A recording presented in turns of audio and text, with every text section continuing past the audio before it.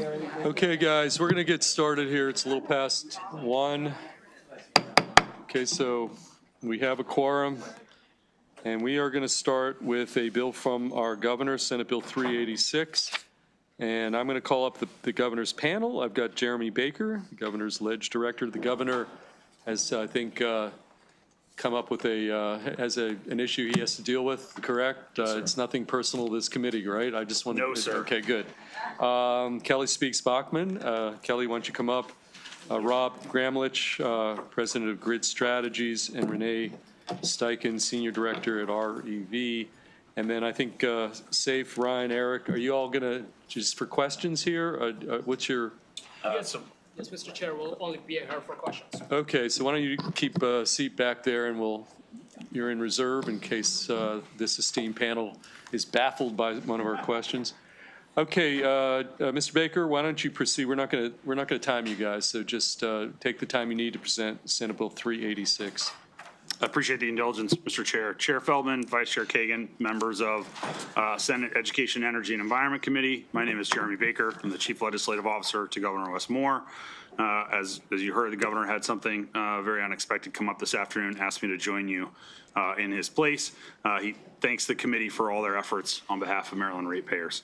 I'm proud to join MEA Director Kelly Speaks Bachman this afternoon in support of Senate Bill 386. I also want to thank Rob Gramlich and Renee Steichen for being here with us. We're all very excited to hear from them as well. We know the cost of energy is one of the most urgent challenges facing our state and our country. We hear that every day from working families and small business owners across the state. Marylanders are frustrated, and rightfully so. They're frustrated by a grid operator that prioritizes utilities ahead of people. They're frustrated that affordable local clean energy projects are not being delivered as promised. They're frustrated when they open their monthly utility bills. The economics are simple. PJM has failed to meet the demand for energy supply, and when supply is limited, prices go up.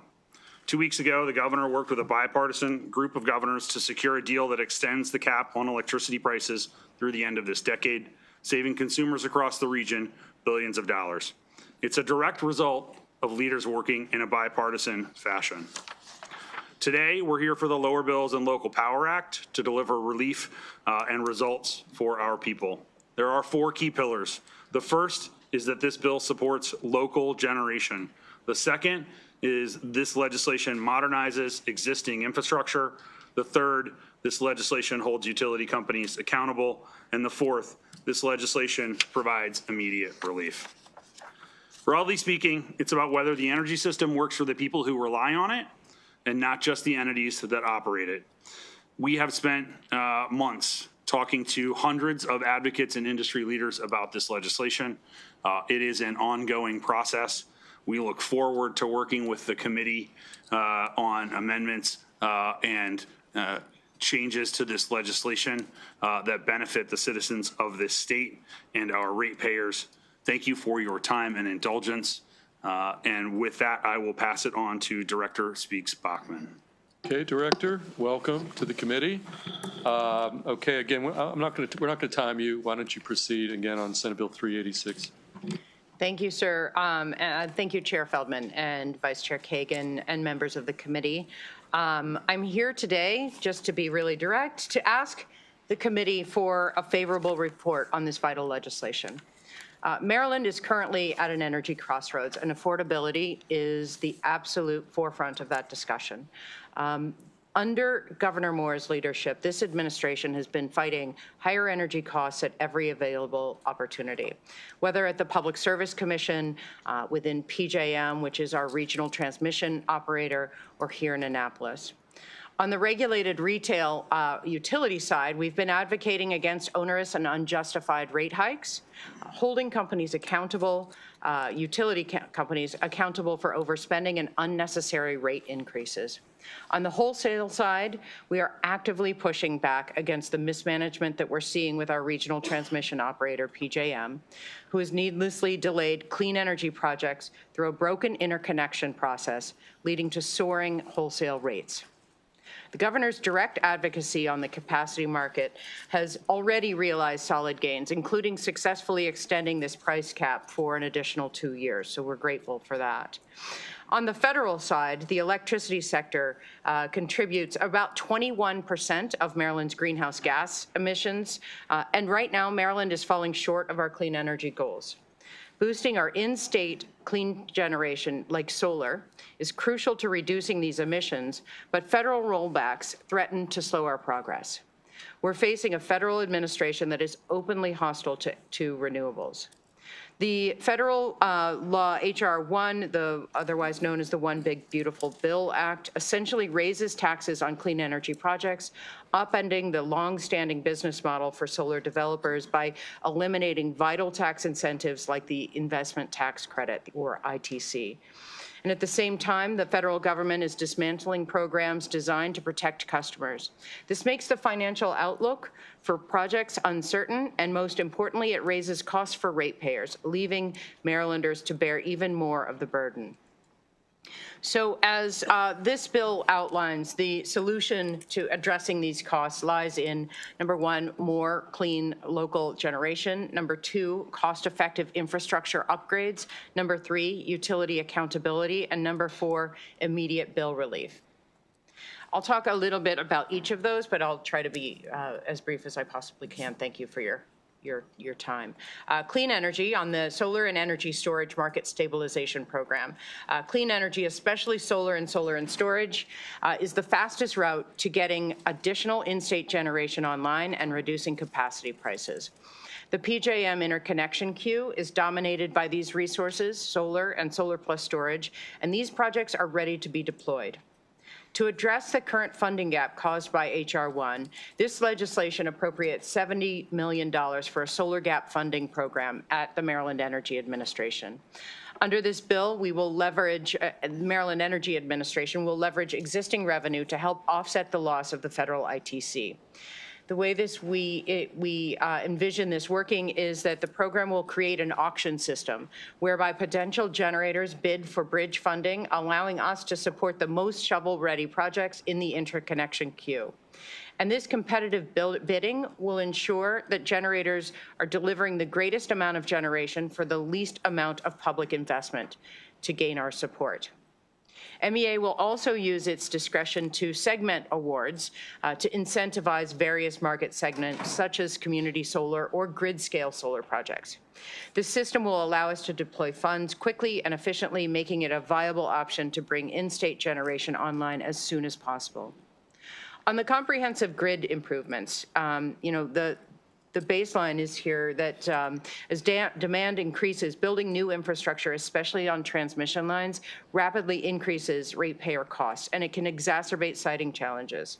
It's necessary in some cases, but it can be expensive. So what this bill does is it requires utilities to first prioritize advanced transmission technologies, or ATTs, to unlock additional capacity from existing grid infrastructure, reducing the need to site new projects and lowering the costs borne by ratepayers. We're also holding utility companies accountable in this bill by requiring them to join PJM without charging ratepayers for the voluntary participation incentives. This action removes an unnecessary expense and will save Maryland families tens of millions of dollars annually. Lastly, on direct relief, in order to provide immediate support to residents in the short term, the bill authorizes $100 million direct bill rebate for Maryland families burdened by high energy costs.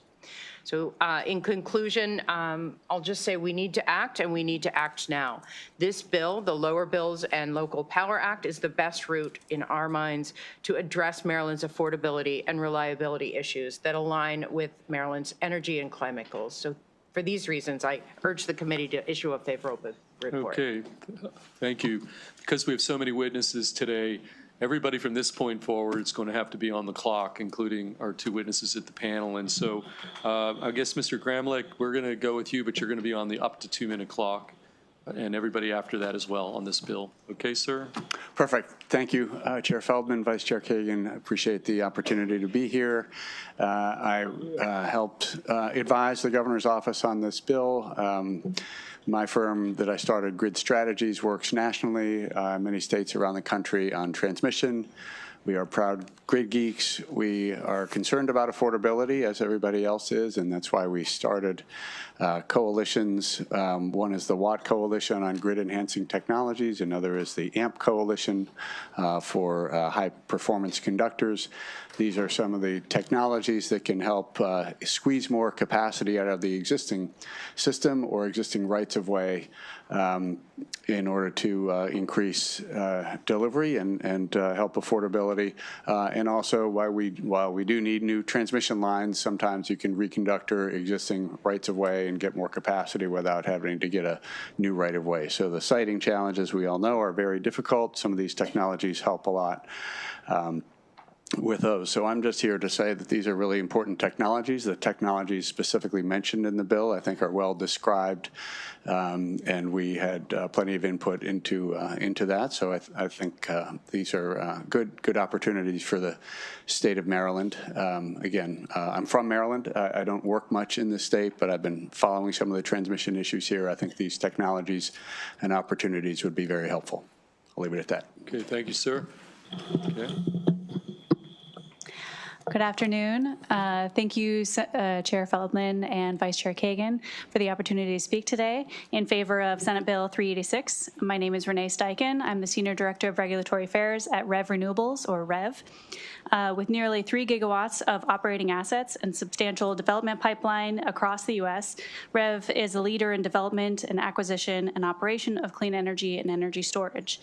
In Maryland, we recently completed construction and brought online a 20-megawatt Jade Meadow solar facility on reclaimed coal mine land in Allegheny County, and we're the owner-operator of a 13-megawatt Rockfish solar facility in Charles County. REV has several solar and storage energy projects in development, including Jade Meadow 3, which is a solar project up to 300 megawatts in Garrett County, also on reclaimed coal mine land. Jade Meadow 3 is the largest solar project permitted to date in the state, with a potential operation date of 2028. We're excited to be able to provide significant electricity generation to the grid, local tax revenue, construction jobs, and economic development. We're here to ask for a favorable report on the Lower Bills and Local Power Act to help scale this new solar and clean energy generation and help it get built and stabilize price volatility. For transmission-connected solar, Maryland has over 2,300 megawatts of energy active in PJM today. However, as demonstrated by the slow installation rates, these projects are continuing to struggle to get built. Some of the key project challenges include increasing supply chain costs due to inflation, higher financing costs, and federal policy pressures. Programs to support procurement and financing of utility-scale solar projects, like the one in the governor's bill, are needed to bridge this gap and bring these projects online in Maryland. This solution will create jobs, help stabilize price volatility, increase electric reliability for Maryland ratepayers, and help the state meet its clean energy goals. Thank you for the time today. Okay, thank you. We're going to start with Senator Gallion first up. Thank you, Mr. Chair. Good afternoon. Just looking forward to seeing the governor today, but I know things come up from time to time, so send him our best wishes, please. Looking at the fiscal note, it looks like $100 million from the C fund.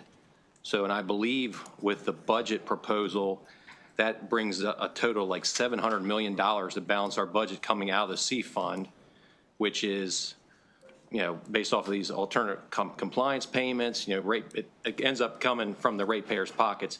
So it's kind of a circle there. Is there a concern that this fund is getting drained down so greatly in future years it's not sustainable? So what does things look like going forward, considering that we're looking at $700 million just this year between this program and what you're using to balance the budget?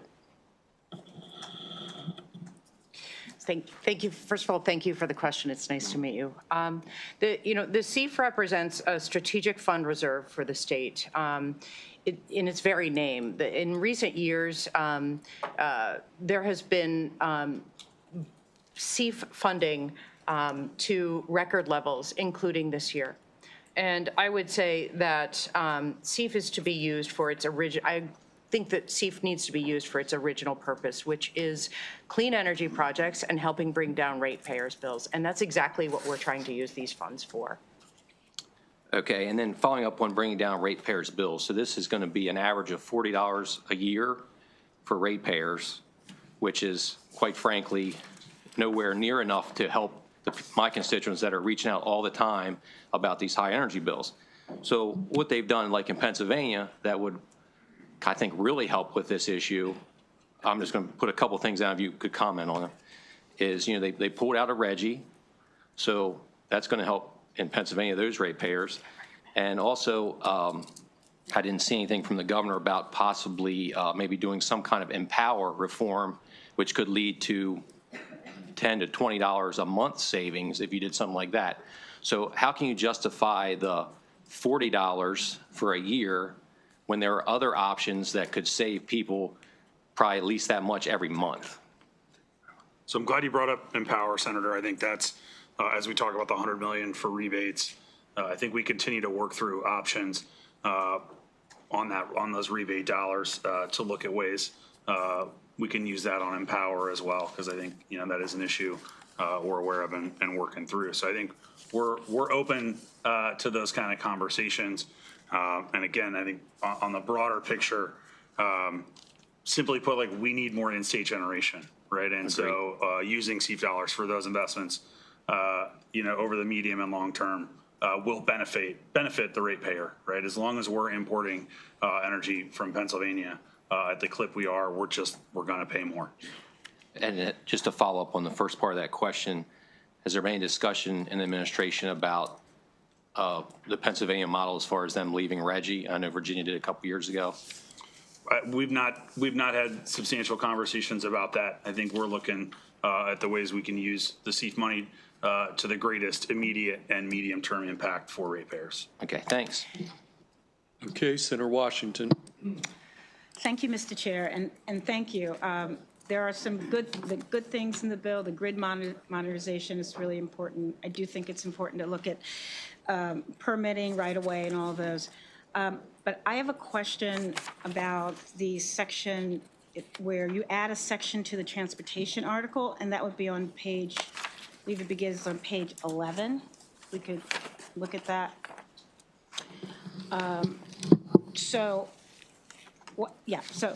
So could you explain that section? You are asking the secretary to, well, yeah, we're looking at an expedited approval. Could you explain what that looks like? Sure, Senator. Thank you so much for that question.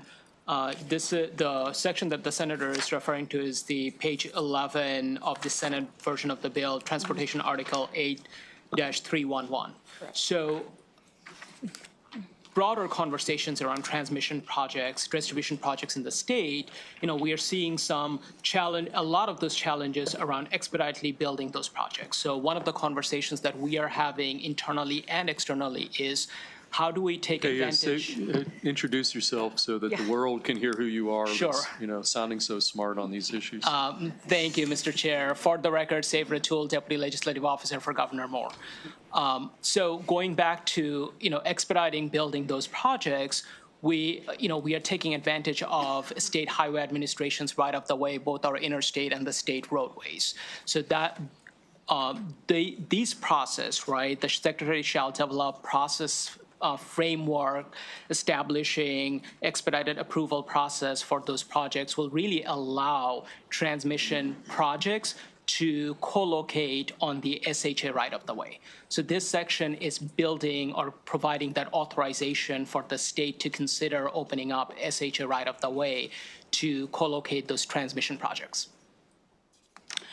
So, and then number C, or C, so there's A, where there's the secretary developing the processes and an expedited approval process. So this would be a permitting?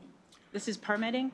There will be a lot of those land-related permitting process and application process that the SHA will have to go through. Right.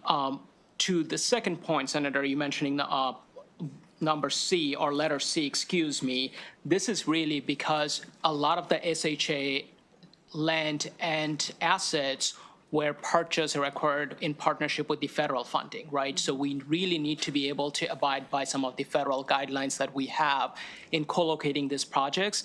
So this language is really enabling language to authorize the MDOT secretary to be able to approve or deny those potential co-location of transmission projects in SHA right of the way. I think just let me follow for, so unfortunately in the bill, we don't have what that section is covering, and so I'll have to look and see. But currently there's citing, there's permits that are needed to be approved to do this, or, if we're going to cite. Senator, I don't think Someone I who follow knows, your question. It looks as though you're asking the secretary to develop an expedited approval process of the citing. So currently, when it's being cited, what is that process? Where is it located? And then C, it's saying that the secretary may approve the project submitted for approval. And also want to know, where does the approval of those projects lie? Sure. So there's two pieces here. Generally, when we're talking about transmission projects, right, a lot of the citings are within the CPCN process that they would require, submit that CPCN request or application request through PSC. This particular piece is specifically looking into co-locating in the SHA right of the way. Right, so in order for that project to co-locate in the SHA-owned properties, per se that I-97 corridor, right? If we have right of the way on either side of the corridor, being able to co-locate those transmission lines, it's really looking into very narrowly that specific piece. And So, then Senator, can I I think I can get to your point. Yes, thank you. We'll circle back with you on what the current SHA right-of-way permitting process is. Right, That's your question, that's the question? Yeah, Okay. and just real quickly, this is only for land that is state-owned, is that? Okay. Yes. Yes. And is there private property adjacent to state-owned land? I mean, I'm sure. yeah, Yeah. there, of All right, course. okay, that's all. All righty, thank you. I'll have another question later, but thank you. Okay, Senator Hester. Hello, everyone. It's great to see you. Thank you. I want to thank this team again for their ongoing kind of leaning in on PJM. The governor and the governor's team have really held PJM's feet to the fire and gone down and gotten that rate cap for us. So thank you for that. I was just looking through the testimony and I saw a couple different pieces of testimony from a solar company or an association of solar companies about the shovel-ready projects. And I won't go into the details of what they say here, but are you open to adjusting that piece of the bill to take into consideration some of the flags? I mean, they're saying things like this may not actually be the best way to complete some of those solar projects, that there may be higher value projects that aren't exactly shovel-ready right now, but those might be the ones that actually are suffering from the impacts of the Trump administration. Well, we are very open to thinking through how this auction may work and working on different prioritizations. As I mentioned a little bit earlier, we are looking at even having carve-out for community solar versus grid-scale solar. We are certainly open, as we're designing the program, to be able to work with you and with others. We look forward to it. Well, I would just look at the testimony from Chesa in particular. Okay. And let us know what you think about their ideas. Definitely Thank you so will. much. Okay, Vice Chair Kagan. Thank you, Mr. Chair. Thank you all for your expertise and for being with us and to noodling through how we can help address our constituents' concerns on this pressing issue. Now that the TV camera has left, I have something that bothered me last session about these credits, the legislative Energy Relief Fund credits, because I think they're too small to be noticed by most people. I don't think they're paying attention that much, but just to the total. So $40, I think, isn't a thing. But the thing that bothered me the most is that super wealthy people in their huge McMansions who don't worry about turning off the light or keep their heat or air conditioning cranked way up or way down. There's no incentive in this.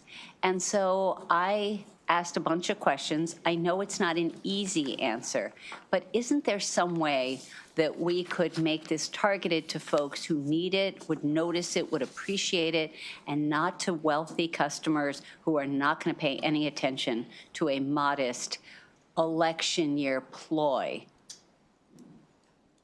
I think that's strong language, Madam It Vice is. Chair.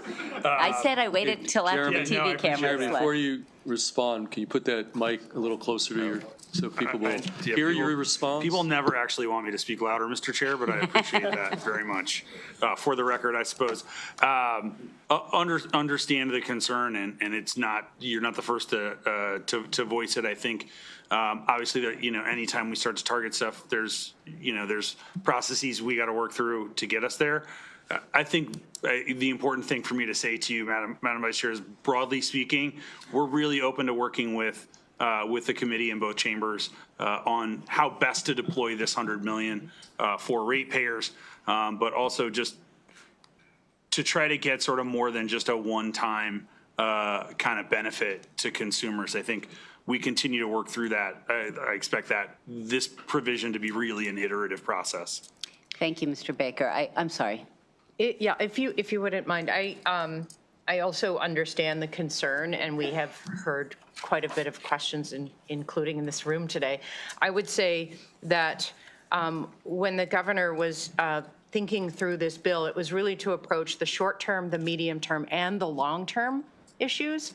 And this was one way, but only one way, to address the very short term impacts of bills that are coming at us from Winter Storm Fern and from summer that's coming. And so it was an intent to try to address the short term, but certainly there are other ways. Sure.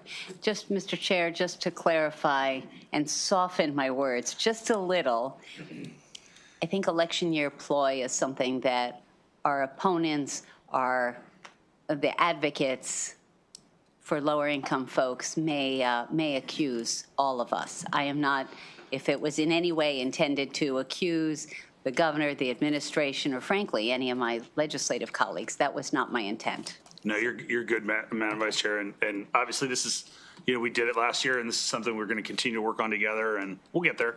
I didn't love it last year either. Yes, ma'am. Thank you, Understood. Mr. Baker. Appreciate it. Thanks, Mr. Okay, we're going Chair. to go to Senator Brooks and just remind everybody we got over 100 witnesses today, so let's keep it succinct, tight. I think the rest of the committee would love that. Okay, Senator Brooks. Will do, Chair. Yeah.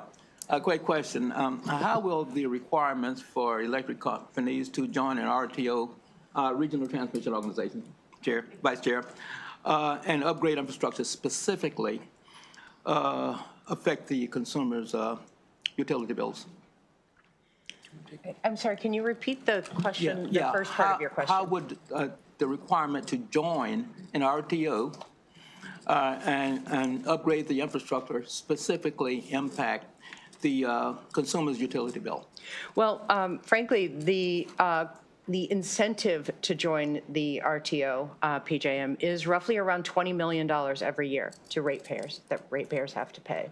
And what we're suggesting is that as long as these utilities are within PJM, and we're requiring that they do, that $20 million should go back to ratepayers. It's an unnecessary cost.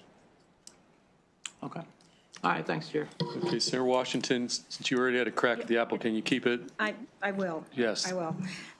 So the section that this is amending to has to do with the acquisition and disposition of property, so state highway property. So is this related at all to what you're trying to accomplish in this new section? Yeah. Because I guess you could choose to put it different places, so it's in this acquisition and disposition section of the transportation code. Sure.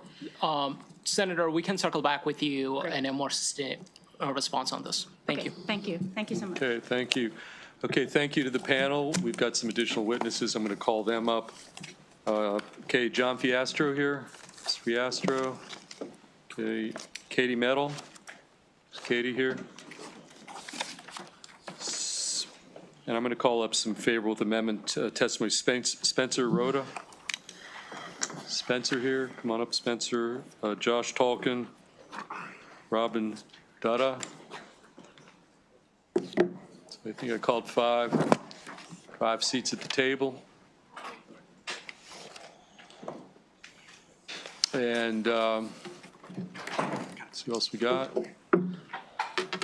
Okay, Robin, since you're over, Mr. Dutta, you're at the end. Why don't you start? Each of you are going to be on the up to 2-minute clock.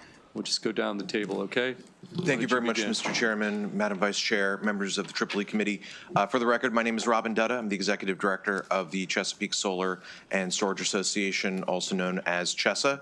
I'm here favorable with amendment on the governor's bill. And I think, one, I just want to first emphasize the points where we're in agreement with the bill. And we think that the governor's bill has potential to provide a lot of support for solar, obviously with what I feel I would characterize as some friendly amendments. One, there's an absolute need for more in-state generation in Maryland in order to help especially combat what's happening at PJM. Distributed solar in particular helps to combat the high capacity prices that we're seeing at PJM and helps to make Maryland a little more independent when those prices are approaching that price cap. When you see distributed solar, especially net metered solar, these types of community solar, these projects come online and the estimated bill impact that we see is a fraction of the capacity value, in essence, that these projects create. Tens of millions of dollars in capacity value that doesn't have to, utilities don't have to go to the PJM auction for, because this generation is online and producing locally. On the reverse auction piece and the gap funding piece, we do recommend that a slight shift in focus would be helpful, in that looking at projects that will be coming online in the near term.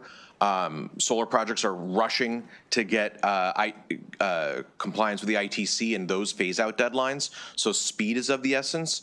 So anything that can happen around supporting the speed of development to meet those deadlines, July 4th, the end of 2027 in particular. We do recommend helping those projects that are already lost the ITC, which is customer and residential, and to also look at standalone distributed connected battery storage. PSC program is delayed. This could be a bridge to help them there. We urge a favorable report with our amendments as described in our written testimony. Thank you. Okay, Mr. Fiastro. Good afternoon, Mr. Chairman, members of the committee. My name is John Fiastro. I represent the Maryland Rec Aggregators Coalition. I want to begin by expressing support for the solar and energy storage funding components of the bill. You'll note the Solar and Energy Storage Market Stabilization Program provides loans and grants to stabilize projects facing uncertainty. And this is a measured response to real capital market risk. And it does, as the MEA director said, prioritize shovel-ready projects.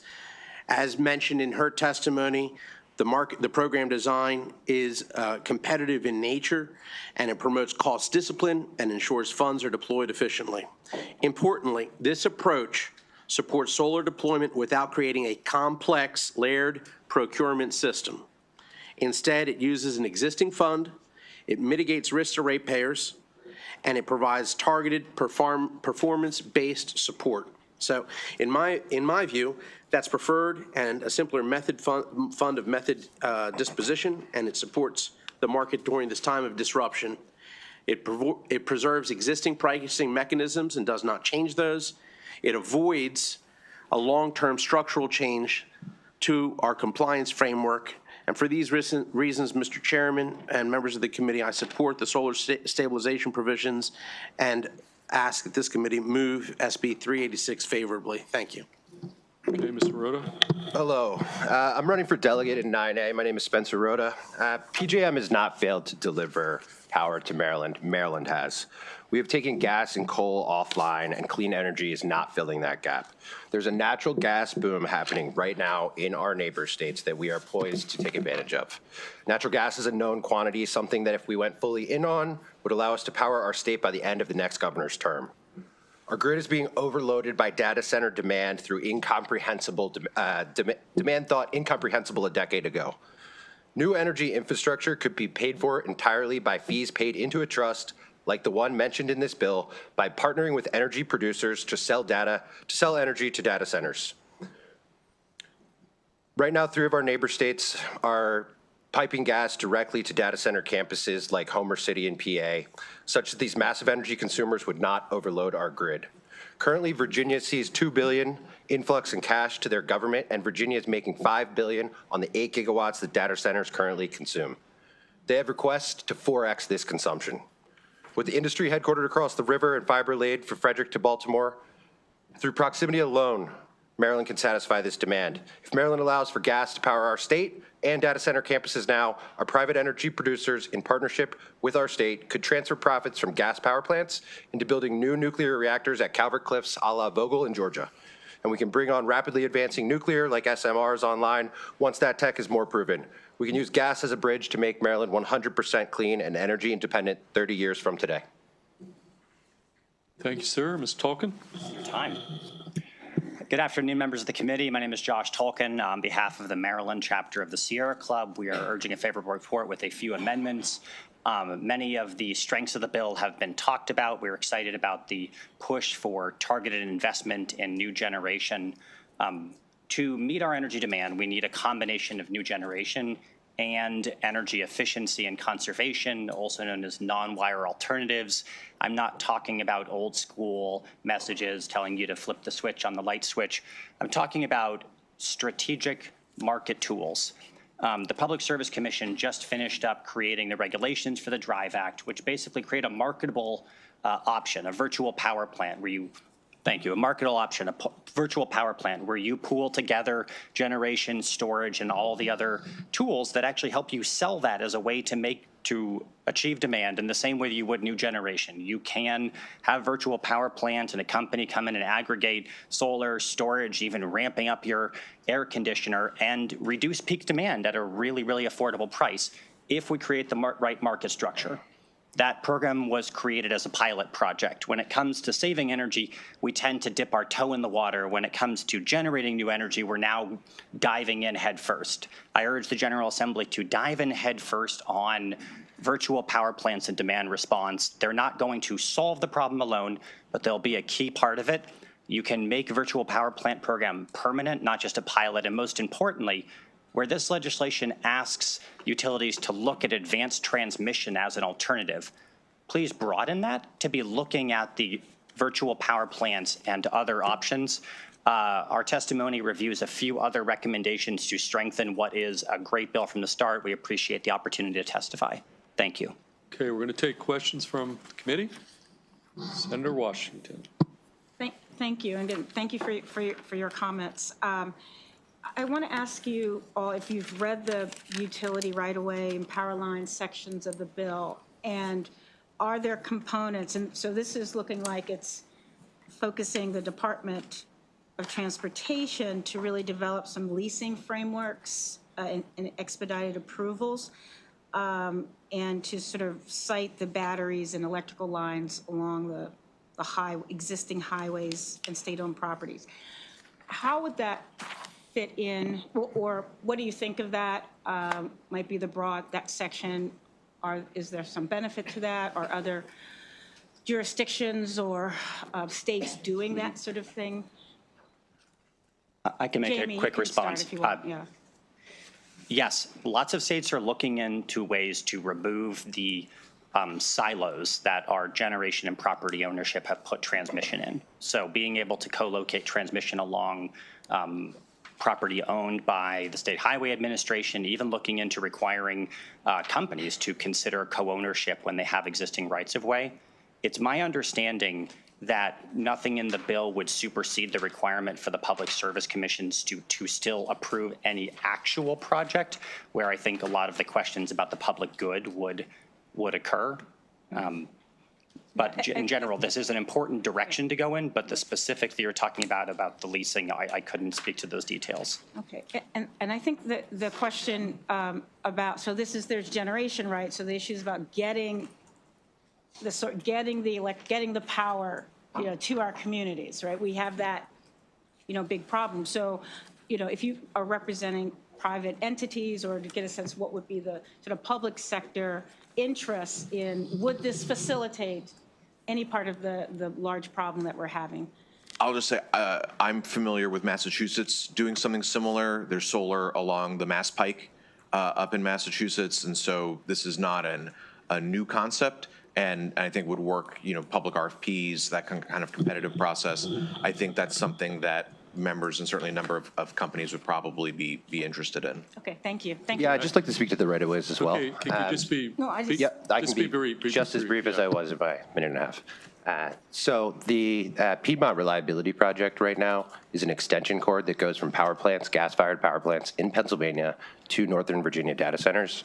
They will use federal eminent domain to do that if necessary. Maryland was unable to negotiate their way into the Hancock pipeline that went into West Virginia. If we don't take a hold of this industry now and our grid, then Thank we're you. just going to continue to get taken advantage of by our Thank neighbor you. states. That didn't address the question. Okay, thank you, sir. Okay, any additional questions? Seeing none, that concludes the bill hearing on Senate Bill 386. Brings us to Senator Gallion next on Senate Bill 556. You ready to roll? Oh. He was part of the, Okay, Senator Gallion, I've got two witnesses signed up on your sponsor panel, Laura Runkle and Charles Ray. And they will be, that will be the extent of the legislation. So Senator Gallion, Senate Bill 556.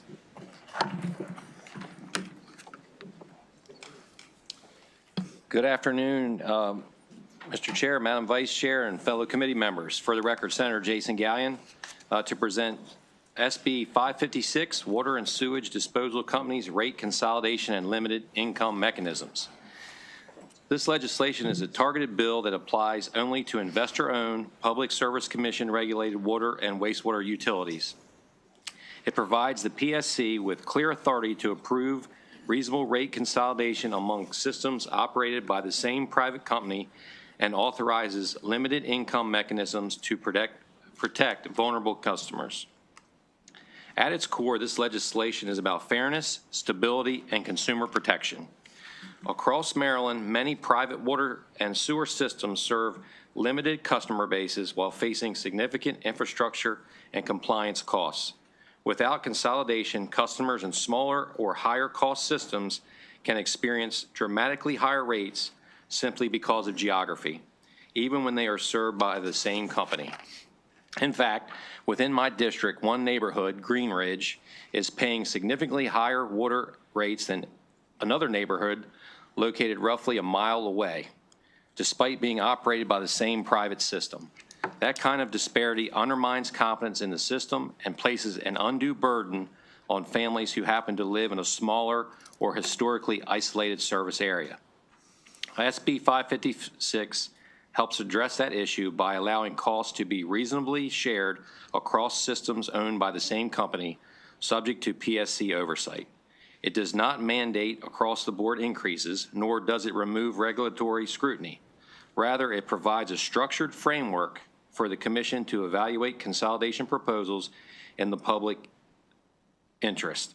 There was a piece in your bill folders I saw was unfavorable from Anne Arundel County. I want to address that. This bill does not alter the authority of municipal or county-owned utilities. This is dealing with private water and sewage systems, not public. So I think their testimony was a little misguided in that way. It is narrowly tailored to PSC-regulated investor-owned systems and is designated to stabilize infrastructure investment while protecting consumers. This bill promotes fairness between neighboring communities, strengthens the long-term infrastructure planning, and supports affordability safeguards for Maryland families. For those reasons, I respectfully request a favorable report on Senate Bill 556. Senator, we'll go to our next witness, Ms. Runkle. Thank you, Mr. Chairman and members of the committee. My name is Laura Runkle. I am the president of Maryland American Water. We are the largest private water utility in Maryland. We serve approximately 24,000 people in Harford and Anne Arundel counties. Our footprint will nearly double later this year with the acquisition of Maryland Water Service, which is another PSC-regulated water utility. I quickly want to make sure This committee understands the definition of consolidated rates or single tariff pricing, and as Senator Gallion explained, that's a unified rate structure for multiple water systems that are owned and operated by a single utility like Maryland American Water, but that may or may not be contiguous systems or physically interconnected. Truly, the purpose of this bill is affordability, and is to accomplish affordability by creating benefits for all customers in the long run by allowing companies like ours to spread the costs of our investments in important critical water infrastructure over our total customer base, which in turn results in long-term rate stability.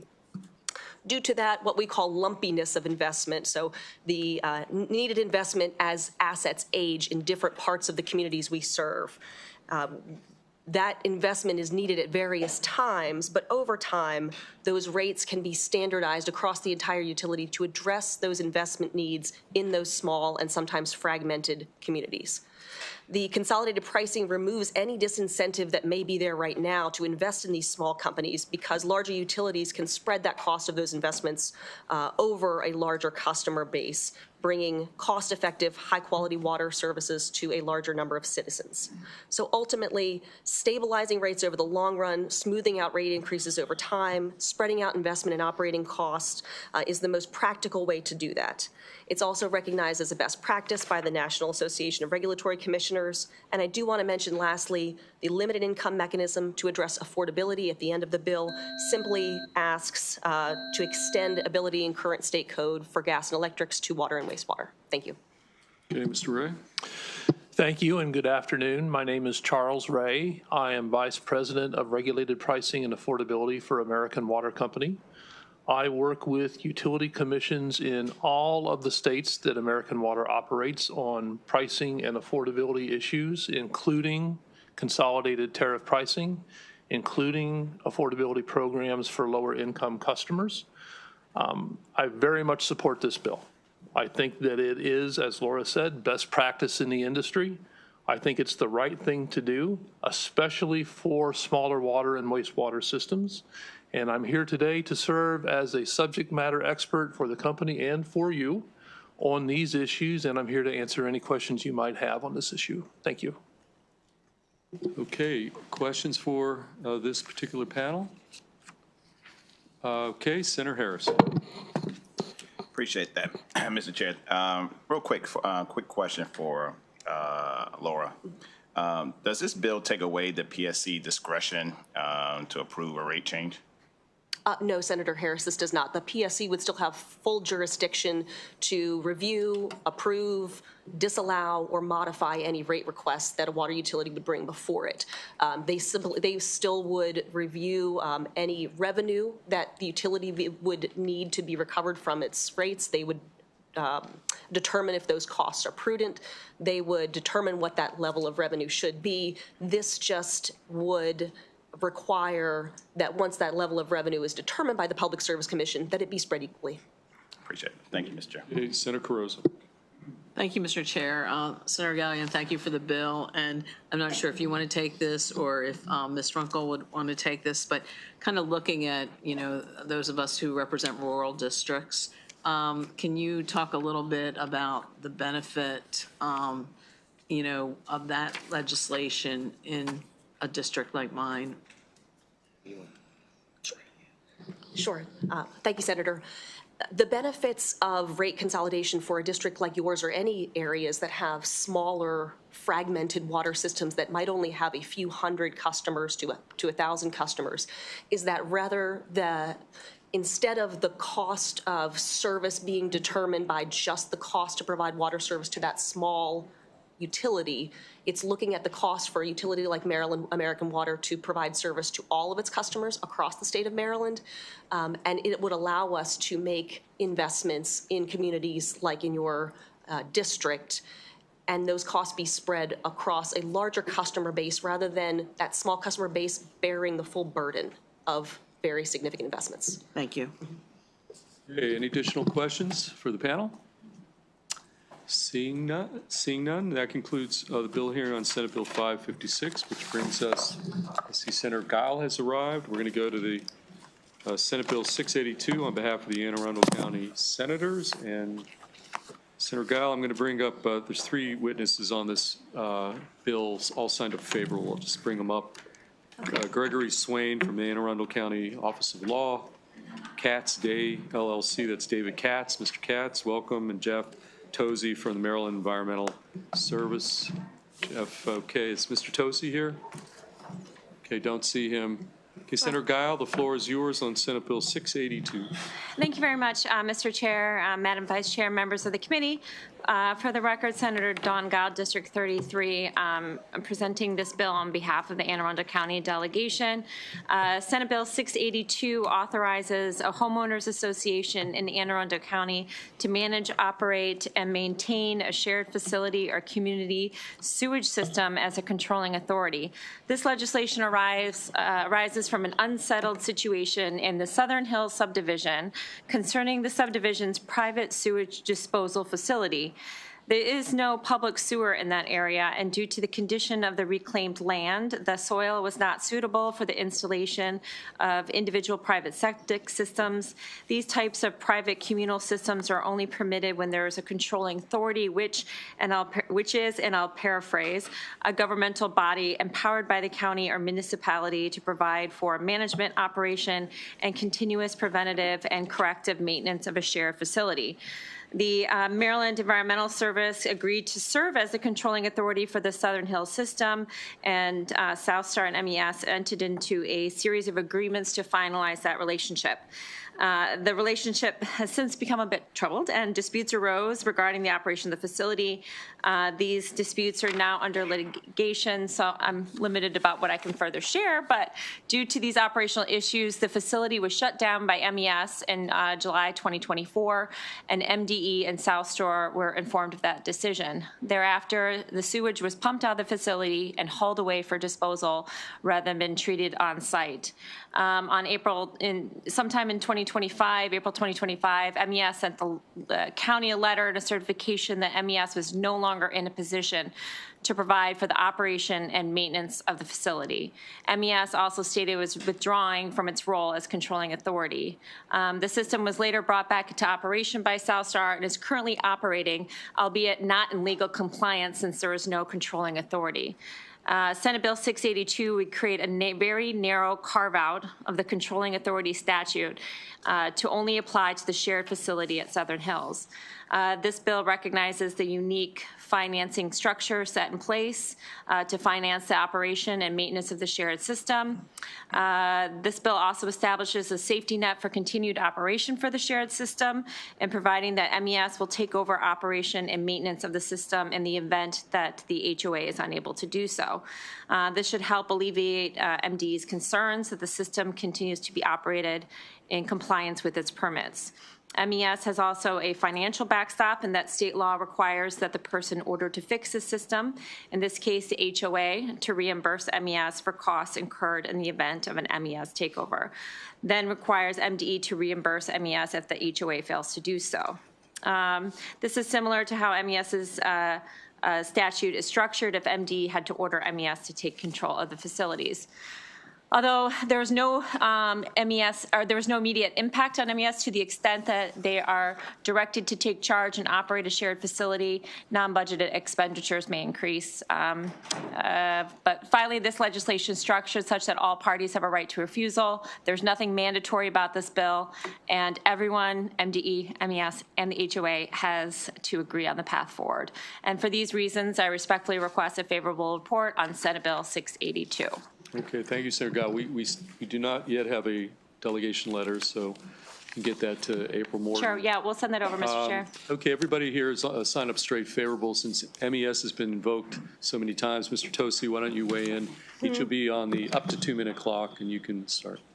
Thank you, Mr. Chair and members of the committee. MES, I should say Jeff Tosey representing MES.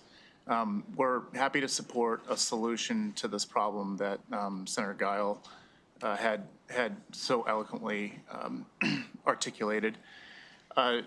Generally, we're fine to operate the facility. We just need some sort of financial mechanism in place to be able to accommodate the costs to operate. That's our general position. We understand MDE is going to have some amendments that they are. I don't know if they're here today, but that they will offer, and we're supportive of the MDE amendments as well. I don't see them at the table right now, but if they do offer them, we're supportive of that approach as well. And I'll leave it at that, and I'm happy to answer any questions. Okay, thank you. Sir, why don't you go next, take that mic. Yes, David Katz, attorney with Katz Day on behalf of Southstar. Mr. Chair, members of the committee, appreciate the opportunity to speak to you today. Southstar obviously supports the bill as drafted. Senator Gao did a very good job of covering all the details, but I just think it's important to point out that the facility as it stands today is being operated illegally because MES, both MES and the county do not want to serve as controlling authority, and the law as it stands today requires it to be operated by a controlling authority. I think it's important to point out that the law today, there's a hole in it in the sense that arguably it allows for MES to withdraw as controlling authority without specifying who needs to step into that place. And I think what this bill does is it provides optionality. It's not a mandate, but it provides an option for the residents to step up in a limited area, in a limited size facility to operate it themselves. I think the most important point is that in this instance, given the size of this facility, which is up and running now and operating well, that it is just much more cost effective for the residents to operate it privately. MES's budget, annual budget to operate it through MES was for 2026 was $217,000, and the residents through a private designee have determined that the budget needed is about $110,000. So I think ultimately there's a backstop, as Senator Gao pointed out, but this gives optionality for the residents to try to operate it at a much more cost-effective way. Thank you. Okay, Mr. Swain, why don't you play cleanup here? Good afternoon. I'm Greg Swain. I'm the county attorney for Anne Arundel County. This private shared septic system is the only one in Anne Arundel County. And the reason it's the only one in Anne Arundel County is because the county has never been willing to act as a controlling authority. We were asked to do so in this case, and we declined because it does not fit into our model. That's how MES became the controlling authority. But we do have an interest in this matter for a couple of different reasons. Obviously, these are county residents. We approved this subdivision 11 years ago based on MES acting as the controlling authority. And of course, we have 24 residents who are reliant on this system continuing to operate for their homes to be habitable. So in addition to that, we've also been drawn into some litigation regarding this case, a couple of court cases. So we do have a vested interest in this. What I want to emphasize from a financial standpoint is the way that this whole situation was set up is there are a very robust set of covenants to protect whoever's providing the sewer service from a financial standpoint, meaning there is a separate set of covenants recorded against each home that mandates they pay for the cost of operating the system and also mandates that they contribute to a permanent fund, what they call a sinking fund, in the event that major repairs are required to upgrade or continue to allow the system to operate. So the likelihood of any financial responsibility falling back on MES or the state without recourse is very, very minimal. We don't think it's likely at all. This private system is operated for and benefits only the residents of Southern Hills. There's no public benefit to the residents of Anne Arundel County in general or the utility fee payers of Anne Arundel County. Allowing the residents to operate, maintain, and control this system avoids the bureaucratic pitfalls that we're running into now, delays, excessive cost, and puts control of the system exactly where it should be, which is with the residents who utilize it. So Anne Arundel County supports this bill as filed. Okay, thank you. Okay, on this local Anne Arundel County delegation bill, Senator Washington. Well, first of all, Senator Giles, I want to thank you for working with your constituents and trying to figure this out. I just had a question for the owners. The approval of the development was 11 years ago, and I think I missed what's the problem? What's keeping the operation of the sewer system? Is it something about you said something earlier in your testimony about the land not being suitable for, can you say that again, please? I'll defer to the Yeah. county attorney in that. So this site is right next to Rendition's golf course. So it's a reclaimed surface mine, sand and gravel mine, and the soil could not support individual septic systems. So the only real option they had was to do this shared system, which is sort of like a shared septic system, except there's treatment before the effluent is released into the ground. So there's an extensive treatment at this plant so it differs from a septic system in that sense. And it worked for quite some time. Then there came a point where some upgrades need to be made to the system. MES had an idea of what those upgrades needed to be. South Star had an idea of what they thought the upgrades needed to be, and kind of reached a stalemate. Okay, and was this system a variance to what would normally be required, or why is this, what's the problem? I think I want to understand from MES what the problem is, and then that's my last question, because I want to be supportive and want to understand. So the environment article provides for like a limited catch-all if a system is not available for public water and sewer, and it doesn't perk, there's this section of law that allows for more than one user to hook up to a private wastewater, essentially a wastewater treatment plant. Right. And that's what this is. So this allows for these types of developments to proceed where they would not otherwise. Does that make sense? Okay, yes, it does. Okay, thank you. Okay, Senator Hester. Thank you, Mr. Chair, and thank you, Senator, for this bill. We've actually had problems with a shared system in Howard County as well, and it can be difficult. My question was around the letter from the environmental health directors, and I think it's just, I mean, they came in straight unfavorable, and it doesn't surprise me, but I was just wondering if you could maybe if you haven't seen it, maybe we could talk offline, because I'm trying to understand what they're objecting to. And if MDE is out there and MDE is listening, I think like figuring out how to do these and do them well is super important. And figuring out how to do shared septic is super important, because we're never going to meet our housing goals unless we can have some state level guidance. So hopefully somebody MDE is listening. Mm-hmm. Thank you. Okay, additional questions for Senator Guile or the three panelists? Okay, seeing none, that concludes. Thank you. Bill hearing on Senate Bill 682, and Senator Walt Stryker's in the House. Come on up, Jeff. Senate Bill 829. You've got several folks lined up as part of your sponsor panel. I'll just reel off some names. I'm not sure we have enough seats, but Lisa May here. I think I saw Lisa. Kristen Schmidt, Dan Reed, Lori Graff. Lori here. Just in case. Okay. Deborah Williams. Okay. And Tushar Cancel. Miss Cancel? Mr. Cancel? Okay, I apologize there. Okay, I think we got 5 witnesses. Senator Walt, why don't you start? You take the time you need. Everybody else is going to be on the up to 2-minute clock. We'll just we'll make some room for that final witness. So, Mr. Walt Stryker, Senate Bill 829 is where we're at. Thank you, Mr. Chairman. We do have a big panel today, and thank you for the indulgence of the committee. It's because it's a critical issue with which your committee is already wrestling. But I want to separate why this bill is different from many of the housing bills that you've heard, and why the concept behind this bill is important. So, Mr. Chairman, Madam Vice Chair, members of the committee, I watched the previous housing bills, and this bill doesn't compete with those bills. It is in addition to. But the debate about housing quickly got lost in kind of some ideological issues, as well as technical issues about density and things of that nature. But I wanted to step back, because I think what we're really talking about, or need to be talking about when it comes to some of these housing issues, is what kind of community do we all want to live in?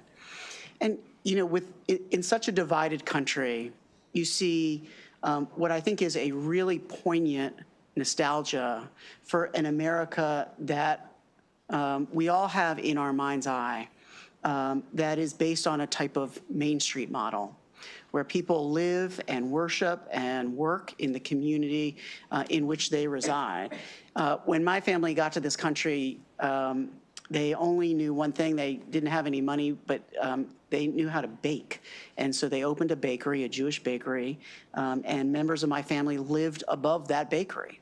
And woke up at 3 a.m. and went downstairs and started baking the bagels. And so when we're talking about housing, we can get lost. But really what we're looking for are policies that can create a Main Street type community. And that's why we call this bill the Bring Back Main Street Act. And it has one important feature that we haven't seen in some of these other bills. And that's at the core of what this legislation does. We often talk in metaphors as legislators about tools in the toolbox. The tool in this toolbox is a ratchet. And a ratchet is an important tool because it only goes in one direction.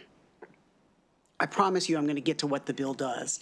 But the issue that we have seen in other legislation related to housing is that a lot of those bills impact residential zones where people currently live. And there's lots of debate and fear and concern about altering the places where people have already invested and made their home. This bill doesn't do that. This bill only relates to commercial zones. What it does is it allows residential building above commercial building in all areas of the state that are currently zoned commercial. The reason I call it a ratchet is because the reverse is not true. It doesn't impact where your constituents live. It does not allow commercial building in residential zones. Again, it only allows residential to go above commercial in areas that are currently zoned commercial. And that creates the exact Main Street effect that all of us want in our community. This bill has some important carve-outs that you should know about. It only applies to our large counties, not our rural counties. It only applies where there is water and septic, not where there is well water. And so this bill essentially takes our more urban and suburban areas and allows residential development to occur above where there is already commercial development and creates exactly the type of communities that I think we all want, whether we are on the right or the left. And with that, Mr. Chairman, I will turn it over to my friend, my colleague, Dan Reed, who is with Greater Washington. Okay, Mr. Reed, welcome. And again, all the witnesses here are going to be on the clock, okay, because we have a long day today, so you'll be on the up to 2-minute clock, Mr. Reed. All right, good afternoon. My name is Dan Reed. I'm with Greater Washington, and I want to thank Senator Waldstreicher for his support on this important issue. You've heard it so many times this session. We have a housing crisis, home prices are rising, middle-class families are being priced out, and our poll released earlier this month shows there is strong interest in solutions for our housing crisis. One of them can be found in the glut of underused and vacant commercial space we have all over the state. Many of you know these places, the former Lake Forest Mall in Montgomery County, Marley Station Mall in Anne Arundel County, old office parks and shopping centers that are waiting for a new life because they no longer are viable for their current use. This bill aims to solve both problems at once. Now, you might say, well, my county already allows housing in commercial zones. That is totally true. Others place more restrictions on it and make it a little more onerous to do this. And so one of the things this bill can do is to create common standards for how housing should be built on commercial land. That creates predictability for property owners while still giving local governments the flexibility they need to craft the right zoning rules that fit their communities. I want to say, like Senator Waldstreicher, I too have experience with these kind of main streets in my family. My family emigrated here from the Caribbean in the 1970s, and my Auntie Pauline, God rest her soul, bought a small commercial building on Georgia Avenue in DC where she opened a corner store and later a restaurant, and there was an apartment above it. And that apartment housed generations of my family and helped us put roots down in this country and in this region. And I would love to give so many more families the same opportunity to do that. So last note, Virginia just passed in their House and Senate a similar bill called Housing Near Jobs, and I think we can do better than that. I ask for a favorable report. Thank you. Okay, thank you, Mr. Reed. Senator Waldstreicher, who would you like to designate the next? Yeah. Okay, Ms. May. Thank you, Mr. Chair, Madam Vice Chair, members of the committee. Lisa May with Maryland Realtors. You may read this bill and think that it's about zoning and local control, but from our standpoint, this bill is about so much more. It's about allowing the people who keep our communities running to live within those same communities, about building where there is infrastructure and where you don't have to use a car for every single trip or errand that you might need to run. It's about revitalizing outdated and outmoded commercial areas. It's about building for a changing population, a changing economy, and about building for the future by returning to some of the things that we used to build in the past and that we got away from, I think, to our own detriment. So this is something that, as Mr. Reed mentioned, Maryland residents support. He has polling to show that. Maryland Realtors has polling to show that. They want to see more of this type of housing. And with this bill, we can help give it to them. And so we ask for your favorable report. Okay, Ms. Graff. Good afternoon, Mr. Chair, Madam Vice Chair, members of the committee. Lori Graff, CEO of the Maryland Building Industry Association. For all the reasons that have been stated, we think this is a very positive move forward. I do want to remind, I know we've been here talking about housing a lot this session. We've talked about housing a lot last session, the session before. How permits are down. They're not moving in the right direction. If you go to the Department of Planning's website, you can see as of October, which is the most recent data that's been published, we're about 26% down year over year, which is concerning. We need to do something. We need to do something different. We need to be creative. We agree we need to build where the infrastructure is, and that's what this bill does. It's very meticulous in where you can do it, and it really just, it makes sense. So we really need to move the ball forward on some of these housing bills this year, and this one definitely does it in a way that makes sense for the communities and the businesses, and it also provides some predictability for landowners. So with that, we ask for a favorable report. Thank you. Okay, we've got in the middle there, we skipped over you. Who are you? What's your name? Deborah Williams. Okay, Ms. Williams. And I was going to, and thank you, Chair Feldman and Vice Chair Kagan, who are both known to me from the past. I am a CPA. So we have spoken about that aspect in the past. And in fact, that's part of my testimony, is to talk about just a kind of a general thing. And I sort of decided not to read all the written because I think it's being discussed enough. I'm a lifelong Maryland resident. I am a CPA, as I said. I am also a mother, and I am living in an apartment building, which I have lived in for close to 10 years, and it's a wonderful place. And I have an office up the street only because I couldn't have it in the same building, or I would do that too. I'd have a business and a house together, same idea. It's just a matter of what we're talking about, right? But I have all of the same benefits that are being discussed here today. I can walk everywhere. I'm in South Rockville, I call it. It's North Bethesda, but I call it South Rockville. And you know, as a CPA too, I have been in the tax world for my entire career, which is over 45 years. And one of the things I've been particularly interested in is the economy. And I think that is a very underrepresented conversation in terms of what economics are actually supposed to do. And I, too, along with the senator, believe that we need to be providing more of these basic things so that the very people who need the help can get the help they need. And it will eventually percolate up to all of us. And for that very reason, I think we should absolutely be more efficient about how we're using our space. If it's sitting there empty, that is just not right. And oh, by the way, last thing, my father and my brother had a business on Park Lawn, and it was appraisal, and I bet you they would have lived upstairs if they could have. Thank you. Okay, thank you, Ms. Williams. Okay, before we take questions, you know, I want to fit maybe the one or two.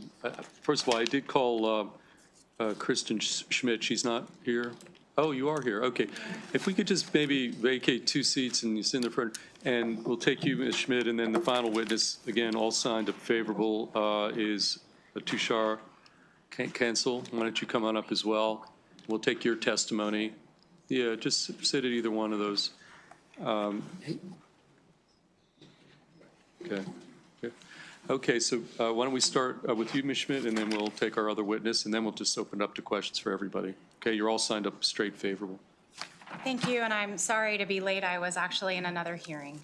Okay, put the mic a little closer. Thank you. Is that better? Yeah. Okay, thank you. I was in another hearing. I'm sorry to be late. Good afternoon. My name is Reverend Kristen Schmidt, pronouns she, her. I serve as senior minister of the Unitarian Universalist Church of Silver Spring. I'm here with Action in Montgomery and the Maryland Just Power Alliance. The severity of the housing crisis here in Maryland means that policies changed and laws made this year will determine whether enough affordable housing is built so that young adults can afford to stay here in Maryland rather than moving out to other states where the cost of housing is less. I also support this bill because its strategy has already worked well in other states. Repurposing abandoned and underutilized office parks, malls, and strip malls to create a diversity of housing in areas already connected to sewer and other important infrastructure would be a huge positive even if we weren't in the middle of a housing crisis.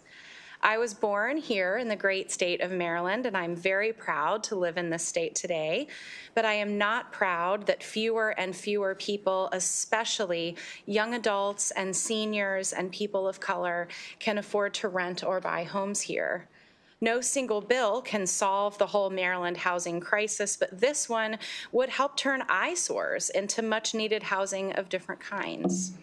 And if we continue to kick the can down the road on affordable housing today, our children and grandchildren may not be able to afford to live in Maryland tomorrow.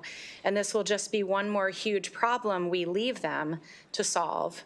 I think those hoping to buy affordable homes today and people like my children looking to buy homes tomorrow all deserve better, and I ask respectfully for the committee to make a favorable report. Thank you so much for your time. Okay, thank you. Sir? Thank you. Chair Feldman, members of the committee. My name is Tushar Kunsal. I'm a senior officer with the Pew Charitable Trust's Housing Policy Initiative. I'm also a resident of Montgomery County, Maryland. The foremost issue, as you know, we all know, raising housing costs today is a national shortage of 4 to 7 million homes, including a severe shortfall here in Maryland. To address this shortage and improve affordability, states around the country, including Virginia, has been noted, are passing bipartisan laws legalizing housing on all commercially zoned land. This gives property owners the flexibility to both permit businesses and meet housing needs. Pew's research on the outcomes of state and local policies finds that legalizing housing near commerce is the single most effective reform that state legislatures can make, boosting housing production and reducing rent growth. To boot, it's popular and doesn't provoke the same sort of opposition from local residents and neighbors as building housing in those communities. If a 3-story office building is allowed on a main road, then a 3-story apartment or condo building should be allowed there too. The sorts of small and mid-rise apartment buildings allowed under these types of laws consistently rent for less than single-family homes. Housing built near commerce can enable both affordability and walkability, reducing traffic and commuting costs. Allowing housing in mixed-use buildings and commercial areas also speeds up permitting and reduces the onerous requirements that have previously stymied apartment construction. After Tyson's Virginia enacted this reform, the city saw the highest housing production and slowest rent growth in the state. Minneapolis had similar success. These policies are good for economic activity as businesses have more potential customers and employees living nearby. Thank you very much. I appreciate the opportunity today. Okay, thank you. Let's take questions for either Senator Waldstreicher, the sponsor, or all the various favorable testimony that we heard from the witnesses. Any questions? Vice Chair Kagan has a question. You. Thank you, Mr. Chair. Senator Waldstreicher, Mr. Reed, I don't know which of you want to. On page 6, lines 17 through 19, I'm wondering about parking and what the strategy was with that. It says on here that a county may not impose a minimum off-street parking requirement on a permitted development except as necessary to comply with federal law. And I just wonder whether it's cars that are in the way of snow plows or people who are working 2 shifts and coming home and they can't park anywhere near their home and they have to park far away and they're carrying in packages, and it just seems, I'd love to know your thoughts. So our goal is to, Dan, yeah. our goal is to give some flexibility for how that parking is provisioned and not to put restrictions that are not more onerous than they already have for housing or commercial. One of the benefits of mixed-use development is that parking use sort of staggered throughout the day, right? You might have people who are parking there during the daytime because they're going to a shop or they're working there. They leave in the evening, and then the people who live there come and take their place. So you can actually use parking more efficiently in developments like this. And also, since things are closer together, you might be able to just remove some car trips entirely because folks are able to walk or take transit. So. Might want to talk further about this because none seems like way too. Yeah, and Mr. Chairman, I know you got a million things going on today.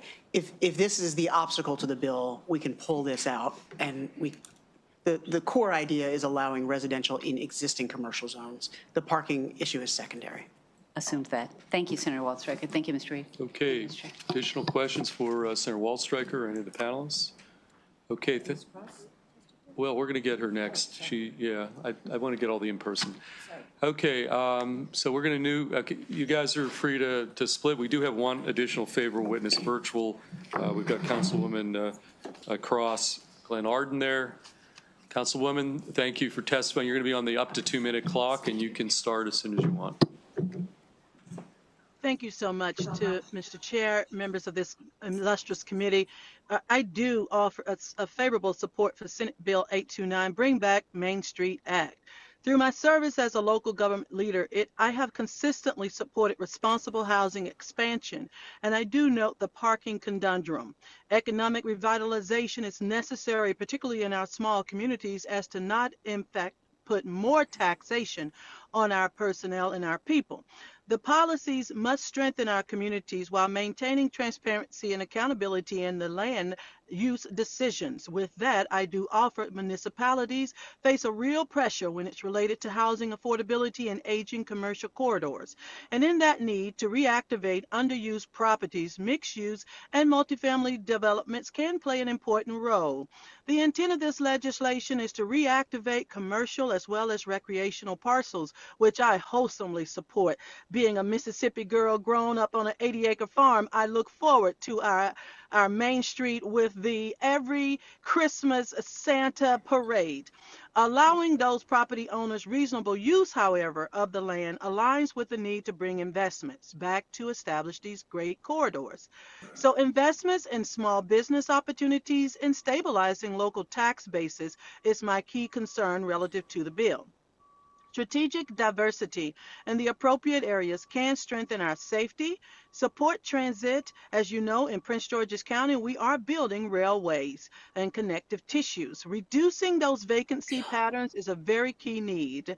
This bill does have an ability to help Maryland recognize some long-recognized planning and zoning implementation strategies if we are doing this responsibly. I do offer a favorable to Senate Bill 829. Thank you again for the opportunity to commute.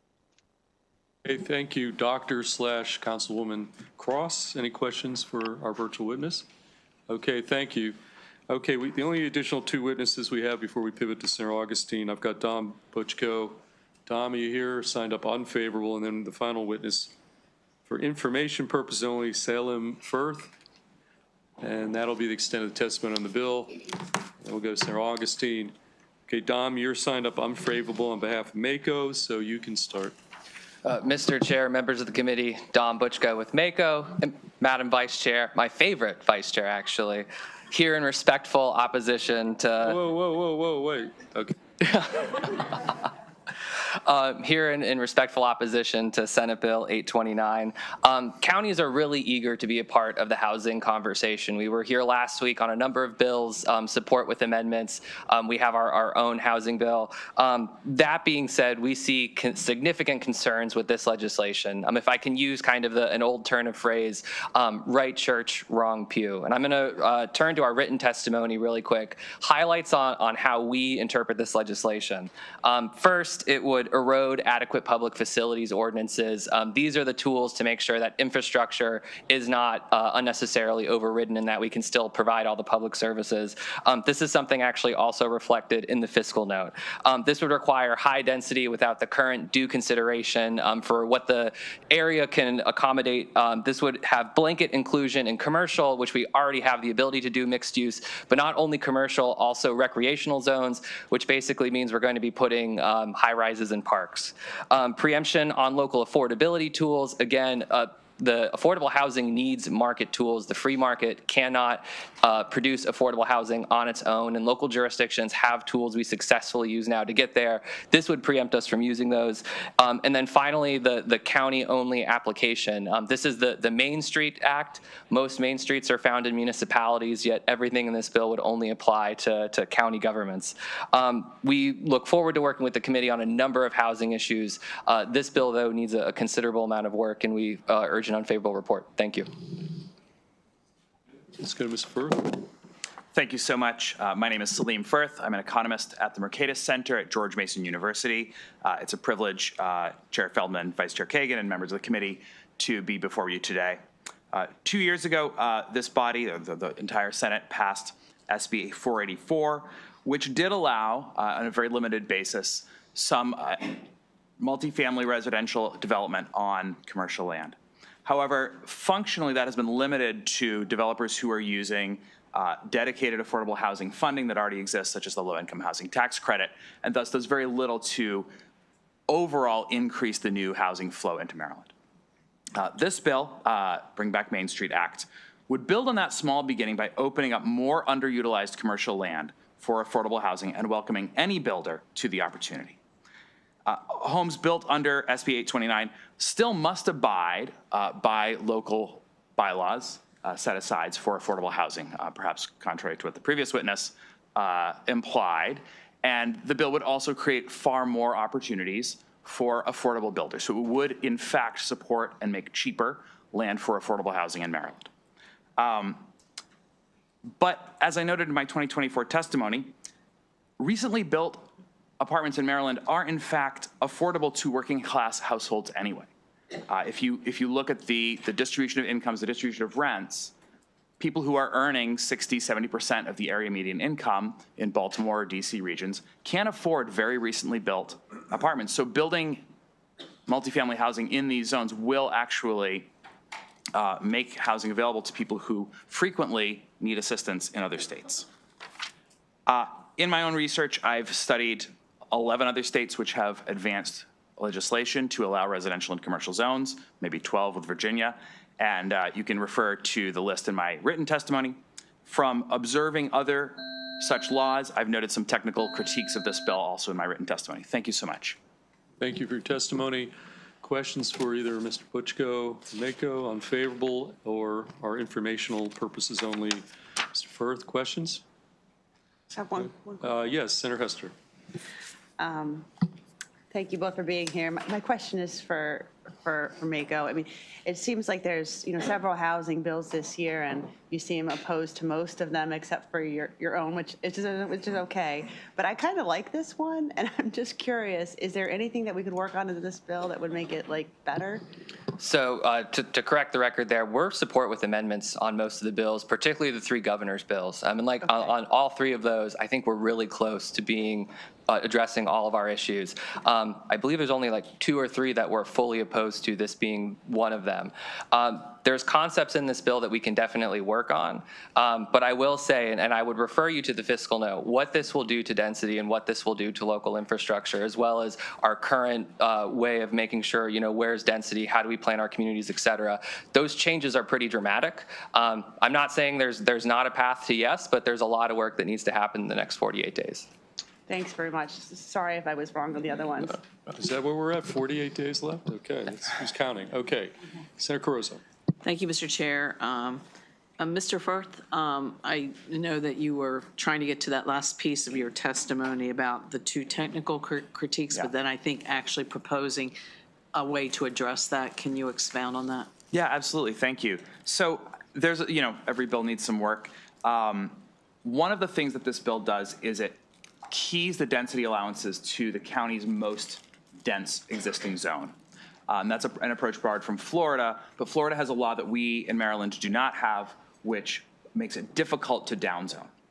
And so this would create a perverse incentive for counties that did not want to comply, and they would want to therefore downzone their existing dense zones, because implicitly the bill makes your densest zone also your countywide commercial zone. So I think there are other ways around that. I'm happy to talk more off the record if you want to talk about that. I also think the provisions around first floor retail just need to be tweaked a little bit, because depending on the height of the building, the proportion of the building that could possibly be on the first floor varies a lot. So thinking about just how to wordsmith that so that you get that first floor retail without making certain types of buildings impossible. Well, just as a follow-up, Mr. Chair, I think, my colleague, Senator Hester, kind of mentioned, it looked like you were pointing out a possible issue, but in at least the one, you said a better approach, which you laid out before in 24.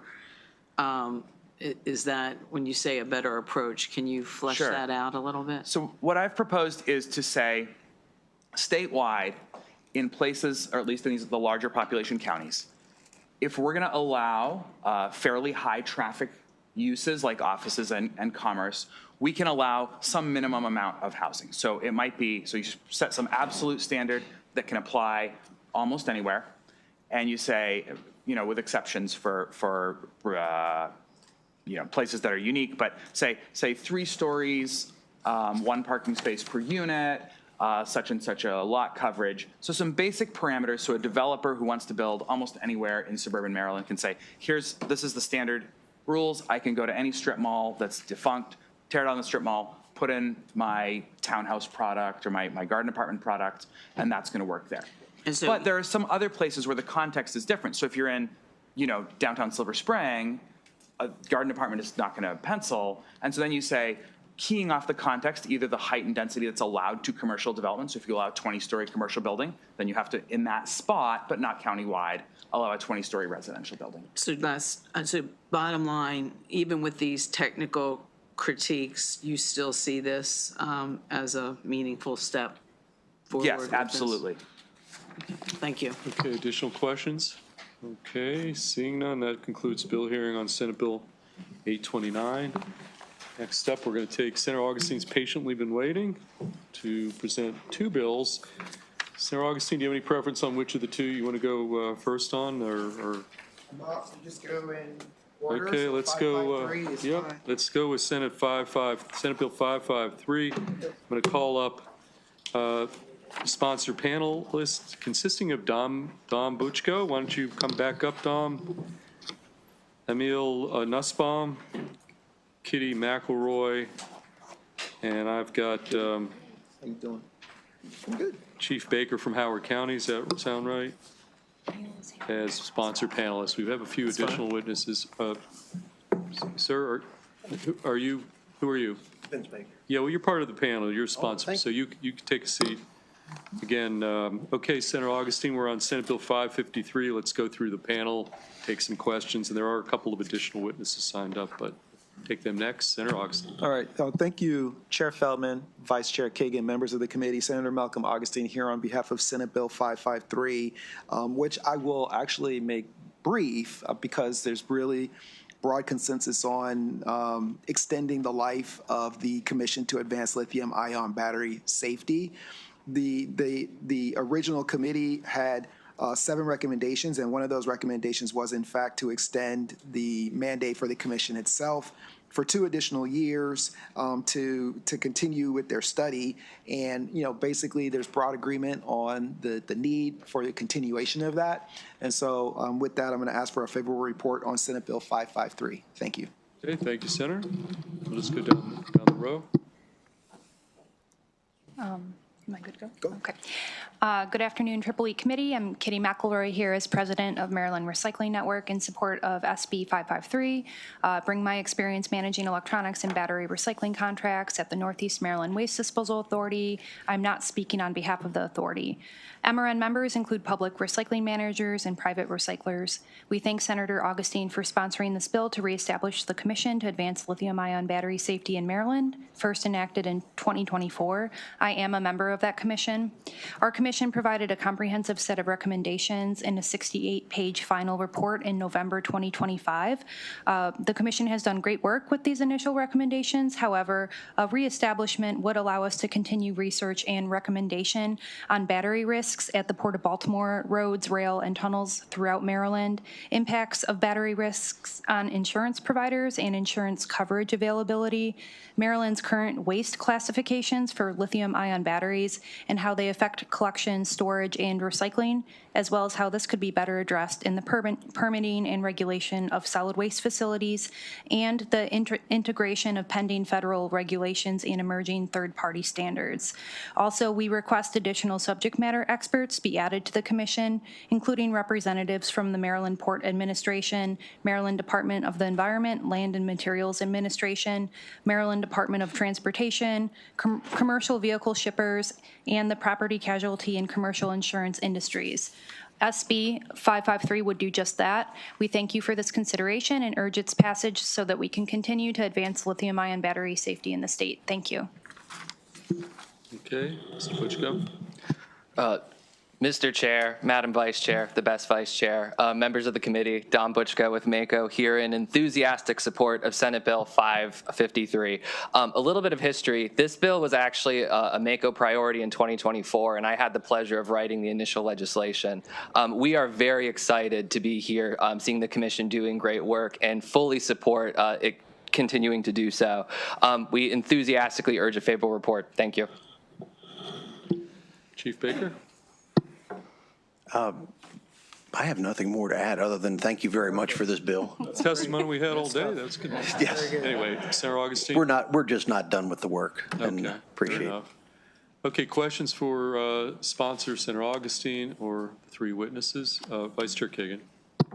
Thank you, Mr. Chair. I'm noting in the fiscal note, Senator Augustine, that I'm going back and forth between the text and the fiscal note, that the final report was submitted November 1 of 25, and then this bill appears to go into effect June 1 of 26.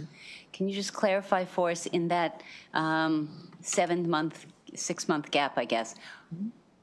I guess no work can be done? Right. Is there anything, will the same people, will there be continuity, or is it a fresh start? Could you just, if I missed that, I apologize. If you could just clarify that, that'd be helpful. My understanding is we are adding some more people, but the expectation is that the members who are already there, they're the ones who will be continuing. They're the subject matter experts across our state that are already there, and they just are trying to augment that with some additional folks. Right now, there's just not, the commission doesn't exist. It expired, so it's just bringing it back. That's why it's a reestablish, actually. Because it has to be reestablished, but that's the expectation. Does there need to be any clarification that preference should be given to those who have already served? So, Madam Vice Chair, if you go page number 1, lines 11 through 12, says that anyone who is serving on the commission as of December 31st will be a member of the reestablished commission.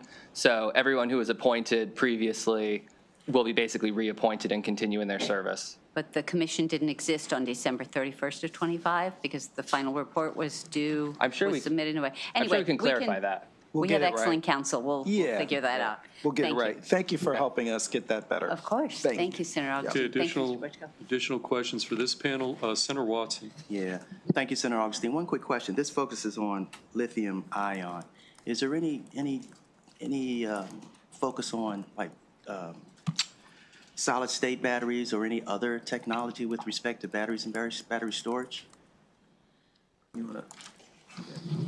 It had been briefly discussed and talked about in the commission, but it wasn't the focus. We do want to study emerging trends. Obviously, solid state is an emerging battery trend, and that is something that we could absolutely evaluate. Additional, Vice Chair Kagan, you were late on. I apologize, I'm good. Additional questions? That's the extent of this particular panel. We do have 2 additional favorable amendment witnesses, so I'm going to call them up next. Richard Reinhardt, and the other witness is Brandon Sands. So if those 2 gentlemen can come up to the table, you're both signed up favorable with amendments. So Mr. Reinhardt, why don't you start, and you can explain your amendments. Perfect.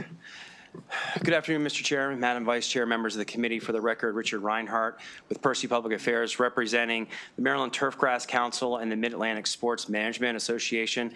To my left is Brandon Sands. He's the past president of the MTC. We're here in support of this legislation. We're very enthusiastic to see the reestablishment of this commission. Thank you, Senator Augustine, for bringing this back. We were here 2 years ago in support of the bill.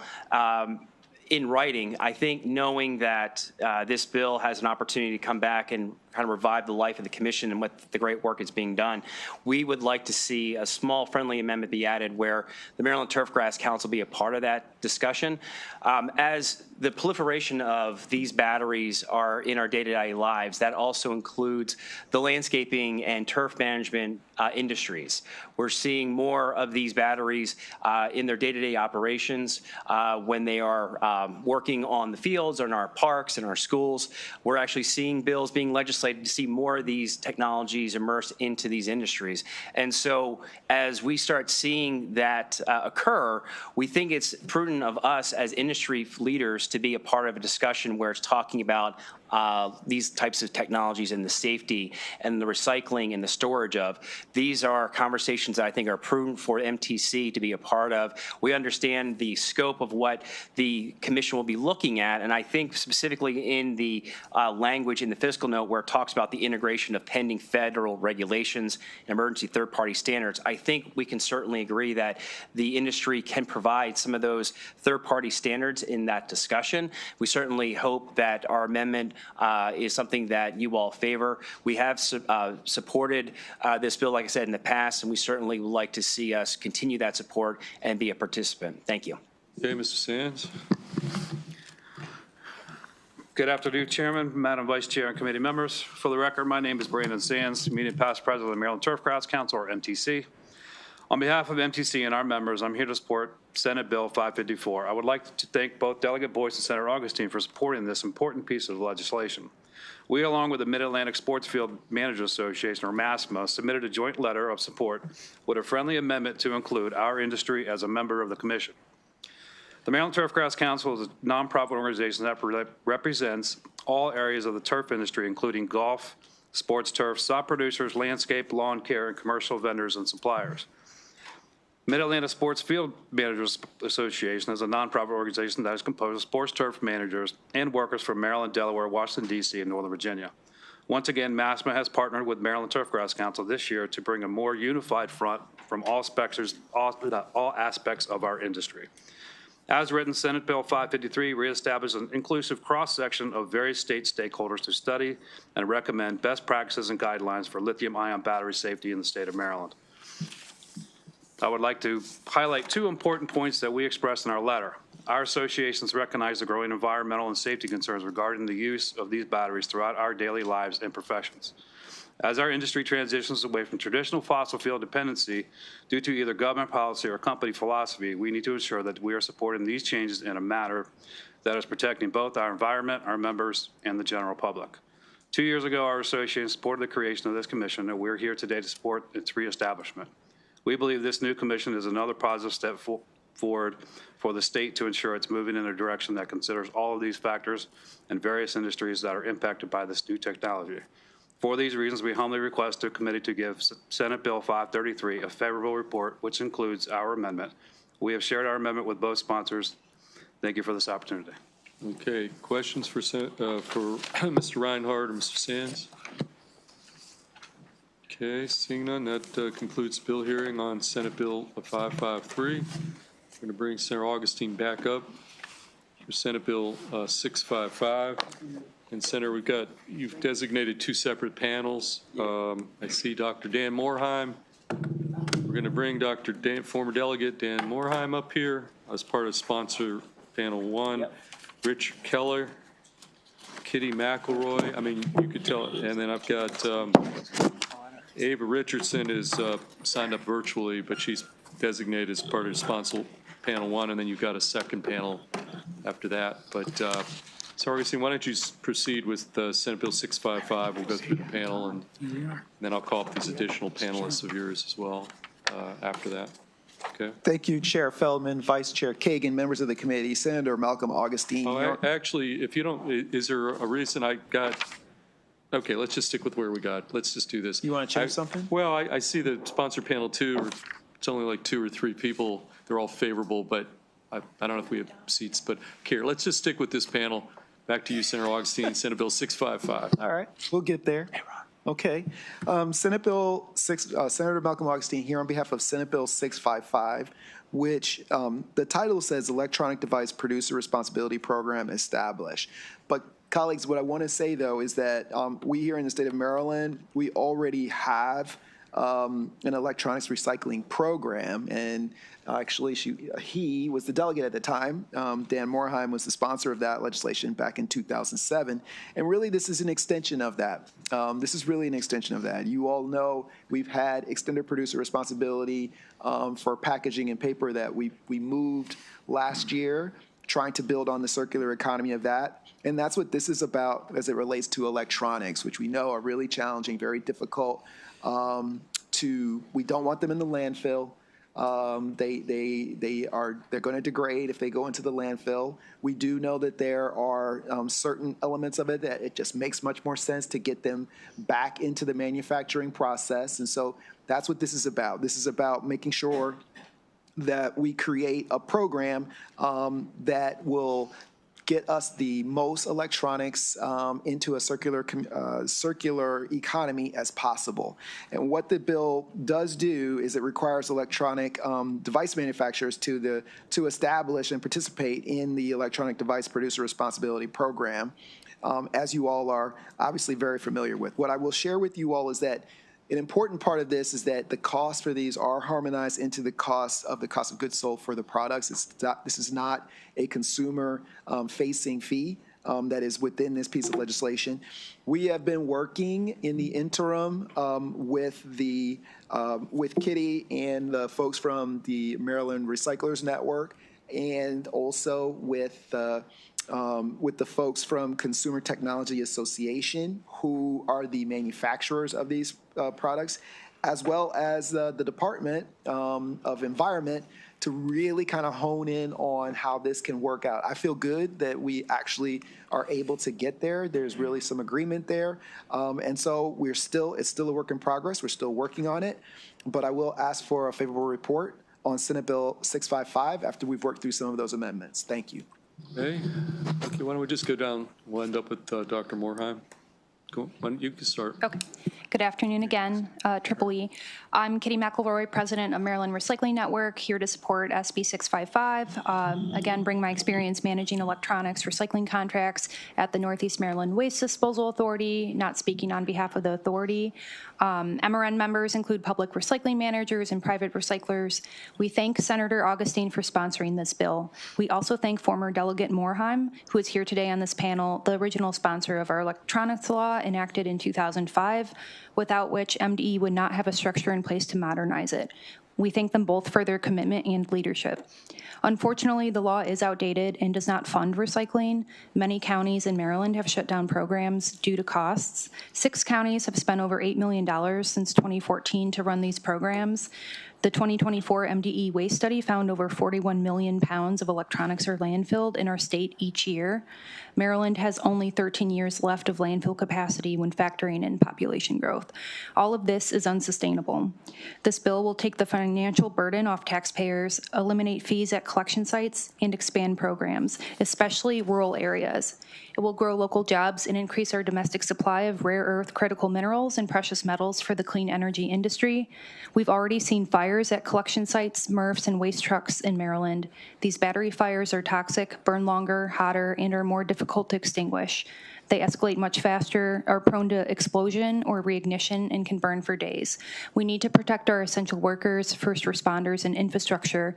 This bill will help do that and was recommended by the Commission to advance lithium-ion battery safety in Maryland. We now have modern EPR for packaging, paper, and paint. This bill complements them, ensuring difficult material is recycled. Maryland already passed the third e-waste law in the country. Please lead once again and finish building on what is already in place. Thank you. Okay, thank you. Sir? Mr. Chairman, Madam Vice Chair, I am Richard Keller. I'm the Recycling and Waste Prevention Manager for the Baltimore County Department of Public Works and Transportation, the Bureau of Solid Waste Management. The Bureau manages solid waste and recyclables in Baltimore County, including collection, processing, marketing for recyclables, and disposal for solid waste. Our goal is to extend the life of the county's only active landfill, the Eastern Sanitary Landfill. Recycling is a key component in reducing the volume of material going to the landfill, including recycling a wide variety of electronics. Since 2012, Baltimore County has recycled over 15.3 million pounds of electronics received at our public collection sites, costing over $1 million. The proposed legislation would provide funding for electronics recycling and ease the financial burden on the county, create jobs, and increase our supply of raw materials. The bill will also divert tax revenues for other public sector services and allow us to expand the program to accept more materials. It will also fund a set of on-site dedicated staff solely for receiving and packaging all types of electronics. Workplace safety will improve, especially related to stacking and palletizing large, heavy electronics that have tipping risks when there are not enough staff to assist. Baltimore County supports this legislation to help us expand our recycling and worker safety efforts. We urge a favorable report on Senate Bill 655. Okay, Dan. Thank you, Committee Chair, Vice Chair, and Senator Augustine for putting in this bill.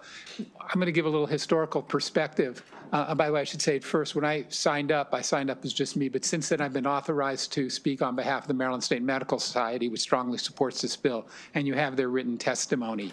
From the physician point of view, really concerned about the health aspects. All the other things are real, but the toxins that are in electronic waste are incredibly dangerous. Imagine if you could go back a couple, 100 years ago and say, please don't put lead in the paint.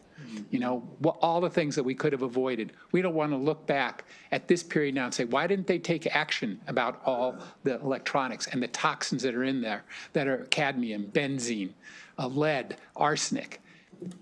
The materials are so fused, it's time to shift the responsibility onto the manufacturers to make the machines, these wonderful machines that they make, and they also make billions and trillions of dollars, take some responsibility for it.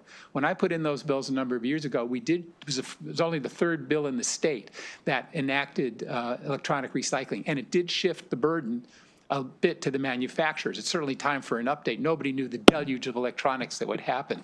But there were fears. People said, is this going to raise the price of computers in Maryland? Will they not sell computers in Maryland? None of that materialized.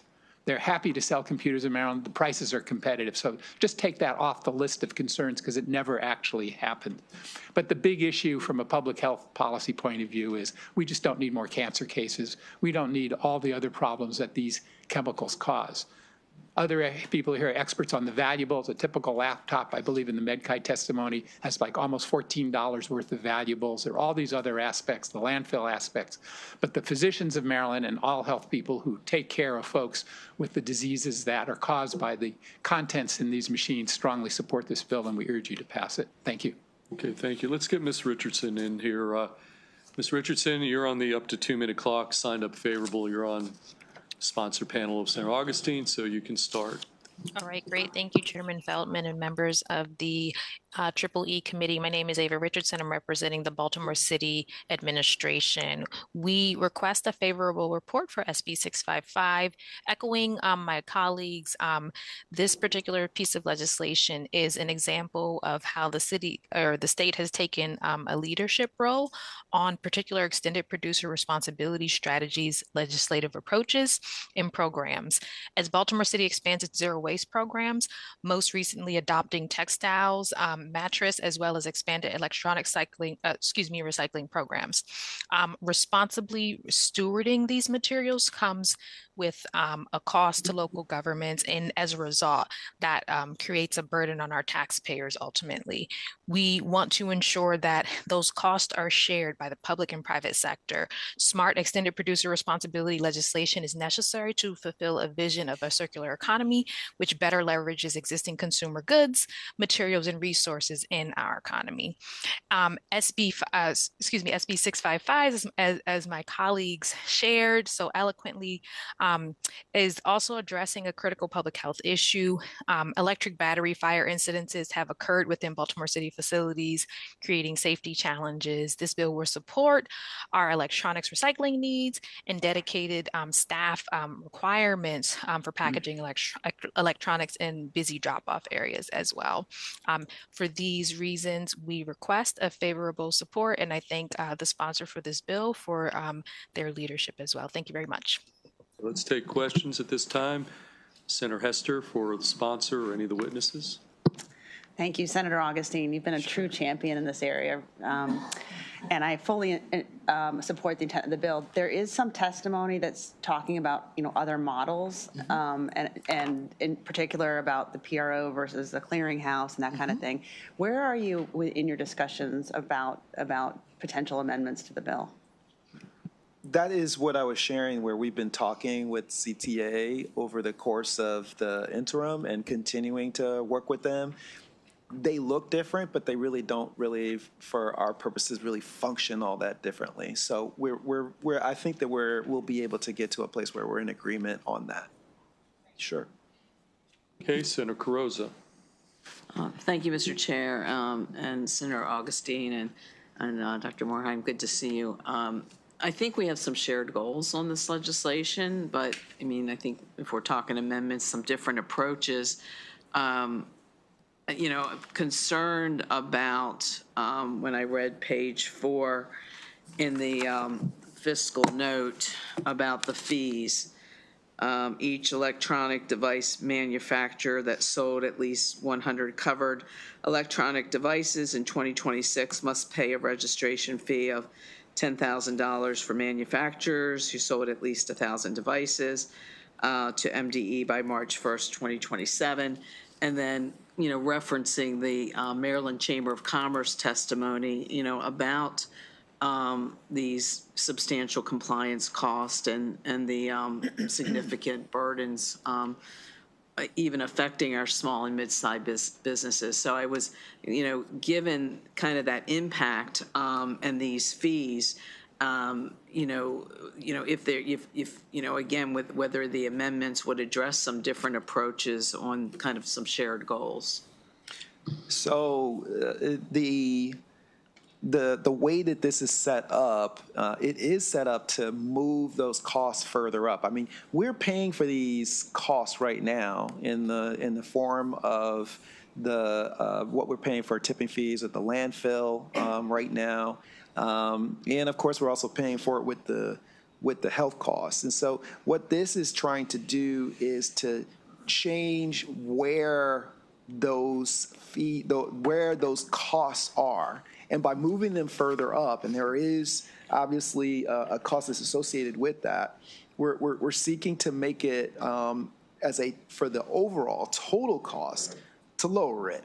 So I understand that there's a certain amount of visibility to what would be some fees, but it's not overall going to cost the Marylanders more money. So that's the idea.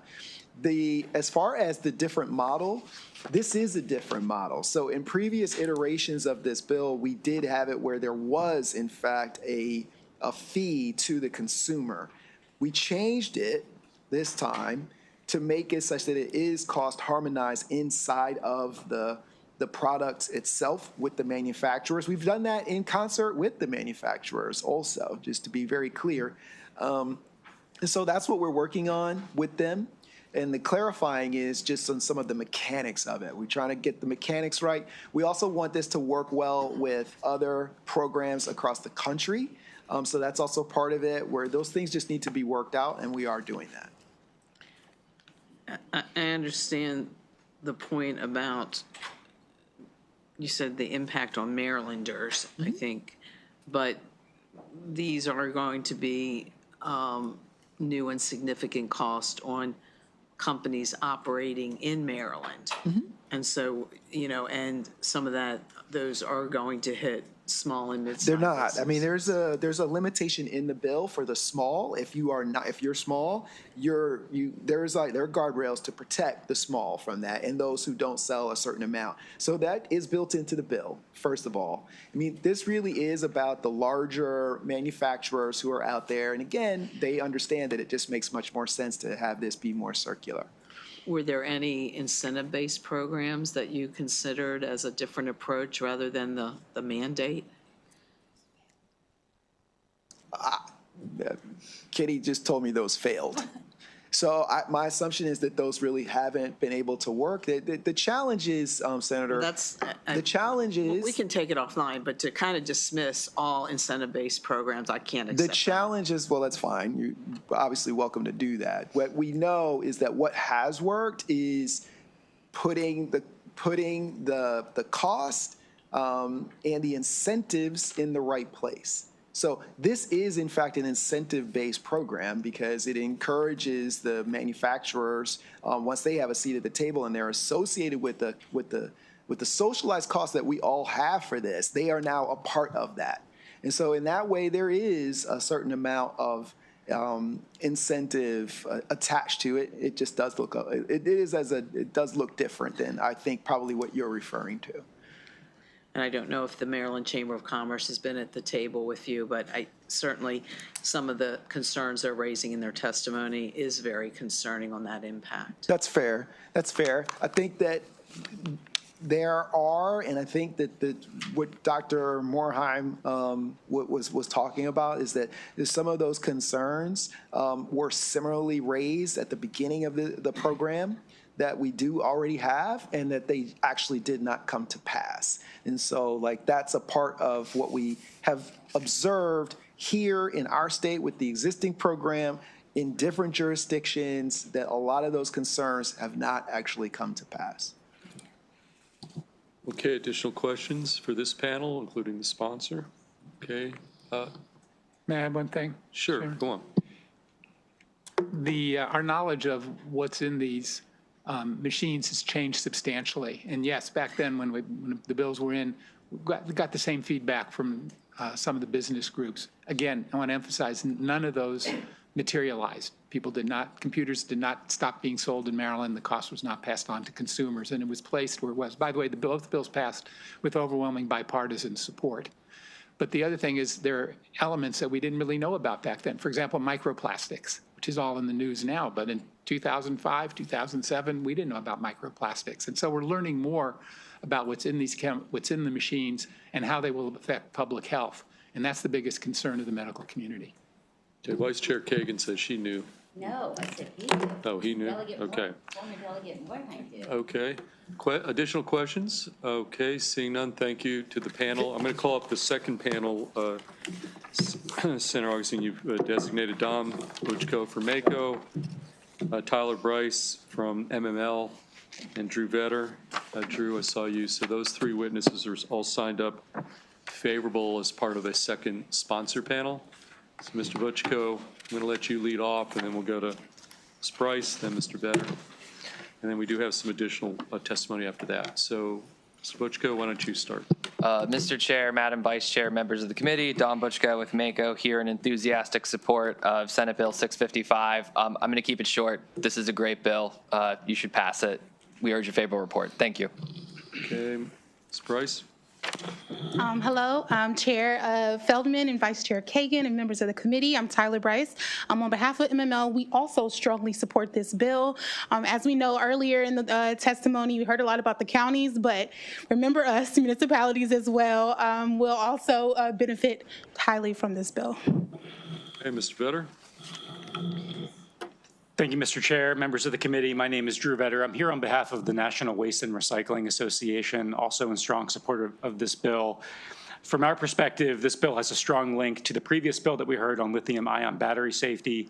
There were some references to it on the previous panel, but lithium-ion battery fires have become one of the most urgent safety issues facing the waste and recycling sector, and the electronic devices that are covered under this bill are the major contributing factor.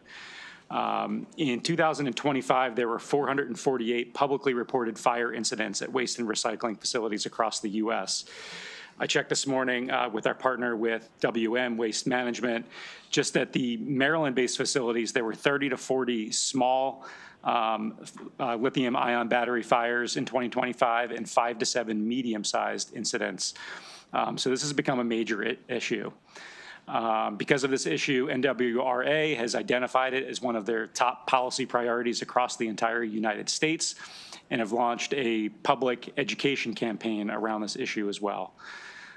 This type of approach to electronic devices is complementary to efforts to look at the issue of lithium-ion battery fires in the previous bill, and we support EPR approaches for all hard-to-manage items in the waste stream. So thank you for your consideration. Okay. Questions for this panel? Okay, seeing none, I'm going to call up next. We've got 3 witnesses signed up favorable with amendments.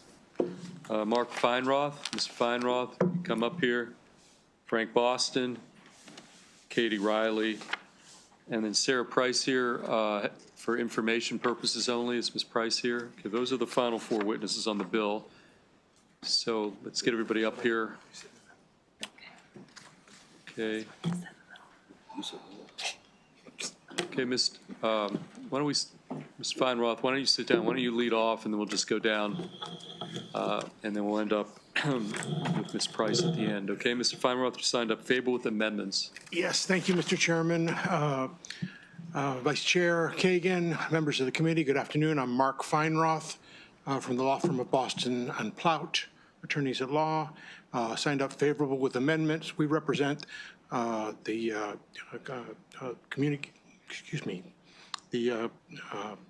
Consumer Technology Association. Had a little moment of brain lock. Consumer Technology Association, together with Mr. Boston. We represent Katie Riley, here's to my right, from CTA.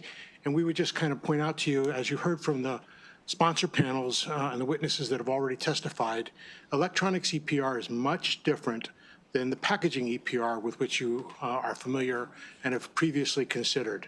Much more technical, much more involved with things like batteries and circuit boards, data protection that's on some of these devices. So with that, I'll turn it over to Katie Riley from CTA. Ms. Riley? All right, thank you, Chair, Vice Chair, and members of the committee. My name is Katie Riley, and I represent the Consumer Technology Association. We go by the acronym CTA. We are North America's largest technology trade association, and our members make the consumer tech devices that you all are using on a daily basis. We are in a position of favorable with amendments on SB 655. CTA's members make the electronic devices in scope of the requirements of this bill. For the past 2 decades, CTA's members have established and operated EPR programs in 24 states plus the District of Columbia.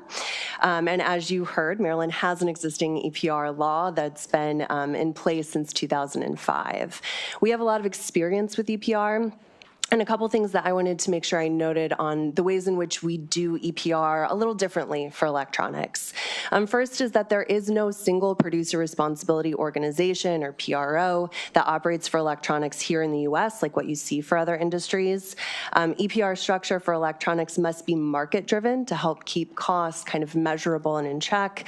And there are unique concerns with electronics at end of life, such as protecting personal data on devices and international restrictions around the movement of the certain commodity types generated from the electronics recycling process. In other words, recycling an electronic is not the same as recycling a cardboard box or an aluminum can. We support the intent to update Maryland's existing program, including expanding free and convenient recycling opportunities for consumers within the state and fair financial compensation for local governments. However, with any legislation, devil's always in the details of the language itself. I like the prior comment as well about it being smart. So we are looking forward to working with Senator Augustine and the committee on amendments. We've detailed in our written testimony some of what that is, really movement toward away from a traditional PRO structure toward a clearinghouse structure, which works well for us in other states, a focus on consumer or household end-of-life electronics only, and a robust evaluation process for adding new products to the system, not via rulemaking. So as we mentioned, we look forward to working with Senator Augustine, and thank you all for your time. Happy to answer questions. Hey, Mr. Boston. Mr. Chairman, members of the committee, I'm Frank Boston III, and I'm here on behalf of CTA, and we support this bill with amendments. I want to applaud Senator Augustine for tackling this issue, and as Katie said, we look forward to working with him with our amendments. Katie's delivered the testimony. I'll just stand for questions. Thank you. Ms. Price, you're here for information purposes only. Yes, sir. Good afternoon, Mr. Chair and honorable committee members. Sarah Price on behalf of the Maryland Retailers Alliance. While our organization does have some principled opposition to the general concept of stewardship organizations, we do share some members with CTA, and they have indicated that they may be supportive of the amendments that are forthcoming. At this time, though, we have not actually seen the language for review, so that is why we have not taken an official position on the legislation at this time. I would say that knowing where we are in session, almost halfway through, and the amount of time and effort and detail-oriented work that went into getting EPR for packaging in the right place for passage, I would say that should it be the body's desire to move forward with this program, it would be our desire to make sure that there is enough time to really get the language in the right place. Should that mean we come back to it next year? We'd work on it next year. But if you want to work on it this year, we would be happy to be at the table. Thank you. Okay, we'll take questions at this time. Okay, I think that concludes bill hearing on Senate Bill 655. Thank you, Senator Augustine, for the two bills. We go next to a couple bills from Senator Washington. And Senator Washington, let's start with Senate Bill 523. And I'm going to call up, you've designated 5 folks as your panel. Mark Sutherland here, Jonathan McKnight, Judith Fulton, Maggie Ostall, and Taylor Swanson are the 5 witnesses. And if there's not enough seats, maybe one of you could just sit in the front row behind them and we'll open something up. We'll figure it out. Well, actually, Senator Washington's willing to stand at the podium. We can fit you all in the 5. Okay, Senator Washington, we're on Senate Bill 523. And then if the chair doesn't mind, if once I do this, if I could return to my seat, but I'll still be open to questions. Absolutely. Okay, great.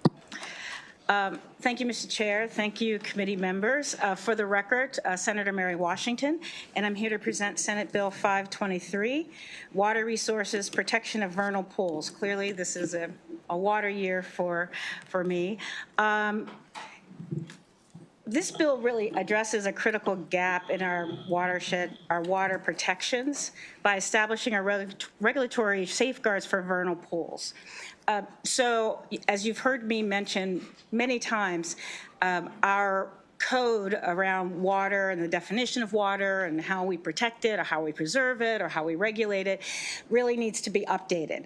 And there are types of waterways that did not exist or were not, did not exist or were not contemplated in the 1980s or even as recently as the 90s. So this one addresses a specific type of wetland that I became aware of. So typically when we think of these vernal ponds, sometimes we think, oh, this is just a pool of water, or this is just an area that just floods, and that it doesn't really have any type of ongoing quality to it. That is something that just sort of happens. So what these vernal pools actually are temporary wetlands, okay?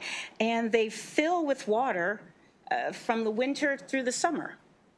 And they actually have an ecosystem, and they are actually habitats. So currently we do have wetlands habitat protections, but these vernal pools are not specified anywhere.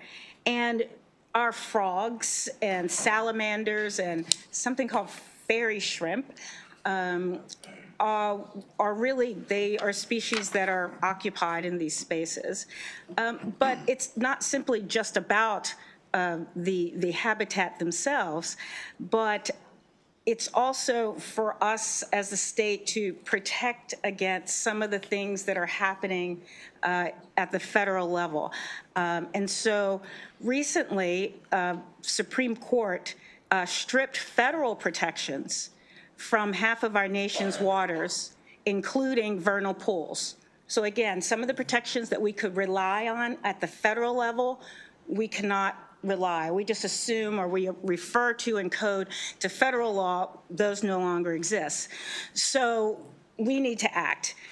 And so these ecosystems provide a tremendous value, and you'll hear all of that from them, from replenishing groundwater. So they don't just sit and operate just on their own and just evaporate and then they come back. They actually sink into our waterways, and particularly those of you that are interested in salination, interested in the ways, you know, that the waterways are becoming more salinated, or what are sort of prone to being dry up. These vernal systems can actually replenish. They also filter stormwater. So it's another way that, again, we just think of that, oh, that's just this is just a temporarily flooding area. Well, it also can do this filtering process. It supports biodiversity, and actually it really can connect to communities.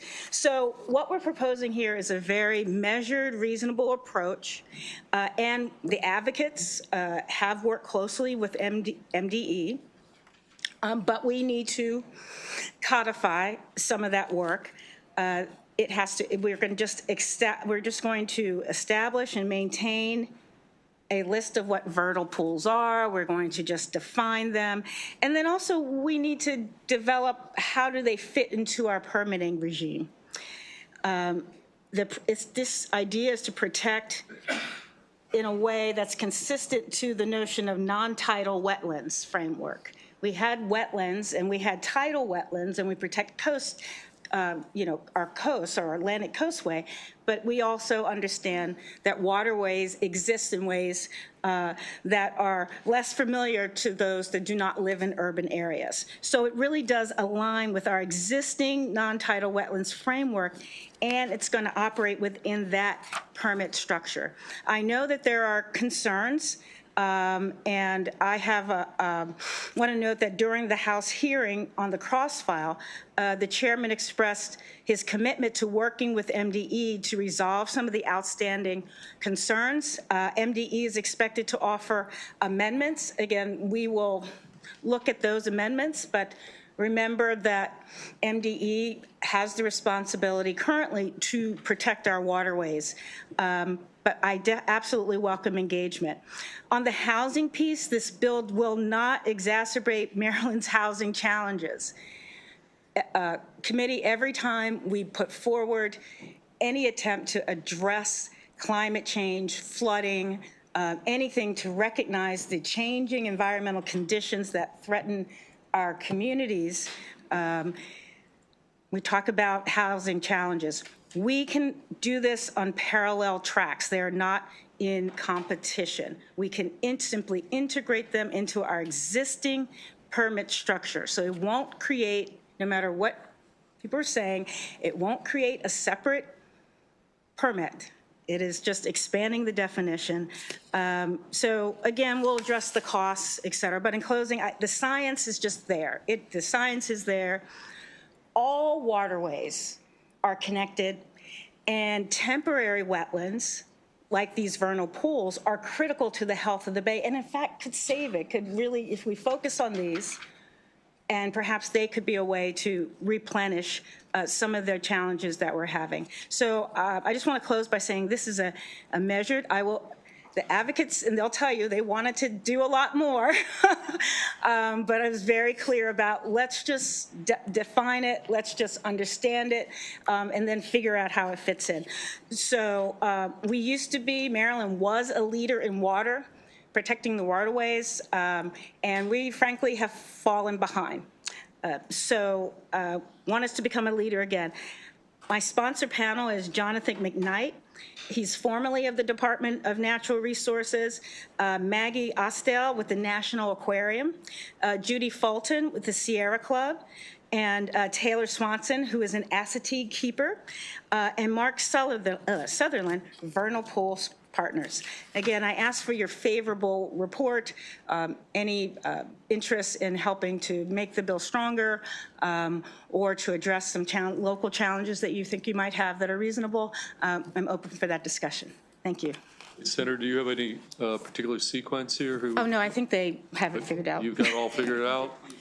You're pointing, so that's a good, okay, so under you're going to go first, and each of you are up to 2 minutes, okay?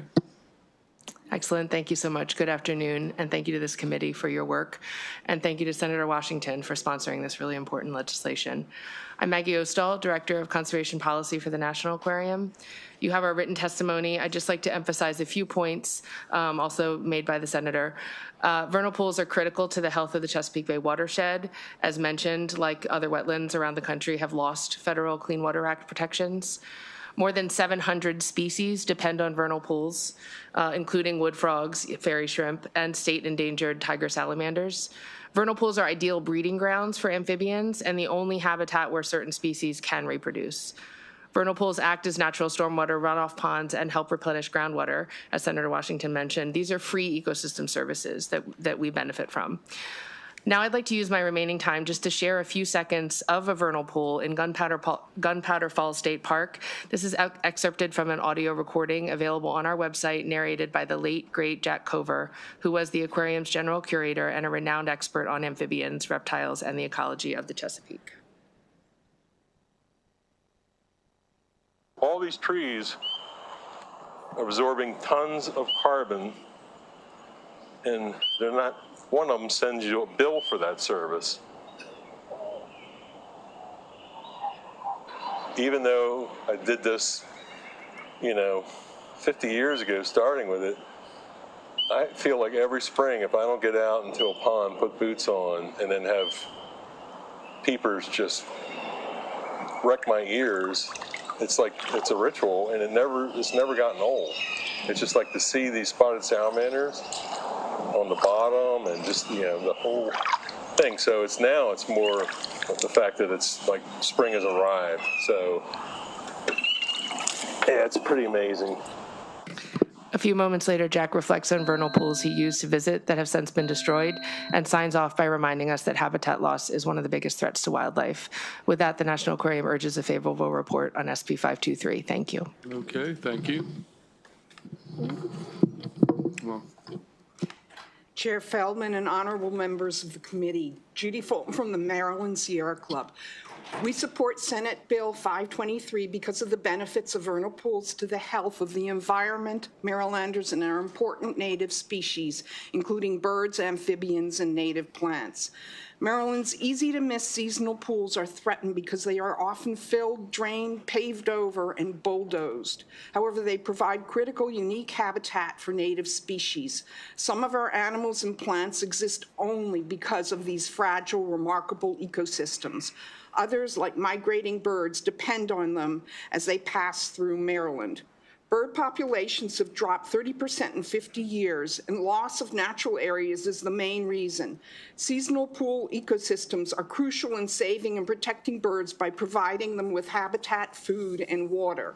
Seasonal ponds are found in almost all of 44 Maryland areas identified as necessary for the survival of the 400 species of Maryland birds, like our Baltimore oriole, plus thousands of other East Coast migrants that travel through our state. Salamanders, frogs, and toads are also under threat from many stressors, especially development. Some are already endangered, and the remainder will be at risk if we don't protect their habitats.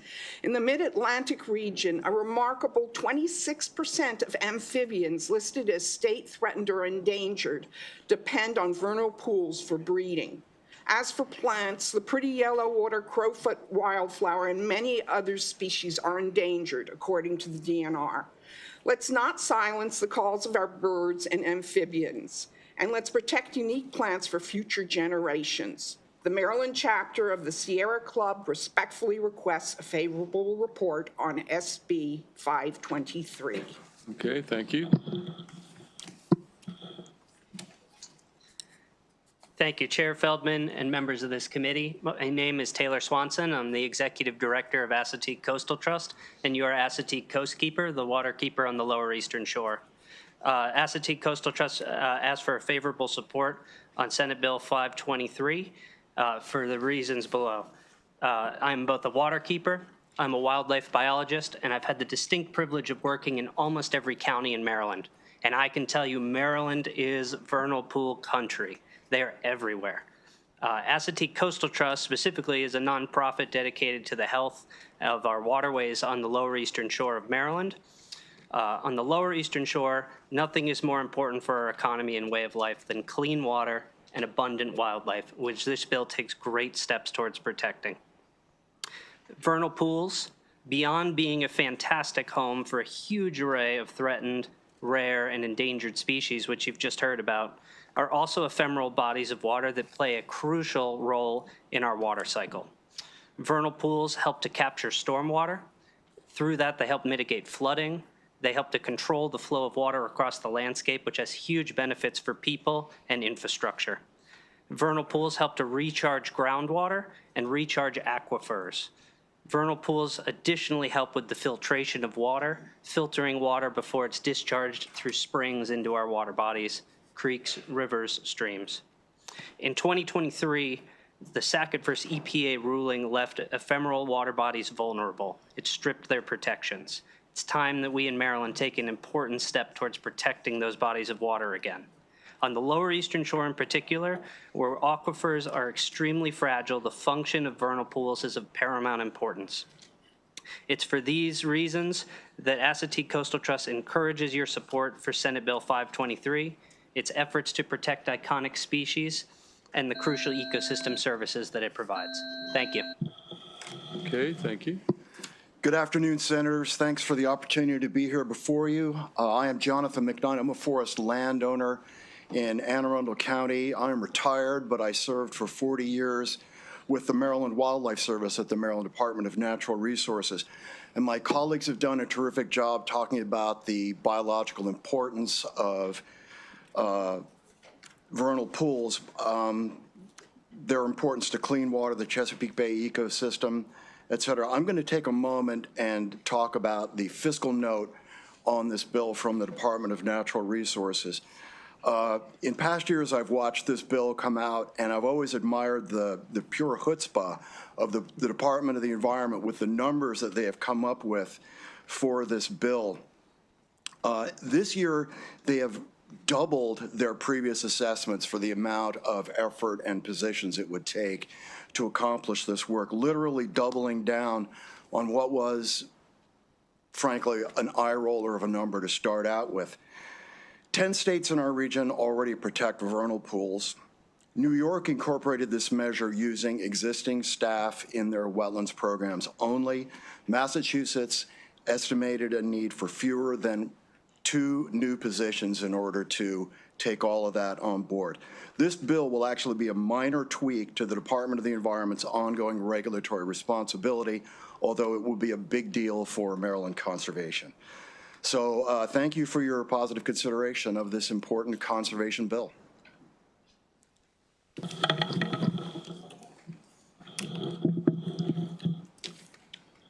Thank you, Chair Feldman and Vice Chair Kagan and members of the committee. I'm Mark Sutherland. I represent Vernal Pool Partners. In addition to my colleagues here and their organizations, you'll see in my testimony 18 organizations that represent support for this bill, including Chesapeake Bay Foundation, Nature Conservancy, and local groups like Blue Water Baltimore. So again, you've heard, I think, the compelling reasons for this bill. I just want to hit some of the main points. Obviously, they have value to both nature and people. In addition, the Clean Water Act is under assault, and we need to step up and do what Maryland should do. Specifically, that importance is highlighted by the fact that the current draft state wildlife action plan from DNR says that the protection of vernal pools is a high priority. So we think this bill takes us in that direction. As Mr. McKnight has just said, all the northeastern states from Pennsylvania to Maine do protect vernal pools, so it's time for Maryland to step up. And in order to accomplish that in the most reasonable, cost-effective way, we have been working with MDE over the last couple of years and intensively this summer to come up with various revisions to make this work. And specifically, as you have heard, we had a hearing last week in Environment and Transportation in the House, and Chair Corman directed MDE to work it out with us, and I think we cleared up some misunderstandings about the requirement. As we said before, it really is just an additional check on the permit forms that they use for non-tidal wetlands from the list that will be developed over time, and therefore something that MDE can take into their current operations very easily. We hope that MDE will provide amendments shortly that we can all agree to and support going forward. So thank you for your time and your consideration. Okay. Questions for the panel or for Senator Washington, the sponsor? Okay, seeing none, that concludes the bill hearing on Senate Bill 523. We're going to next go to the Vice Chair for the next bill, Senate Bill 603. Senator Washington, if you want to present the bill right there, it's really okay. Oh, okay. 603 is Mattress Stewardship Program Establishment.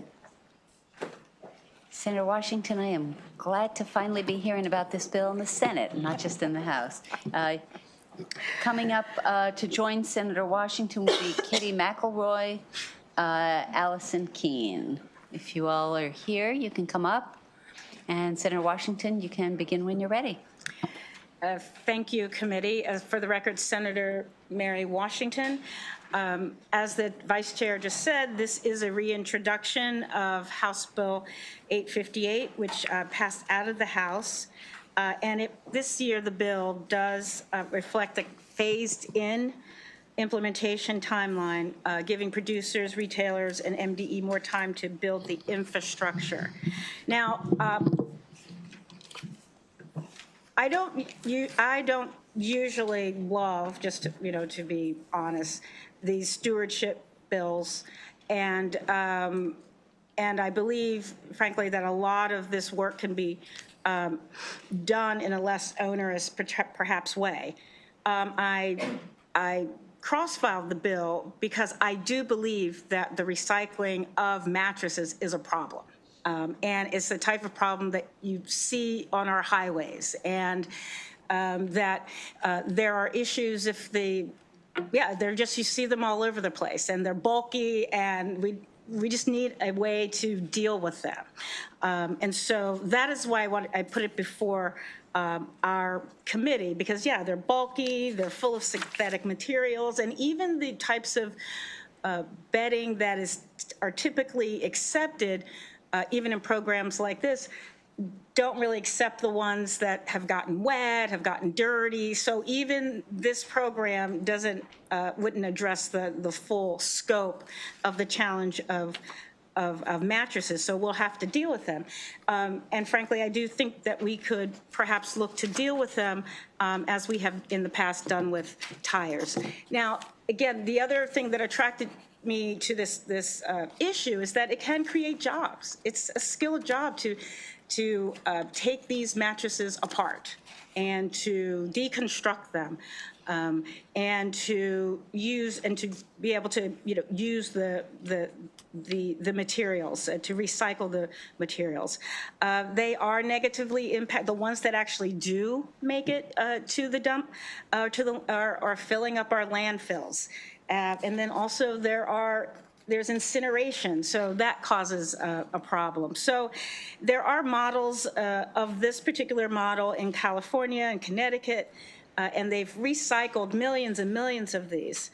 And we have people that are doing it. We have businesses that are actually doing this. So we could build on that. There's a lot of detail about how the program would work. Certainly should work those out. If MDE is implementing this program, we must, of course, look at livable wages and be careful about, who is doing it, and kind of make sure that we are establishing this particular enterprise consistent with the way that we do business in the state of Maryland. It does establish an advisory board. And so again, the issue is something that I think is really important. And I look forward to Kitty McIlroy and Allison Keene describing this particular solution. Thank you. Ms. McElroy? Oh. If you want, I'm sorry, unless you want to go in the other order. Ms. Keene? Does not matter. Kitty wants me to go As you first. like. Okay. Go ahead. Thank you very much, Chairman and Vice Chairman and the committee members. My name is Allison Keene. I'm the president of ISPA, the International Sleep Products Association, which is just a fancy word for mattresses. So we represent suppliers, retailers, and mattress producers. I'm also the president of our nonprofit 501c3 PRO, our producer responsibility organization called the Mattress Recycling Council. We have a decade of experience, as the senator said, in California, Connecticut, and Rhode Island, and we just started in Oregon last year. This bill is moving in Virginia, in Massachusetts, in New Jersey, with interest from the District of Columbia. So we definitely envision growing the program and doing it regionally for all the efficiencies that it would give us. Senator Washington did a great job talking about the problem. So I'll just tell you a little bit about the solution. The program is very simple. When you go to purchase a mattress in Maryland, a fee, part of that purchase price, would go to MRC to fund the program.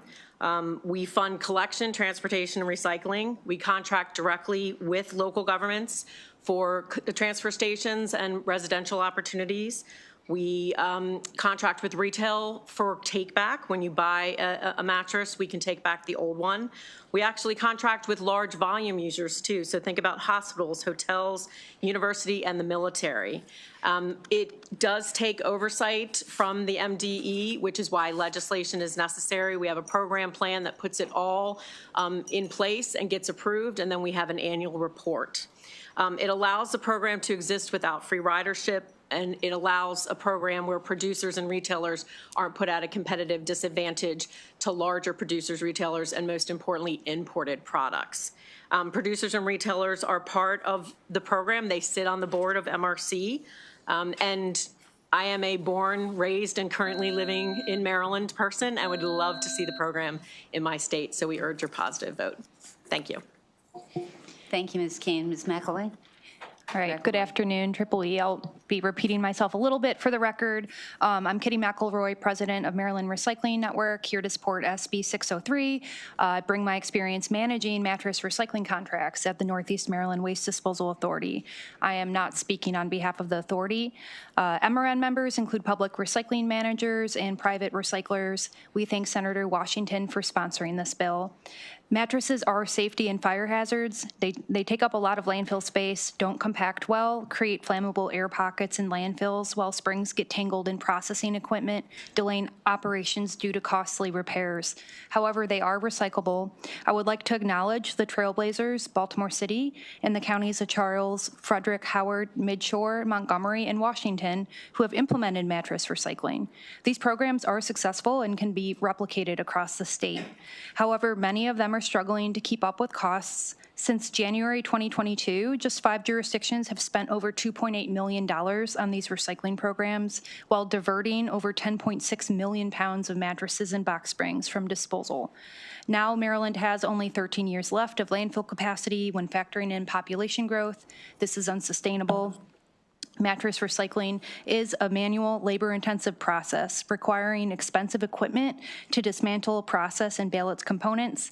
Collection of whole units, demanufacturing, marketing, and downstream transportation are not fully offset by marginal revenues from commodities.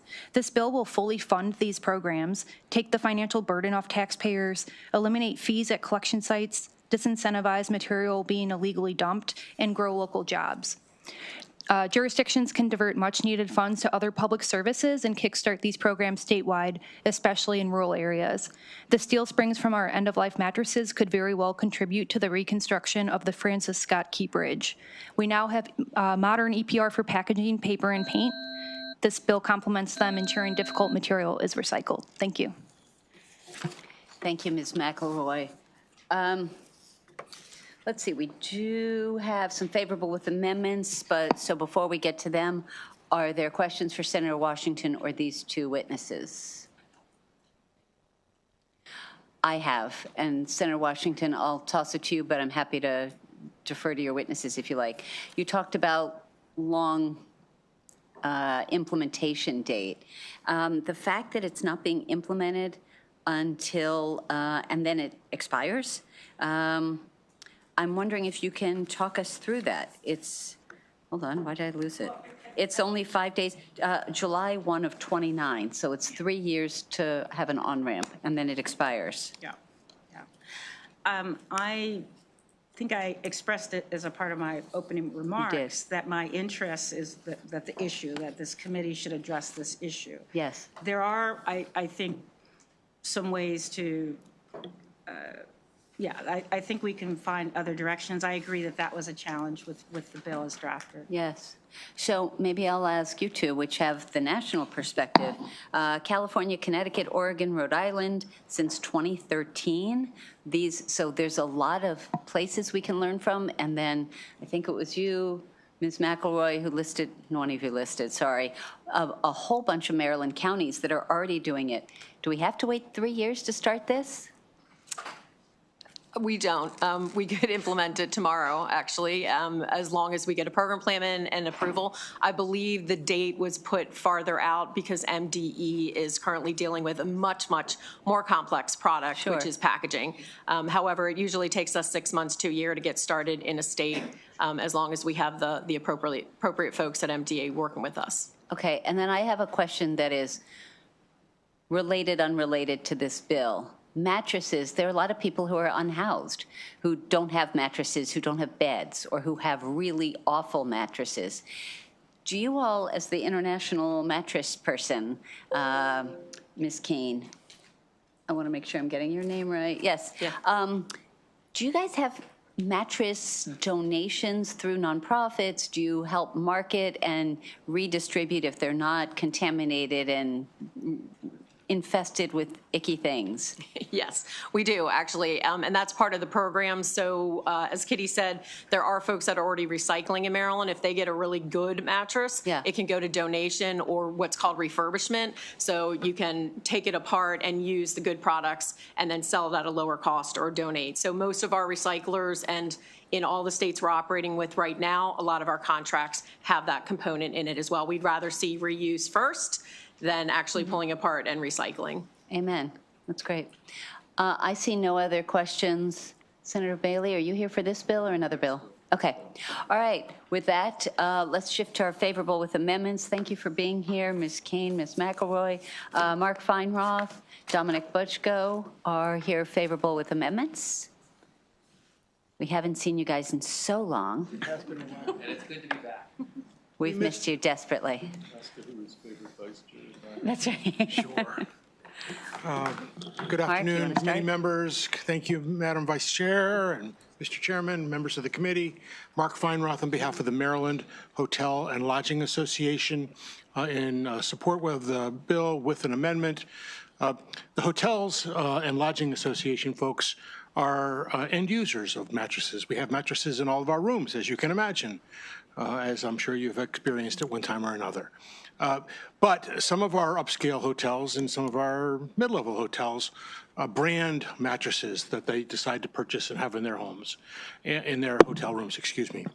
And as a result, they'd like to be considered not a producer under the legislation. They purchase the mattresses. Eventually, they want to recycle, have a place to recycle them. But because they simply advertise and let the consuming public know of their upscale mattresses that they have in their hotel rooms, they'd prefer to be out of the bill and not considered a manufacturer or producer under the legislation, because all they're really doing is saying, this is the particular mattress that we use at our locations. And that's the nature of the amendment. You have our written testimony. The amendment is in our written testimony. Madam, I don't think it's on. Oh, there we go. Madam Chair, members of the committee, Don Butchko with MACO, here to support with amendments on Senate Bill 603. We just have one small amendment. In the bill on pages 8 and 9, there's a blanket prohibition on landfilling or incinerating mattresses.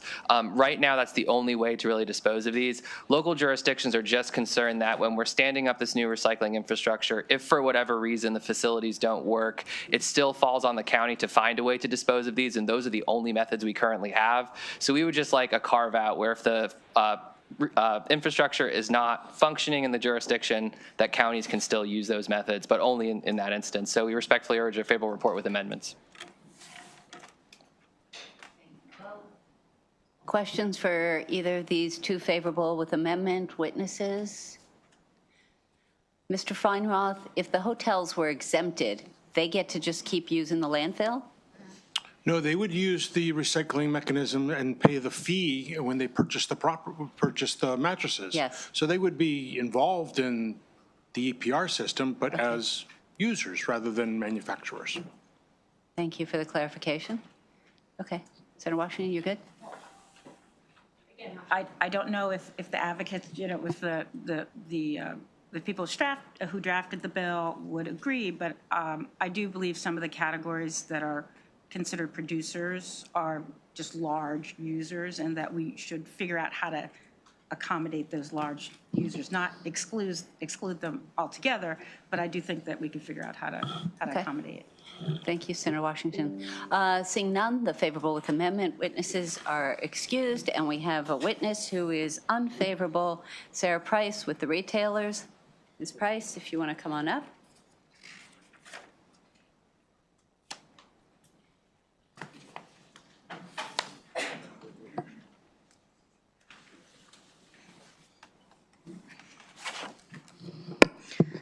Good afternoon, Mr. Chair, Madam Vice Chair, and honorable committee members. I'm still Sarah Price on behalf of the Maryland Retailers Alliance. We are not opposed to the concept of removing dumped mattresses from the streets or from the landfill. We do see the merits of finding better ways to recycle these materials.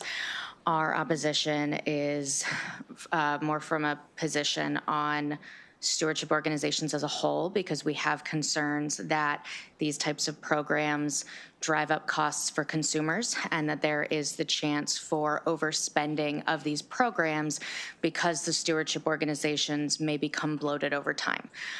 There is a history within some industries of stewardship where the stewardship organization over-collects over time. And I do know that some of the legislation that's been introduced in Maryland has tried to introduce curbs that, you have to review how much is being collected. You have to make sure that the money's, we know that there are efforts to try to address those concerns, but we do still have them. We are always concerned, I think, when proposals come with upfront fees for customers. And then on the back end for producers, as these stewardship proposals, the extended producer responsibility proposals become more popular across the country, and we have national retailers and national brands that need to participate and need to pay to participate in many states across the country, we do fear that over time this is going to result in increased costs for customers, even if they don't know that that's what's happening. So for those reasons, we are opposed. Thank you. Are there questions for Ms. Price? Senator Washington? Again, this is recognizing that it's a problem, and so would very much like to see what ideas you might have. And again, as I presented, that this is a solution, but there can be lots of solutions, but it is something that we can't allow to continue to impact the our dumping areas, our roads. Right. So thank you. Yeah, I'm happy to connect. Okay, thanks. I see no other questions for Ms. Price, so that completes the hearing on Senate Bill 603. Handing it back to the chair. Hester on Senate Bill 599. So Senator Hester, if you could go up to the either the witness stand or the podium, and I'm going to call your 5 sponsor panelists on this piece of legislation.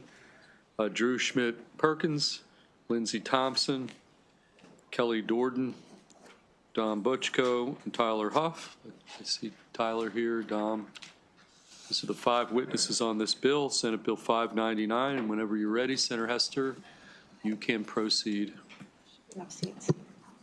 Yeah. Thank you very much, Chair Feldman, Vice Chair Kagan, members of the committee, for your consideration of Senate Bill 599. Oh, could I just add, we want to welcome Senator Bailey all the way from the Budget and Taxation Committee. B&T is second on this bill, and we want to welcome him. Okay, with that said, back to you, Senator Hester.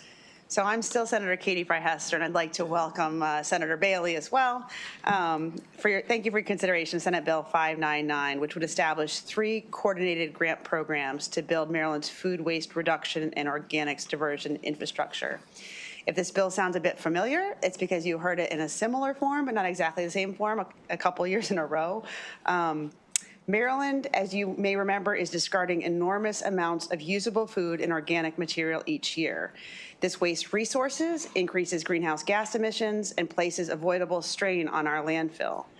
In 2019, 66 million tons of wasted food were generated nationwide, and 60% of that waste was sent to landfills. When food ends up in landfills, it decomposes and produces methane, a potent greenhouse gas that accelerates climate change.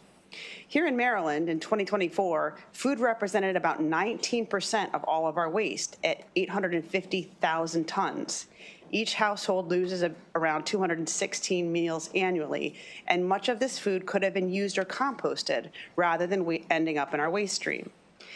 So the problem is not one of simply waste. It's about a lack of infrastructure and investment to process that potentially reusable food. Many farms, businesses, counties, and nonprofit food rescue organizations lack the funding and logistical capacity to prevent, rescue, compost, or recycle this wasted food. Strategic investment in food waste reduction and lower greenhouse gas emissions, strategic investment in food waste reduction would lower greenhouse gas emissions, conserve water, support farmers, and redirect edible food to Marylanders who need it. This bill establishes 3 coordinated grant programs to build the waste reduction and organics diversion infrastructure that our state so desperately needs. The first grant fund is the Wasted Food Reduction and Diversion Grant Program. This would be administered by the Maryland Department of Agriculture and would support projects, infrastructure, and education that reduce food waste, rescue edible food, compost, or recycle food residuals. The second grant program is the On-Farm Organics Diversion and Recycling Grant Program. This would be administered by the Department of the Environment, and this program supports on-food waste reduction and organic diversion efforts, including cold food storage, food rescue partnerships, composting, compost application, and related infrastructure. The third grant program is the County Wasted Food Reduction Block Grant Program. This would also be administered by the Department of the Environment in consultation with the Department of Agriculture, and it would provide block grant funding to all counties in proportion to population to reduce, rescue, and divert wasted food. Eligible recipients include local county governments, educational institutions, nonprofit organizations, for-profit businesses, and farmers. Priority is given to projects that benefit local communities, serve overburdened or underserved communities, and follow best management practices. Together, these 3 programs would help to build that infrastructure that we so desperately need to keep the 19% of our waste out of the landfills. The important difference in this year, colleagues, is that we do not have a tipping fee, as previous bill drafts did. That was where a lot of the opposition was. This bill does not prescribe a dedicated funding source. Instead, it directs the Maryland Department of the Environment and the Maryland Department of Agriculture to work collaboratively together to seek and apply for available funding to support these grant programs. SB 599 represents a practical, forward-looking strategy that advances environmental stewardship, supports farmers, strengthens food system, and reduces strain on our waste infrastructure without imposing new fees. By promoting collaboration and positioning Maryland to compete for available funding, this bill will help reduce waste, lower emissions, and prevent billions of dollars in avoidable losses. And for these reasons, I respectfully request a favorable report on Senate Bill 599. Okay, thank you, Senator Hester. Let's take the panel, and then we'll take questions. Don, why don't you go first? Mr. Chair, Madam Vice Chair, members of the committee, Don Butchko with MACO. I cannot say any more than the good senator already did. This is a slam dunk, fantastic bill, and counties urge a favorable report. Thank you. Okay, thank you. Next up. All right. Good afternoon, Chair Feldman, Vice Chair Kagan, and committee members. Thank you to the committee and to Senator Hester for bringing this bill forward. My name is Kelly Dorden, and I'm the Executive Director for Trash Free Maryland, and we're here in strong support of SB 599. As a country, we waste as much as 40% of our food supply, 2/3 of which are major contributors to incinerators and landfills, wasting valuable resources, including water, labor, fuel, and money that goes into producing that food. Disposal costs money and releases polluting emissions, including potent greenhouse gases. There are already solutions to these challenges that are innovative and effective, and the element most often holding these solutions back is the seed funding. The grant programs in this bill have been fine-tuned over the past 5 years with the sponsors and many stakeholders. They're carefully designed to develop alternatives to food waste and organics disposal while providing direct benefits to Maryland communities. Projects may also support transitions from single-use to durable and reusable food serviceware that keep contaminants out of our compost streams. The detailed eligibility and priority factors encourage projects that are locally driven and community-centered. They also prioritize the production of high-quality compost, avoiding processes that are linked to microplastics and PFAS contamination. These are just some of the details that would be codified with the passage of this bill, which we believe is a crucial first step toward enabling these solutions. Codifying the grant program structure now will facilitate more straightforward allocation of funding, which we are committed to helping to find. In addition to our testimony, we have signed on to Institute for Local Self-Reliance testimony along with more than a dozen other organizations who each recognize the benefits this bill would bring to the communities they serve. Grant programs like this one have also been recommended by Maryland's Food System Resiliency Council, a body created by the General Assembly to provide recommendations to improve and benefit the food system. For these reasons, I urge a favorable report. Thank you. Okay, thank you. Good afternoon, members of the committee and Senator Bailey. For the record, I'm Drew Schmidt-Perkins, representing Clean Water Action today. Emily's on maternity leave. I wanted to start by thanking this committee for food waste diversion programs already in place. Both the large food waste diversion program and the on-farm composting program are important parts of this project. SB 599 is the next step. And one reason that we need to take this step is methane. This highly potent greenhouse gas, as you know, comes from one significant source, landfills, as you've heard. The University of Texas and UC San Diego released a report in 2024 looking at methane and food waste diversion programs. Massachusetts was a clear winner in being effective. Their food waste programs were funded by a program similar to our CEF. Just a suggestion, this modest investment in infrastructure cut methane 25% per ton of diversion, a very successful program and one of the things that we should be looking at. So food waste diversion, it's a huge win. Diverting this resource from landfills saves tipping fees, frees up precious landfill space, which you've heard a lot about today, and reduces methane. Diverting increases the valuable resource of compost, and rescuing good food simply feeds hungry people. With this, I urge a favorable report on Senate Bill 599. Thank you. Okay, Ms. Thompson. Good afternoon, Mr. Chair, Madam Vice Chair, members of the committee. Lindsay Thompson here today in support of Senate Bill 599 on behalf of Denali Water Solutions. Denali Water Solutions is a company focused on innovative environmental solutions to improve resource recovery. In 2024 alone, Denali worked with retailers, municipalities, agricultural producers to divert over 2 billion pounds of food waste from landfills, with just over 7 million pounds of that being in Maryland.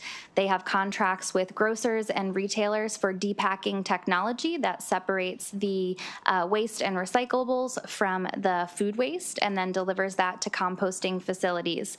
By funding grants to allow for on-farm and municipal and county composting, this would increase the availability of composting for that food waste and therefore divert that even more from our landfills. And so with that, we would be supportive of Senate Bill 599. Hey, Mr. Huff, you play cleanup here? Thank you, Mr. Chair, Madam Vice Chair, members of the committee. For the record, Tyler Huff, Maryland Farm Bureau, here today in support of SB 599. This legislation aligns with longstanding agriculture policy principles supporting value-added on-farm enterprises, soil conservation, and responsible nutrient management. SB 599 advances these goals by enabling farmers to invest in clean, source-separated composting systems, on-farm processing improvements, and workforce capacity tied directly to soil health and food waste reduction outcomes. SB 599's inclusion of urban farmers and agriculture producers, alongside its emphasis on food rescue and community-based benefits, reinforce those priorities and strengthens the connection between Maryland agriculture and the communities that it serves. This bill supports Maryland farmers, reinforces science-driven conservation principles, strengthens local food systems, and provides counties with targeted, flexible funding to reduce wasted food while expanding the supply of high-quality compost. These outcomes directly benefit both agriculture producers and Maryland communities, and for these reasons, Maryland Farm Bureau urges a favorable report on SB 599. Thank you. Okay, thank you to the entire panel for testimony. Let's take questions. We're going to, for either Senator Hester or her 5 witnesses. Okay, seeing none, that concludes bill hearing on Senate Bill 599. And I'm sorry, she's right in front. Yeah, yep. We're going to go now to the final 2 bills of the day, both from Senator Love. Senator Love, Senate Bill 686 we'll start with, and I'm going to call up, you've designated 6 witnesses to be sponsor panel members, and I'm going to go with, if I hear your name, why don't you come up? Brent Walls, Natalie Exum, Taylor Swanson, Robin Broder, Betsy Nicholas, and Zachary Schaefer. Now, I think we might have more witnesses than seats, but why don't you, whoever doesn't make the cut to sit down, why don't you just get in the front row?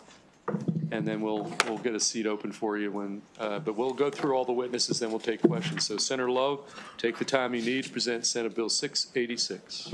Thank you very much. Good afternoon. I think we're still at afternoon. Chair Feldman, Vice Chair Kagan, colleagues on EEE. Senator Sarah Love here to present SB 686, which addresses products that contain intentionally added PFAS.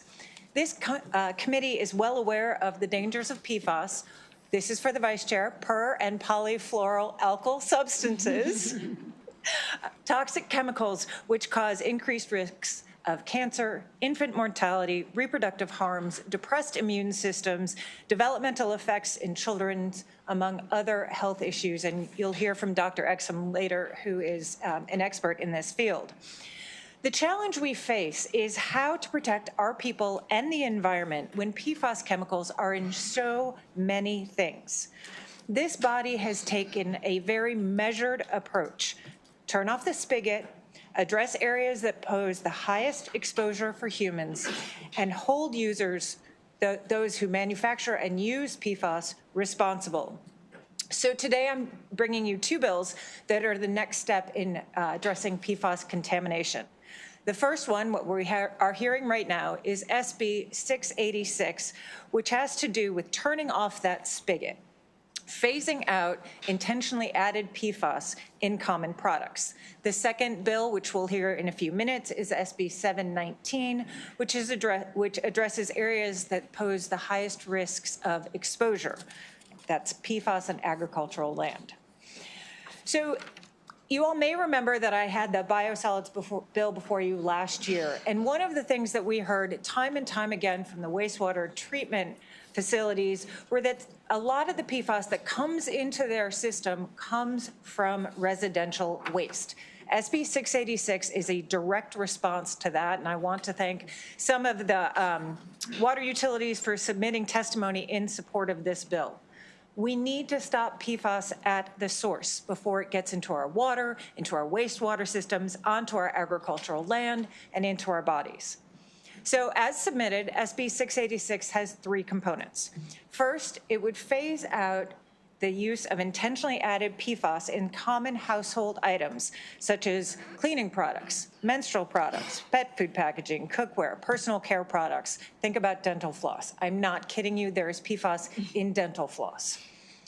The items in this bill were intentionally chosen to minimize health risks, and it's informed by the work in many other states. I attached a chart to my testimony that shows where all of these other products have been addressed in other state laws.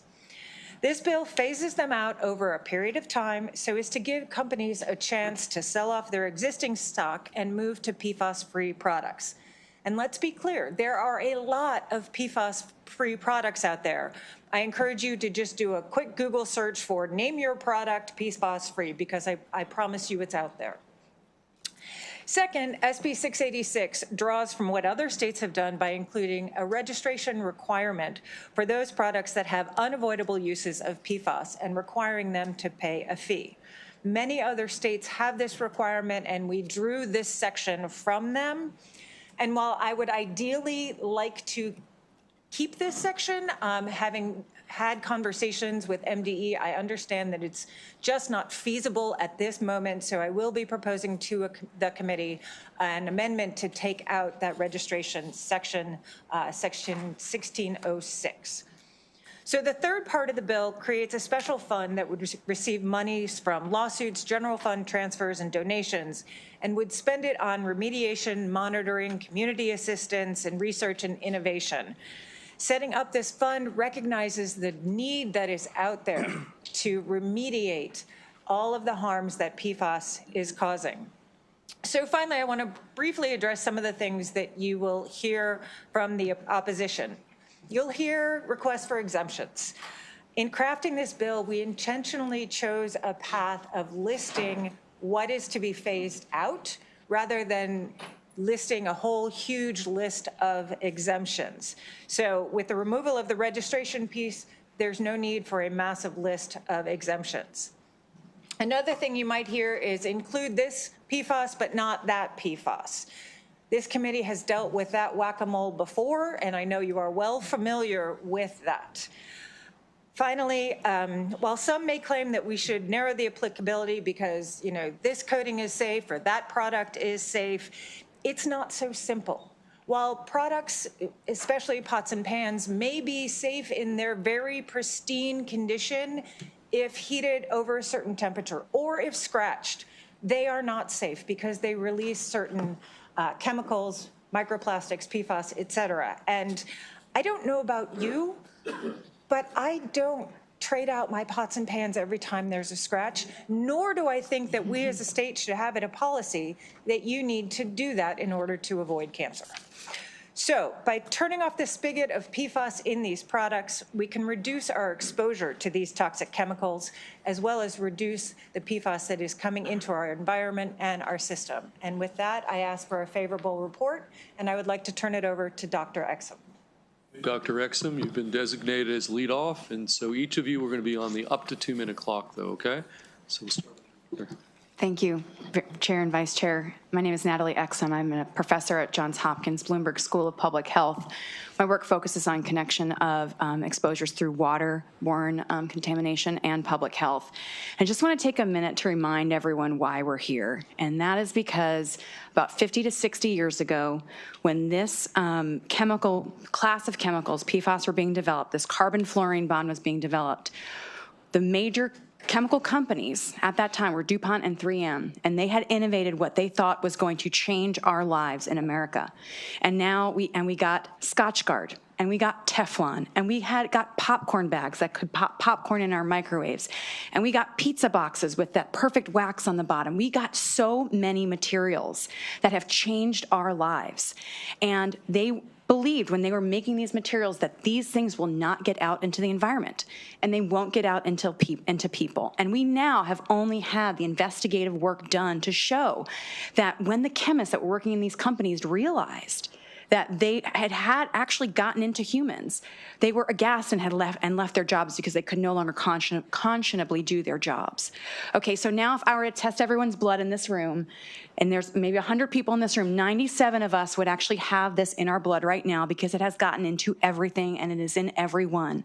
It causes cancers. There is definitive science to show that this causes all types of thyroid disease, thyroid cancers. This causes a probable cause for breast cancers, probable cause cause for kidney disease and kidney cancers, reproductive effects. There is, sometimes in the scientific world, we don't have enough evidence for me to stand up in front of legislators and say those things. But as a scientist who reviews that literature often, I can now say that to you. And the only way that we will begin to make a change, because the science is now catching up with the way the industry has gotten out in front of us, to the point where in my laboratory, we now only know how to measure these things, and it's only been, it's only taken us a recent time to measure them. So I just want to emphasize, thank you for your time. Thank you, Doctor. Senator Love, do you have a number 2? Okay, who's that? Okay, go on, proceed, sir. Thank you, Mr. Chairman and members of the committee. My name is Brett Walls. I'm the Upper Potomac River Keeper for Potomac River Keeper Network. I've been here before you many times talking about PFAS, and we've tested and sampled and analyzed PFAS in so many different environments in our in the state of Maryland. It's in streams, downstream from biosolids. It's in the wastewater treatment plants. Even the treatment plants last year acknowledged the fact that the upstream sources of PFAS aren't necessarily industrial sources. They are sources coming from residents, and we've tested different wastewater treatment plants. One all residential and one a mixed. And the residential had extremely large amounts of PFAS in it, and it's coming from the products that we use every day. So the detergents that you use in your washing machine, the detergents you use in your dishwasher, and the soaps and the other products that go down the drain, go into the public sewer system and add to the PFAS levels that are in the wastewater, that gets in our rivers and streams, and that gets into all the other things that get put on the farm fields. And so I'm here today in strong support of Senate Bill 686. And I'll also recognize, too, though, that you might hear something about fluoropolymers. Senator Love had acknowledged about we don't want to weaken or water down this bill by playing whack-a-mole. And fluoropolymers, although they may be a little bit more stable, they do break down into microplastics, which is another problem. And they can, in certain situations, degrade into shorter PFAS, which can get into soils and waters and still contaminate and get into wells that people drink and into fish that people eat as well. So for those reasons, I respectfully urge a favorable report on SB 686. Thank you very much. Okay, thank you. Who's up next? Good afternoon, Chair and Vice Chair. My name is Betsy Nicholas. I'm also from Potomac River Keeper Network. I'm the president of the organization. I'm going to keep my testimony short because I know it's been a long day of a lot of people. I just want to testify actually a little bit more in my personal capacity about this bill. I have thyroid disease. My mother had thyroid disease, could be genetic, could be the chemicals. My father, who is a Navy veteran, is in final stage renal failure after having kidney cancer on both kidneys. Very unusual, very unusual. But in the Navy, as Brent knows, also a Navy veteran, there's a lot of exposure to these. In fact, he did flights and navigation like you were on aircraft carriers, and AFFF foam is one of the things that's used most prevalently in those areas. So do I know for sure that's where it came from? I don't. But you know what we can do? We can stop those exposures. And just in recognition of the recently passed Reverend Jesse Jackson, the very first conference I went to on the environment when I was 18 years old, Reverend Jackson was there, Robert Redford was there. I'd like to say that was 20 years ago. It was not. And we were talking about this issue more than 30 years ago. More than 30 years. And you know why it vanished? Because the industry said, well, we're going to use a little less. Perhaps don't regulate it now. We can keep it out of those human populations. And look what happened. The time to stall is over. We need to stop it. We need to turn off the tap. We need to protect our communities first. Thank you. Okay, thank you. Let's go next. You're the quarterback, Senator Love. Thank you, Chair Feldman and members of this committee. For the record, my name is Taylor Swanson. I'm the Assateague Coastkeeper and the Executive Director of Assateague Coastal Trust. I'm going to keep my testimony very short. But in 2024 and 2025, Assateague Coastal Trust conducted a research study alongside University of Maryland Eastern Shore to study the distribution of PFAS in surface water across the 5 coastal bays of Maryland. Not the Chesapeake Bay, but the 5 coastal bays behind Assateague and Chincoteague Island. We found PFAS at 18 of our 22 sample locations.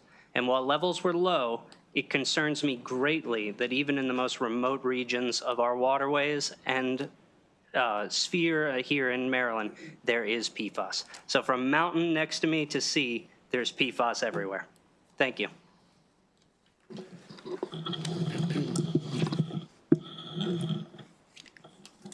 Okay, go on.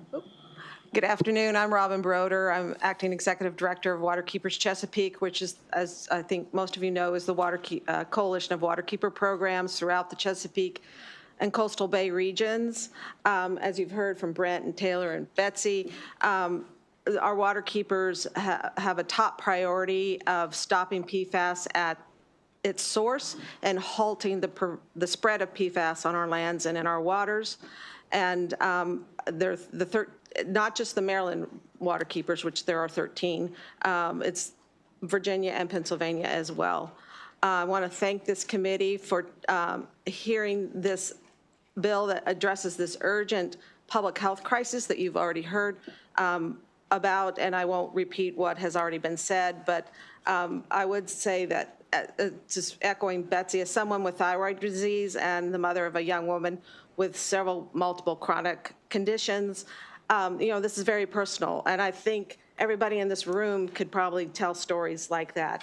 And I would just urge this committee a favorable report on SB 686 as our Maryland waterkeepers, as well as 15 other nonprofit and community groups who signed our written testimony, urge you to continue the progress that Maryland has made and address this urgent public health crisis. Thank you. Okay, sir, you're going to, again, play cleanup? It appears so. Chair Feldman, Vice Chair Kagan, members of the committee, thank you for the opportunity to testify. For the record, I am Zachary Schaefer, Assistant Secretary at the Maryland Department of the Environment. MDE supports the mission and approach of this bill. It builds on work begun by many members of this committee. It's informed by a wide range of PFAS product phase-out laws in more than a dozen states, and it would position Maryland as a pragmatic, balanced leader on this issue. Phasing out PFAS in many widely used and high-exposure products directly protects public health and would dramatically reduce future treatment and cleanup costs. The department also recognizes that a balanced approach is necessary to avoid disrupting essential, economically vital, and sometimes life-saving uses of PFAS in certain products. That's why we support the bill's currently unavoidable use provision to allow for the continued use of certain of them while still driving innovation towards safer substitutes. In addition, the creation of a dedicated fund supported by fees from covered manufacturers and other responsible parties provides a path to implement this program without long-term reliance on general funds. At the same time, we want to be clear about implementation realities. As drafted, the bill contains broad registration disclosure requirements for potentially tens or hundreds of thousands of products, but as Senator Love shared, that is subject to change.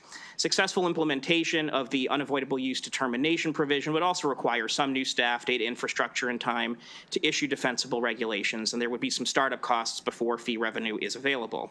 These challenges would be substantially reduced, though not eliminated, by narrowing or removing the product disclosure requirements, as well as a few other modest technical amendments. In closing, MDE supports creating an enforceable framework to reduce PFAS in products and limit long-term public health and economic impacts. MDE respectfully requests a favorable report with amendments on SB 686. Thank you. Okay, let's take questions for Senator Love or the 6 sponsor panelists. We're going to start with Senator Watson. Thank you, Senator Love. Just one question. This would not impact semiconductors, right? It would not. Okay, that's all I need. Thanks. Okay, additional questions? Okay, Senator Brooks. Yeah, I do that one. And Senator Love, yeah, and I understand what you're saying about the PFAS and how it has really, it's in everything that we consume. But what would be the reason why life expectancy has increased so much, say, from the 1900s to now, as you know, and if PFAS, is it that the advancements in medical technology, the safety of foods and whatnot, the reason the life expectancy has gone up, has almost doubled? Thank you for the question, Senator. I think I'm going to turn it over to the doctor. Oh, okay, yes. I appreciate that question. You know, when we're talking specifically about PFAS right now, I think we really need to talk about, you know, the last 20, 30 years. And when we started measuring this in people's blood, it was right around the late 90s, early 2000s. And when we measured it in blood, I was saying this earlier, we were astronomically higher right now to even where we are right now. So I'll think about all the Scotch Guard, my mom used to put on that couch, right? And the thing is, my generation is the experiment right now. Okay, and we have all these personal testimonies. We have talked a lot about early onset cancers right now in our communities, and so I would say, yes, the medical field has made amazing advancements to allow us to have these longer lives now. But what we're seeing in my generation are these earlier cancers that, did I do the prospective study to measure the cancer in my blood when I was 2 and now seeing when, I hopefully, not get that cancer when I'm 50, but that's what's happening in our population right now. And the science, I didn't do that prospective study, but there's so much science for us to know that our bodies are not able to really manage these chemicals the way that the chemical industry thought our bodies would be able to. And so we're ending up with these more earlier onset cancers in our population now. All right, thanks. Thanks, Chair. Okay, Senator Washington. I think I wanted to just hear more about that because it's my understanding that life expectancy has gone down since it peaked in 1996, and that, 1996, that it's been the lowest, that it's the lowest now than since 1996, right? So 2/3 of it is attributed to, accidents in cars and other, but could you talk about it? And I think this will give context for the PFAS, right? Are there studies that tell us what 1/3 of the decline can be attributed to? So this is dangerous. I'm not with the Maryland Department of Health or a doctor. But so I did look at or get exposed to a lot of these kinds of questions when I was at EPA in the Office of Water, looking at the health advisories, the risk assessments, and other evaluations of the literature on PFAS. I do not know how to attribute or describe all of the different factors contributing to life expectancy. What I can say is that what the EPA's deeply peer-reviewed and expansive literature review of PFAS suggests is that of the thousands of PFAS out there, we've studied a handful of them, and many of them turn out to be extremely toxic when exposed over a long period of time at extremely low levels. And so it contributes to heart disease. It contributes to elevated cholesterol. It contributes to reducing the effectiveness of the MMR vaccine, and new literature suggests perhaps the COVID vaccine. It contributes to the likelihood that someone who may be already inclined toward a certain cancer may be more likely to get that cancer. So it's increasing risk. I don't know how that translates into the overall life expectancy of the general population. I don't know if that exact assessment has been done. I think it's a question of contribution, not attribution. But the findings of the literature are very clear about the magnitude of additional risk from exposure to at least certain of these compounds, like PFOA, PFOS, PFF, acronym soup, so that's what I can say. I think some of the faculty might have. I appreciate the very sort of scholarly answer, but this is not a peer-reviewed situation here, and so I think using language that says maybe associated with, that there's 1/3 of it, or the some portion, plus or minus 6 or something, right, is attributed to chemicals, to processed foods, to these things that have been introduced in this quarter of this century, such that, I don't know what year you were born, but, people who were born 80s, 90s, what they're exposed to is different than what I was exposed to or what my colleague was exposed to. So could you, just for us, is there any attribution, not just PFAS, but PFAS could be one of the things? Is that But this correct? bill's about PFAS. Let's try to stay on the bill. This is a broad question you've just asked about Mr. life Chairman. expectancy in the United States over the last. Okay, Mr. I'll let you Chairman. ask your question, but I want to keep on the bill. I am on the bill, Mr. This panel has offered medical justifications for the bill, and has offered that it impacts quality of life. And I believe someone started, in fact, talking about the fact that this is a generation, of people who are negatively impacted.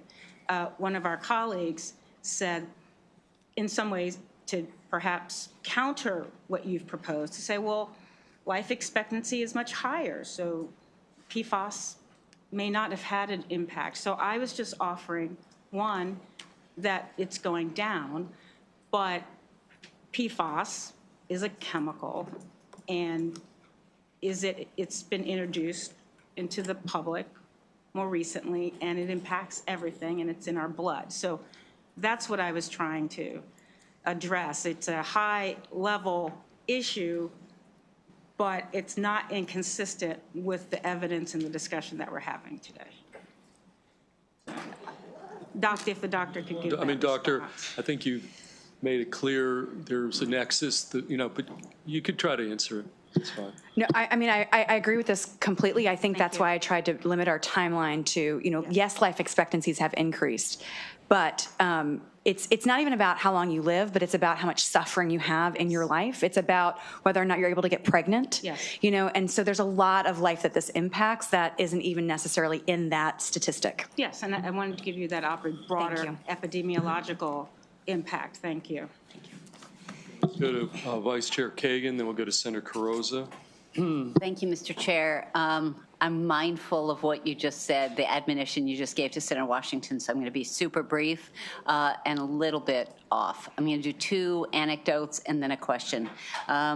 I saw plastic people over the interim, and anyone who's listening who hasn't seen it, I recommend it. It'll scare the living crap out of you, that we all have little plastic microbeads in our brains, in our hearts, in testicles, in all the places. It's really terrifying.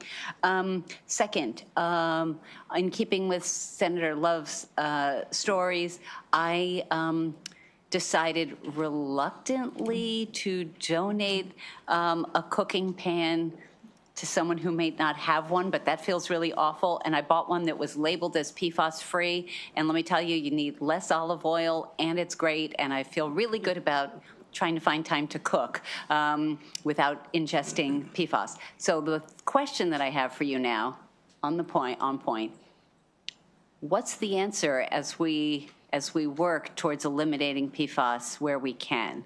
Do we stop using dental floss? Kind of not a good idea. Do we stop? What's the answer? And I can toss that to you, Senator Love, or Dr. Exum, or...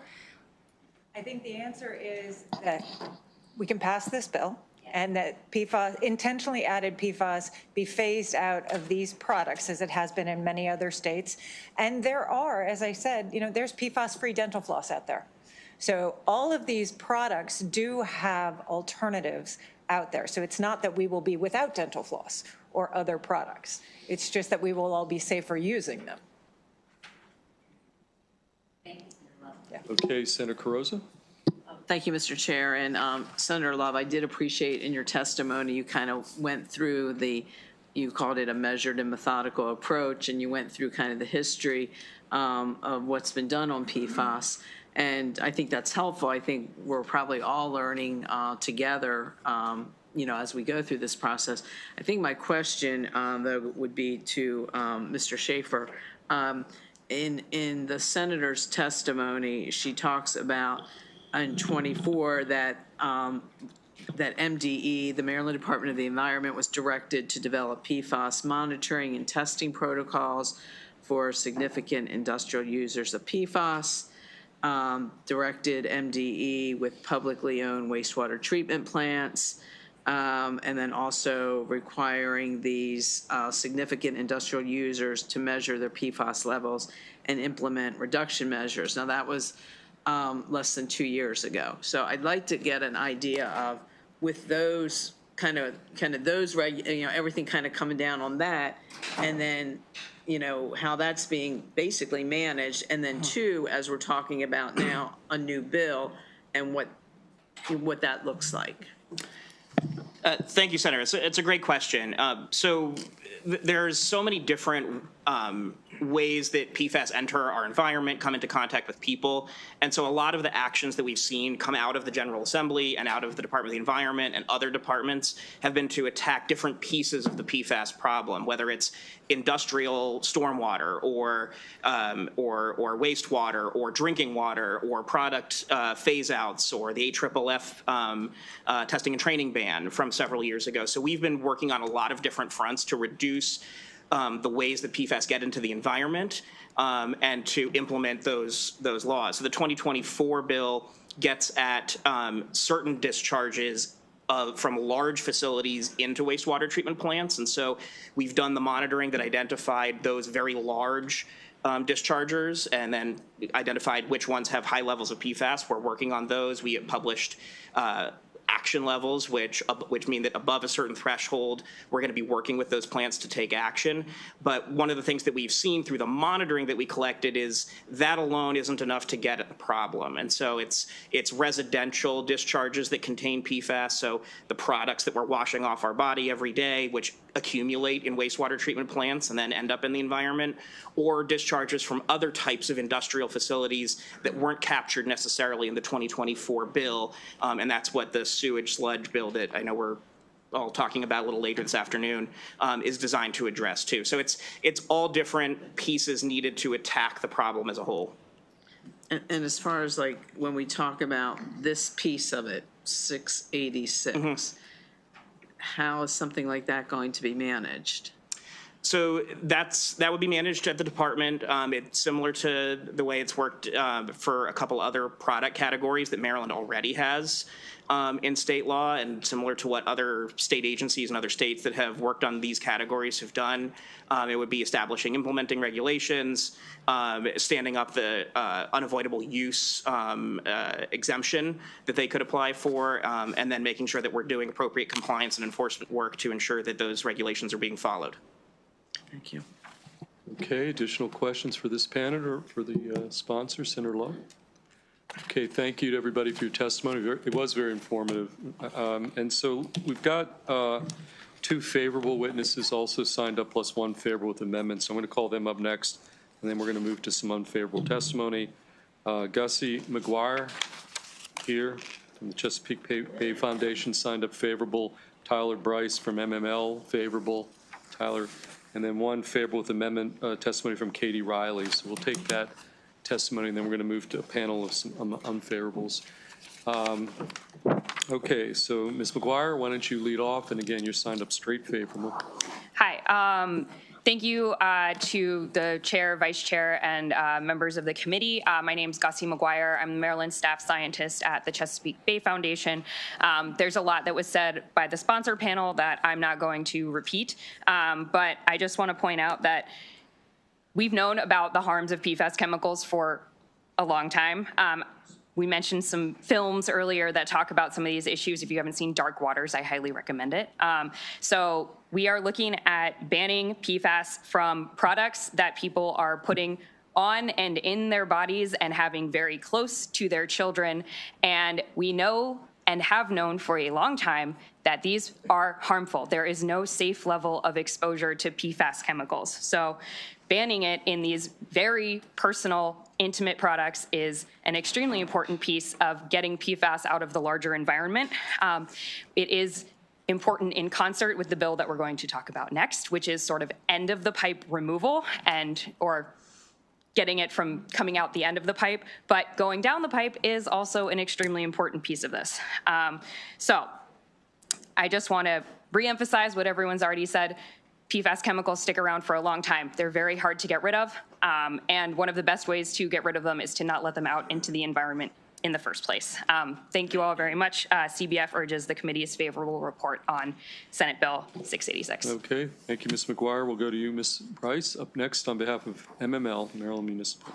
Yes, hello again. It's Tyler Bryce from the Maryland Municipal League. The scientists, doctors, experts have already gotten into everything in the nitty-gritty. We would just like to thank the sponsor for working with us throughout the interim in every work group the entire time and just really listening to our concerns. We're really excited for the new sources of funding that we asked for last year, as well as the different resources and the slightly delayed timeline. Thank you. Okay, thank you. Ms. Riley, you're signed up favorable with amendments, so you're going to... Yes, thank you, Chair, members of the committee. My name is Katie Riley, and I represent the Consumer Technology Association. We go by the acronym CTA. We're North America's largest technology trade association, and our members make the consumer tech devices you use on a daily basis. We're in a position of favorable with amendments on Senate Bill 686. We have two overall concerns. First, it sounds like this will be addressed via an amendment, but we respectfully request the removal of the Section 1606 reporting requirements for any PFAS-containing product. Great to hear that the senator is considering an amendment. We would be supportive of that.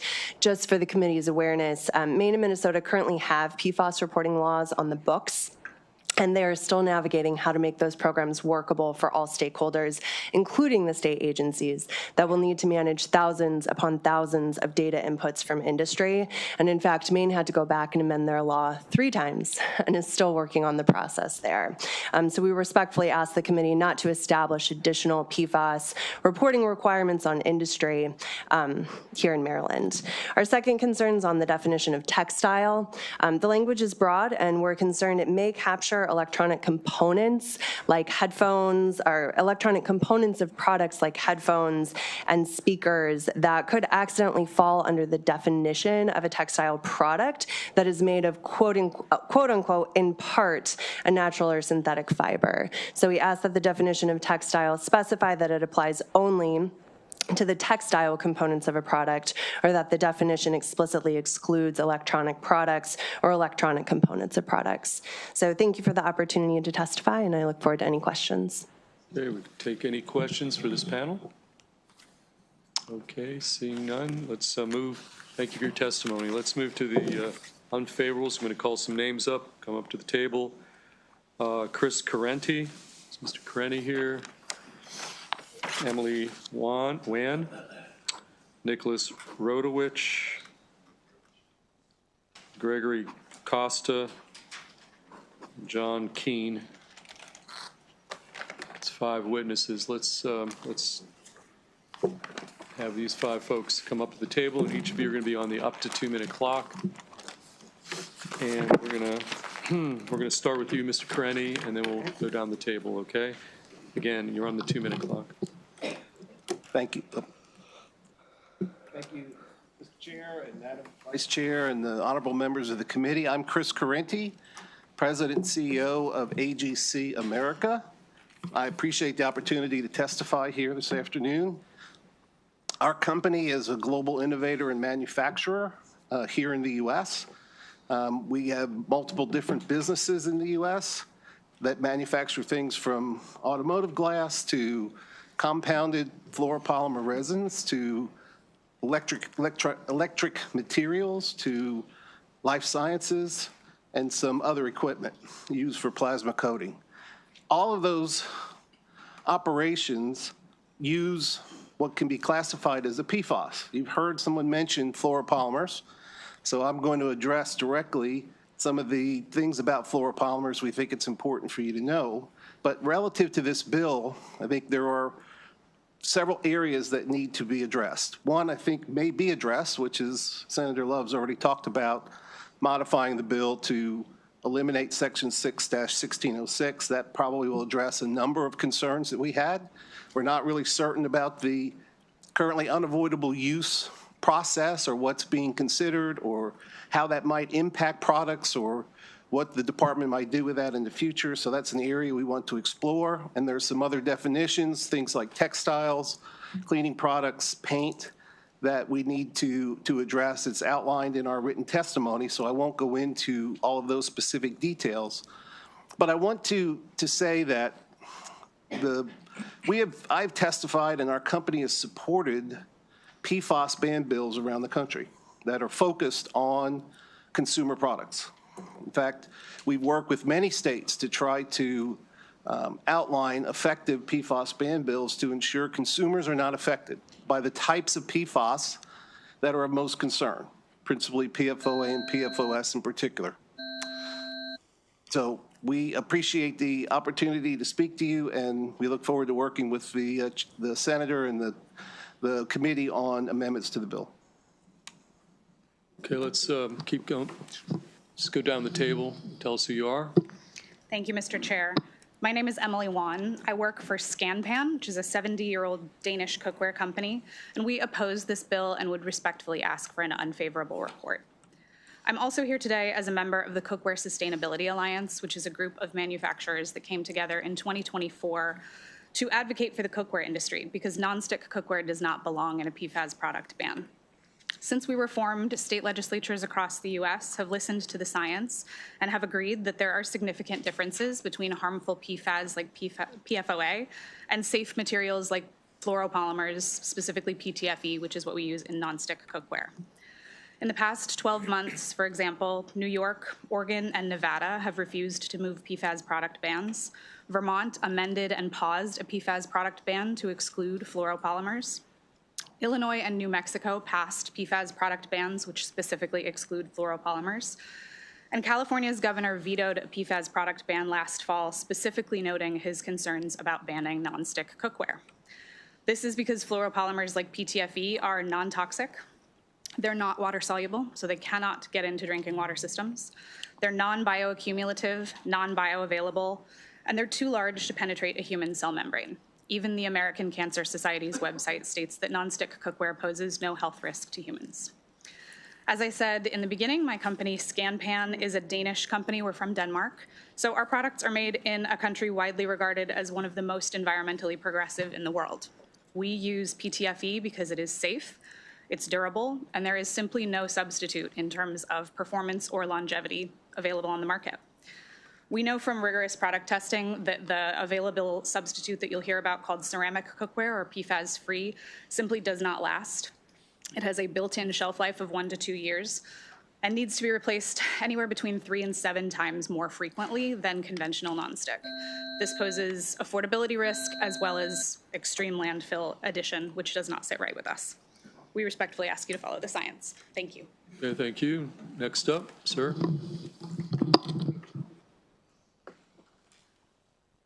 Chair Feldman. Go. Thank you. Do you want this one? Sure. Mr. Chair, Madam Vice Chair, and members of the committee, my name is Nick Rudowich, and I'm the Director of State Affairs for the Association of Equipment Manufacturers.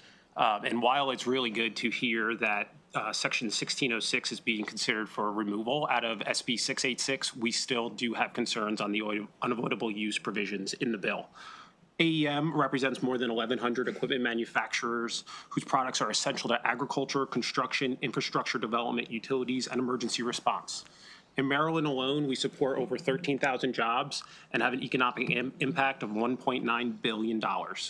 While we appreciate the proposed amendment, we remain concerned that SB 686 continues to sweep too broadly by applying to complex equipment and its component parts, particularly engine and engine components. Off-road equipment is comprised of hundreds of thousands of parts sourced through global multi-tier supply chains. Manufacturers often do not have visibility into chemical composition through their suppliers, and suppliers frequently do not collect or disclose that information. As a result, applying this bill to equipment components would still create technical and practical challenges that do not advance the bill's underlying policy goals. It would also remain misaligned with existing federal frameworks. For these reasons, we respectfully urge the committee to include a clear exemption for equipment and its components, especially engines. Doing so would preserve the improvements made by the sponsor's amendment, avoid unintended consequences, and ensure the bill do not disrupt availability of equipment critical to Maryland's sectors. Thank you. You can go. Good afternoon, Chair Feldman, Vice Chair Kagan, members of the committee. My name is John Keane with the Association of Home Appliance Manufacturers, or AHAM. Trade association representing your major portable and floor care appliances in the United States and Canada.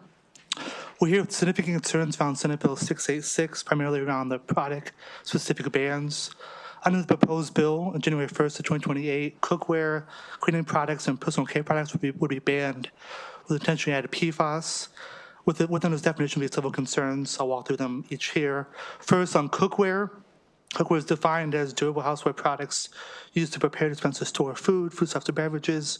Cookware includes, the language around includes raises concern what products would be incorporated into this ban. Many kitchen appliances, including your fridge, your stove, prepare or store food.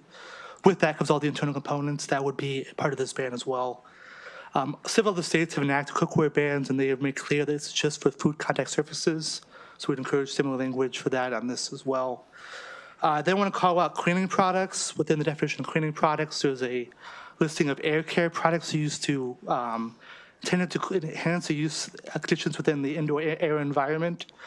We're concerned about the inclusion of air cleaners, air purifiers, dehumidifiers, which have been used to remove odors within your own home. So we'd see clarity here around this. Focus will be on wipes and sprays. Other states have enacted similar bans on cleaning products. We would encourage similar language around wipes and sprays for those cleaning products. Finally, on personal care products, there's language here in regards to cleaning, conditioning of the hair. So we're concerned there about styling appliances like your hair straighteners, hair curlers. I do want to call out toothbrushes, which is called out. So within AHAM, electric toothbrushes would be incorporated into this ban, which there's no internal components for those products. So we'd encourage a focus on the outside part of the product, not internal components. So with that, we encourage unfavorable report on this bill. Thank you. Okay, thank you. Sorry.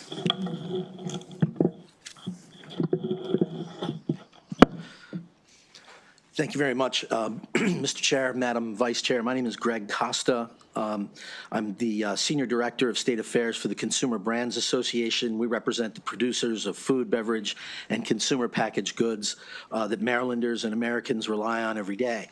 We respectfully oppose this legislation, and while we wish to align with and associate our position with a broad coalition of industry participants that have previously sent you a letter of opposition, I also wanted to take a minute to talk about a very specific problem, and also want to thank the bill sponsor for acknowledging a little bit of trouble with the one section of the bill and considering that that amendment. What we're most concerned about is intentionally added this concept, and it is so that goes to the unavoidable use concept. In here it says on page 13 of the bill, this section applies to all products containing intentionally added PFAS chemicals, regardless of whether the department has determined that the use of PFAS chemicals in the product is currently unavoidable use in accordance with Section 6 of the substitute. Understand what that means is that it really encompasses almost anything. Even if a material does not have intentionally added PFAS, based on the PFAS definition, the product that is not deliberately added can still, and not have a functional or technical effect in the final product, can still be present. There are sources for unintentional, which include trace impurities in raw materials, residuals from upstream manufacturing processes, byproducts formed by and during the polymerization process, breakdown products of other substances not intentionally added as PFAS, and finally, unavoidable environmental background contamination such as groundwater. So we'd ask you to take that into consideration as you look at how we go through the process in looking at this bill. Thank you. Okay, thank you for your testimony. Let's take questions from the committee for this panel, starting with Senator Watson. Thank you. So the question I had earlier was very specific because I know because of the bond structure, PFAS is used in semiconductors. And one small tweak into a process like semiconductors can throw yields off and cost hundreds of millions of dollars. So I got that, and the sponsor said it would not include that. But with respect to the litany of other things that you talked about, I thought the opponents kind of made it clear their intent was anything that comes in physical contact with the body, either ingested or, otherwise. And you listed a whole bunch of engine parts, right? How are engines disposed of?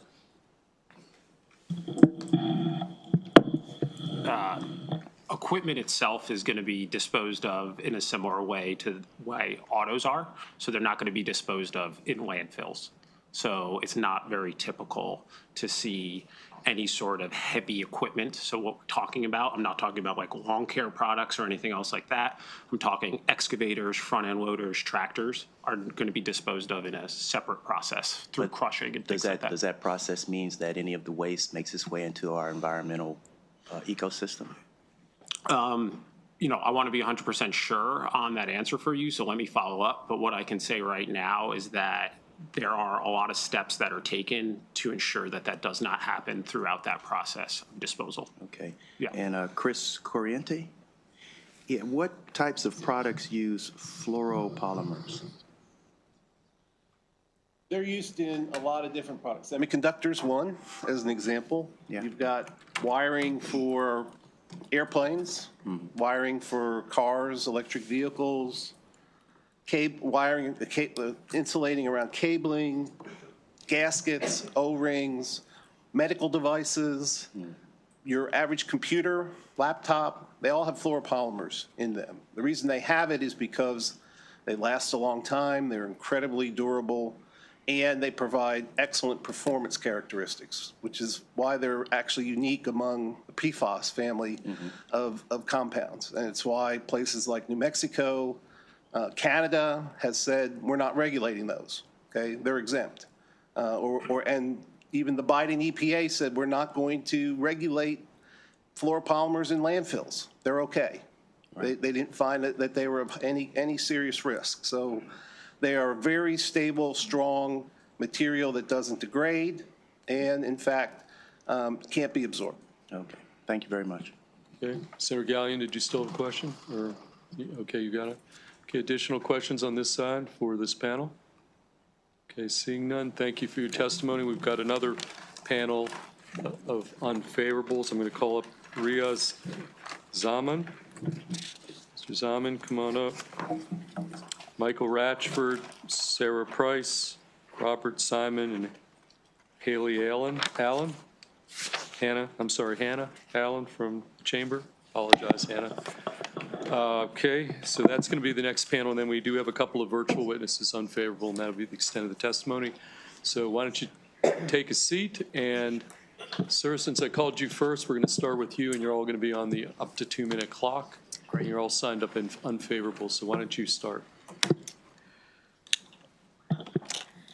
Good afternoon, Chair Senator Feldman, Vice Chair Senator Kagan, and members of the committee.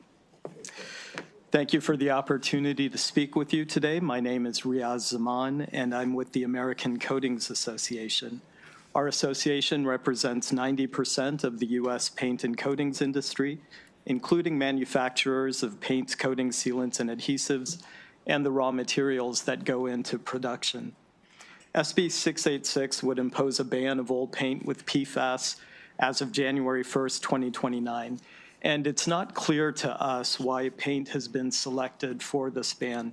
Paint is not associated with PFAS contamination, and paint is a critical product in several industries, including construction and equipment manufacturing. So this ban would have far-reaching impacts on a variety of industry sectors.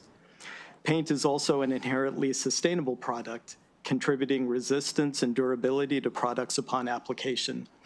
And within this bill, paint is not defined, so the bill presumably covers all surface coatings that are being placed on the market. One relevant use in the coatings industry is fluoropolymers used to make high-performance paint, and these are used for a variety of socially beneficial applications such as bridges and infrastructure, flame-retardant coatings used on industrial buildings to slow the spread of fire, water delivery systems, etc. Fluoropolymers, as you've heard, are technically a PFAS, but they are non-toxic and non-bioaccumulative, and these are not contaminating waterways. Fluorinated chemistries are also used in paint to meet high-performance standards, often reducing raw materials and energy usage due to durability of the product. These paints are used to meet standardized performance requirements that are often adopted by code. Another possible use, well, I've expanded on all of this in my written comments, and I appreciate your consideration of those. Okay, thank you. Could you just pass that mic to your right? All Thank you, Chair, Madam Vice Chair, and members of the committee. My name is Robert Simon, and I'm testifying today on behalf of the American Chemistry Council. Thank you for the opportunity. I want to emphasize really just a few key points that I think cut across the themes from what you've heard today from others. We have worked with the Maryland General Assembly and other states over the last several years to advance a number of policies as it relates to PFAS, and we support many of the elements that are in this legislation. I think what you're hearing today, though, are these three common things. One, it's not appropriate to group all PFAS together. Depending on how you define PFAS, it includes solids, gases, liquids with very different profiles. And it's just not scientifically accurate or appropriate to group those all together. Having said that, you can look at subcategories, and that is an approach that we strongly support, and that was emphasized today. Secondly, the current bill in its current form will have significant unintended consequences and contribute to the patchwork of conflicting state regulations that are out there. I think you're hearing from a lot of different users in the last couple panels of, okay, this same product is banned in New Jersey, but it's not banned in Maryland. So part of the theme here is how can we work to help advance common policies across states that focus on the highest priority products and the priority applications. And then the third is there is growing recognition that it is just not appropriate to group all these things together, but that you can take a focused approach like Maryland has done. There have over 30 plus states that have enacted comprehensive PFAS policies. Over 95% of those have taken a very focused approach to the regulation of PFAS. Would include Maryland in that bucket, and we look forward to working with the committee to let's focus on those priority applications that have the potential for the greatest exposure while we ensure the critical use of this important chemistry for safe uses. I'll stop there, and I appreciate the opportunity. Okay, thank you, Ms. Price. Thank you. Good afternoon, Mr. Chair, committee members. Sarah Price on behalf of the Maryland Retailers Alliance for the record.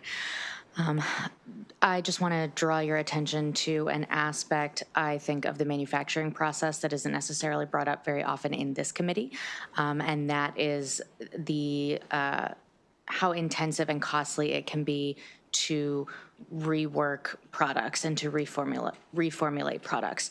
It is not as simple as substituting margarine for butter in a recipe at home. When products are being reformulated and remanufactured at a large-scale level, you need to look at every single aspect of the product, every single aspect of every single ingredient, not only the one that needs to be potentially replaced, but also the way that every other ingredient in that product will interact with the potential replacements. That can, making changes can completely change the structure of a product, or the way that it tastes, the way that it looks, the way that it smells, the way that it stays on your skin or not. And so I don't know that the implementation date that's proposed in the bill is appropriate, given the amount of work that would need to be done to reformulate every product that would be impacted in this legislation. So we did want to raise that concern. And otherwise, I would say me too. Thanks. Good afternoon, good evening, Mr. Chair, Madam Vice Chair, members of the committee. For the record, Hannah Allen here today on behalf of the Maryland Chamber of Commerce in respectful opposition to the bill. I'll say from a business perspective, our core concern is not with the goal of addressing PFAS, it's how we achieve that goal and how this bill is attempting to do that. The bill, like many others have said, is drafted so broadly that it is treating all PFAS as if they present the same risk. In practice, that means that manufacturers and retailers are being asked to identify and eliminate thousands of distinct chemistries, many of which are recognized as low risk, which has been discussed. The bill additionally is triggered by whether PFAS were intentionally added, but many manufacturers simply do not have visibility into that level of chemical detail across global supply chains, right? Many finished product manufacturers are not formulating the raw chemicals themselves. They are buying resins and coatings and textiles from other upstream suppliers to make their end product. And on top of that, there is no universal disclosure obligation in global commerce. Suppliers are not legally required to disclose PFAS. So that is certainly a concern of ours. We also had substantial concerns with the reporting and registration requirements in the bill. We appreciate the sponsor for putting forward an amendment to remove those, so I won't go into detail. It's in my written testimony. But I'll stop there and just say me too to what other opponents have discussed. Thanks. Okay, why don't you pass that mic? Yeah. Okay, sir, who are you? Senator, I'm Mike Ratchford. I'm a associate with W.O. Gore and Associates. Appreciate the opportunity to be before the committee and voice concerns about the bill. W.O. Gore and Associates has been a Maryland manufacturer since the early 1970s. We currently are the largest employer in Cecil County, Maryland, with 3,000 associates working to make a variety of high-performing products, including Gore-Tex, fuel cell membranes, environmental filtration systems, and implantable medical devices. A recent economic impact study found that Gore generates $1.3 billion in annual economic activity across the state.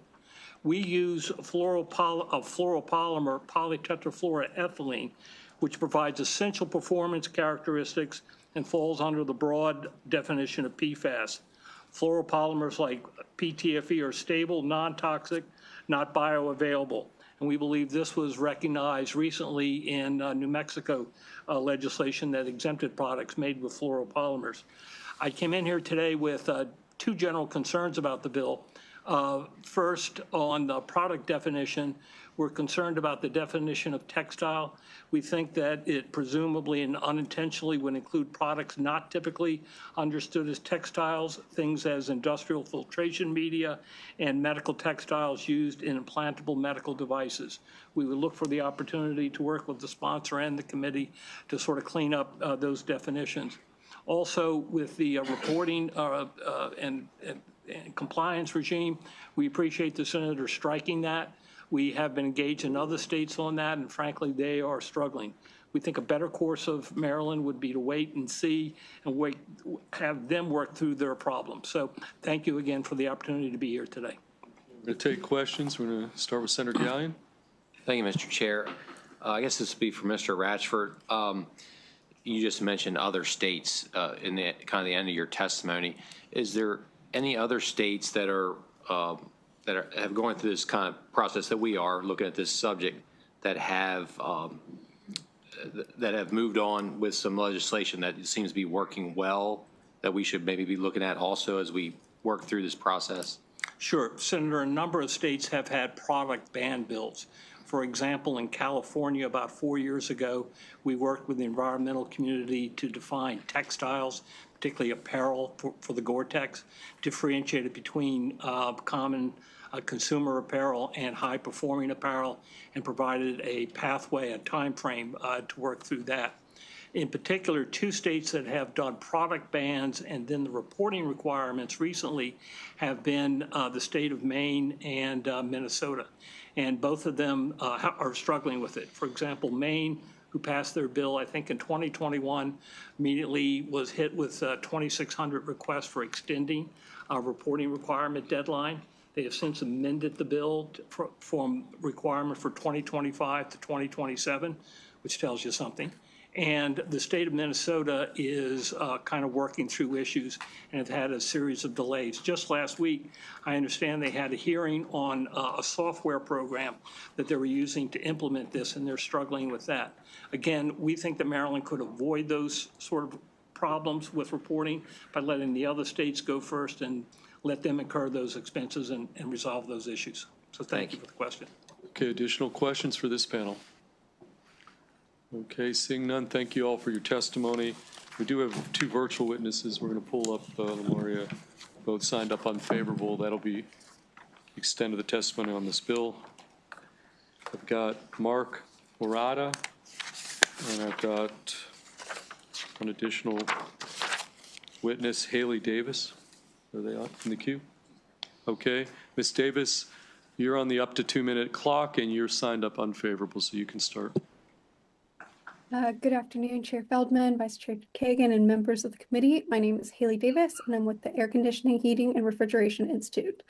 I appreciate the opportunity to testify on behalf of AHRI, who's a trade association that represents over 330 manufacturers of heating, air conditioning, ventilation, commercial refrigeration, and water heating equipment manufacturers. In Maryland, our industry supports more than 8,000 jobs and contributes more than $2.6 billion in economic activity.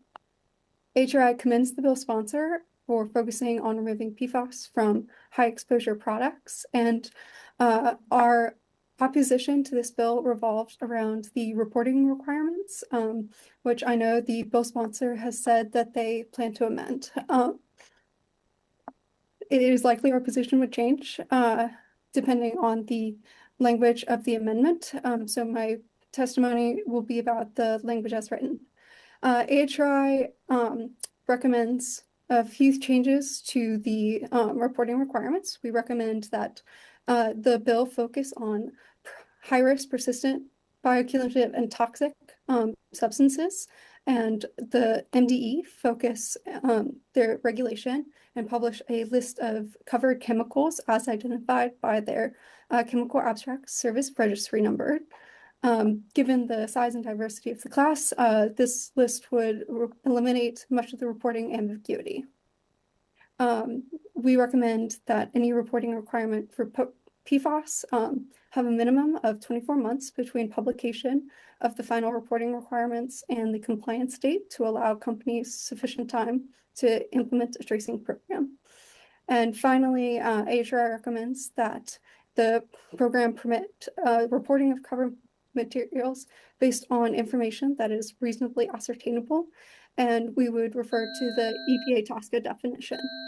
Thank you so much, and I appreciate the opportunity to testify. Okay, let's see if there are any questions for Ms. Davis, and then we'll go to our final witness. Any questions for Ms. Davis? Okay, thank you for your testimony, which brings us to our final witness on this piece of legislation is Mr. Arata. And again, you're signed up unfavorable, so you can start with your up to 2-minute testimony. Thank you, Mr. Chair and committee members. My name is Mark Arata. I'm Director of State Affairs for the National Electrical Manufacturers Association. NEMA represents over 300 leading manufacturers in the electrical industry, supporting more than 11,400 jobs in Maryland and over $1 billion in labor income. As a former legislator, I clearly understand the challenge of setting policy for the regulation of PFAS. Assessing risk and exposure are crucial to managing any potential hazards, since, as you've heard, not all PFAS are created equal. Certain types of PFAS have very unique heat resistance, water repelling, and durability, such as protection against abrasion, pressure, and friction properties, which make them essential to the products that our companies manufacture. Unlike the types of PFAS you have heard about earlier in testimony, I'm not talking about those in consumer products that are listed in this legislation, but our members manufacture thousands of the complex products that we use in our daily lives. These products contain hundreds or thousands of internal components. Being encased inside the product means that any components, including PFAS, are inaccessible to consumers and significantly limit the potential for human or environmental exposure. Medical companies are also a part of the NEMA membership. As an example, devices inserted into the body, such as heart stents and pacemakers, have PFAS components that allow insertion through the femoral artery. This avoids major surgery where they would have to open a patient's chest to insert these devices. So clearly this shows that there are types of PFASs that are not available to move into a human cell and create the kind of health effects that people are concerned about. As you move forward, we hope you will consider sound principles in addressing this complex issue, prioritize PFAS that partition to water, use critical exemptions should be provided where no equivalent or feasible alternatives exist, and provide achievable timelines and abundant notice to stakeholders. Thank you, Mr. Chairman. Okay, thank you. Any questions for Mr. Arata? Okay, seeing none, that concludes the bill hearing on Senate Bill 686, which brings us to our final bill of the day. Senator Love, we're going to move to Senate Bill 719, and you've designated 2 separate panels. We're going to start with panel 1, Lindsay Thompson. Brent Walls. Now, Dr. Exum is back here, Natalie Exum. Betsy Nicholas and Zachary Schaefer. Those are 5 witnesses on sponsor panel 1, and then we have a second sponsor panel after that. But why don't you start and present Senate Bill 719. Thank you, Mr. Chair, and thank you, everyone, for bearing with us at this late hour. I truly appreciate your attention and your time. So, Chair Feldman, Vice Chair Kagan, members of EEE, again, for the record, I am Sarah Love, Senator from District 16, here to present to you Senate Bill 719.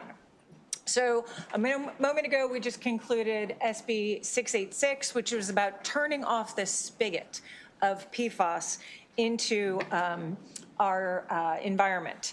SB 719 is another key component of our effort at addressing the dangers of PFAS, looking at areas of high risk of exposure.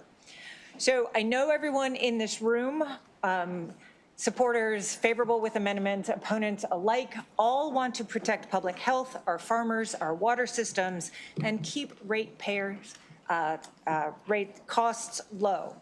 In order to do so, we need to address where PFAS are accumulating now in biosolids applied to agricultural land.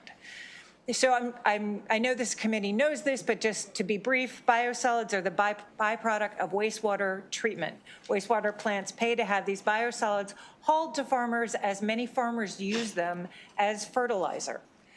But certain PFAS, particularly PFOA and PFOS, which are the most studied and well-documented toxic compounds, persist through the treatment process and concentrate in these biosolids. They build up over time on farmland, and according to the latest assessment from the EPA, they pose significant risks to farmers, livestock, people who regularly consume food from their farm, and the environment. We should not be spreading toxic bioaccumulative chemicals onto the land where our farmers live and where our food is grown. Full stop. Other states have learned this lesson the hard way. In Maine, you can Google farmer Bill Stone spread biosolids on his farm in accordance with Maine law, lost his farm after PFAS contamination poisoned his soil, his livestock, and his family. Maine has now banned land application of biosolids, and all Maine wastewater treatment systems must landfill or truck their biosolids out of the state. Connecticut has done the same thing. In Texas and New Mexico, farmers have suffered devastating loss tied to PFAS contamination, with ongoing litigation and public health fallout. Texas farmers have sued Synagro here in Maryland. Synagro has denied responsibility, but there is ongoing litigation around that. The New York Farm Bureau has publicly opposed land application unless testing confirms that biosolids are free of PFAS. So these are not hypothetical risks. They are cautionary tales. Maryland has the opportunity to act now before contamination spreads, before farms are shuttered, before public confidence in biosolids collapse entirely, and we are forced into a more costly, reactive policy decision. So SB 719 in front of you is the product of a year of work. Stakeholders met during session last year and came very close to a compromise. When that didn't happen, we started right after session, and we had multiple stakeholder work groups meeting over the interim: wastewater utilities, local government representatives, agricultural representatives, environmental advocates, and regulators were at the table in many, many discussions in meetings. I joked, but it was actually true. If there was a day without a PFAS meeting, it was not a day over the last year. This is not a rushed bill. This is a measured, data-driven, compromise proposal. So last year, utilities expressed concern that we did not have enough data. Today, we have it. Maryland has over 250 wastewater systems. About 50 are currently permitted to apply biosolids. And we have more than 500 samples measuring PFOA and PFOS. Of those, None are currently land applying that exceed the 50 parts per billion that is the upper threshold in this bill. Only 2, WSSC and Havre de Grace, fall between 25 and 50 parts per billion, and WSSC does not currently land apply in Maryland. Baltimore City is hovering right about that 25 parts per billion threshold. It also does not currently land apply in Maryland, though both of them have said they might want to at some point. DC Water is below 20 parts per billion, so wouldn't be affected by this bill. We've also spoken with Anne Arundel, and they are way below 25 parts per billion. So as you see, most Maryland systems are already way below the limits. This bill is a calculated, thoughtful approach to this problem. So what does it do? It creates a tiered system. Above 50 parts per billion of combined PFOA and PFOS, there is a prohibition on land application. Between 25 parts per billion and 50 parts per billion, there's a mitigation framework that the wastewater treatment plant goes through with MDE, and they look at setbacks and timing restrictions, blending, and other risk reduction strategies to limit exposure while upstream sources are addressed.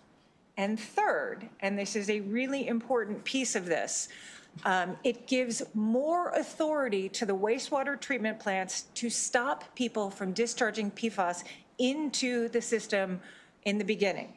The best, most durable way to get rid of PFAS, as we have talked about, is to look upstream and prevent upstream control. So utilities already have pretreatment authority for pathogens and other contaminants. This bill clarifies and strengthens their ability to identify high concentration PFAS dischargers and require action through on-site pre-treatment, product substitution, or other mitigation. Just as an example, we heard from one of the wastewater treatment facilities that there was a uniform company that was discharging a high amount of PFAS, but it was the only one. Why? So look upstream, give them the ability to look upstream and require the remediation upstream.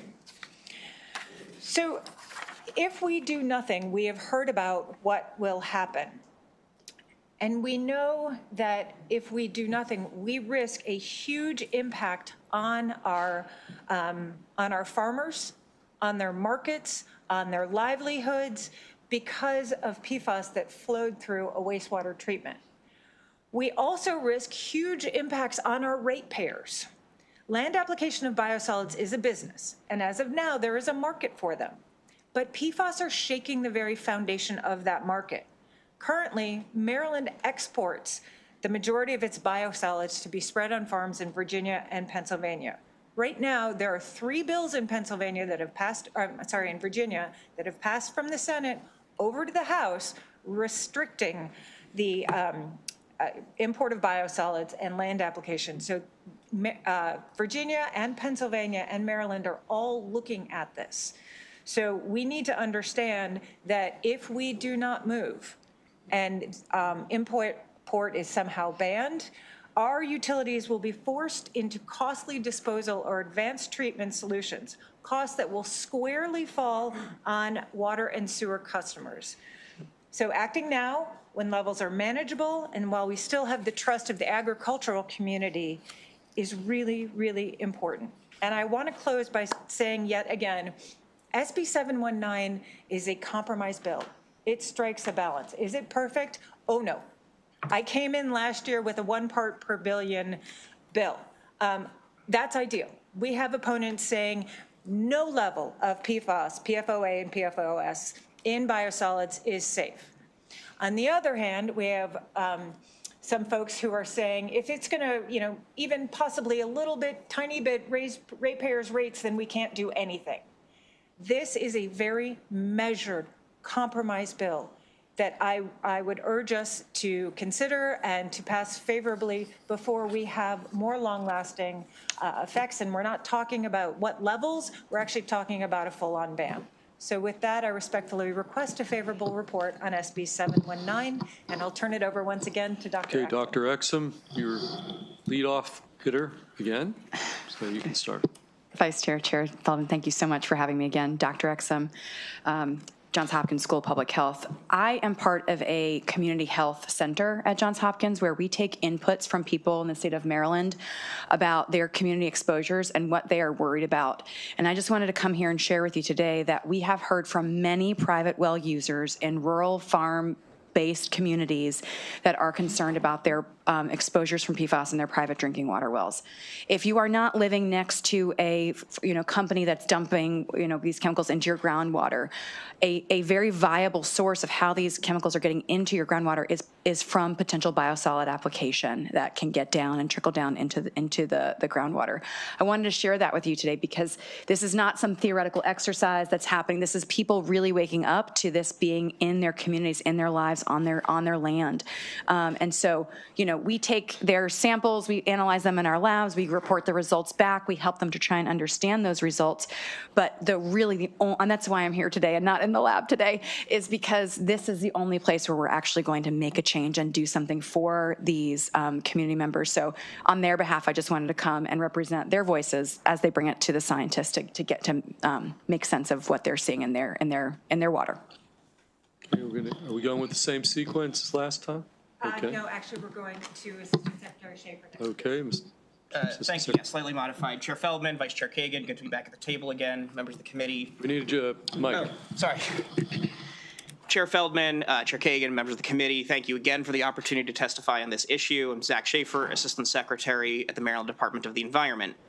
MDE requests a favorable report on SB 719 to establish reasonable, evidence-based limits for certain PFAS and biosolids, which will also have the effect of strengthening pretreatment authorities to address PFAS under the Clean Water Act. This approach is vital to protect the health and livelihoods of our farmers and the people they feed. It's an important step to protecting nearby sources of drinking water, streams and rivers, the bay and its economy. And it's crucial for the long-term viability of land application of sewage sludge, which is an important low-cost sewage sludge management option with many co-benefits. This bill will not shut down the biosolids program. On the contrary, MDE supports this bill because it is deeply committed to supporting wastewater plants and municipal governments in ensuring the continued viability of land application. As noted previously, the bill activates and strengthens pretreatment authorities under the Federal Clean Water Act.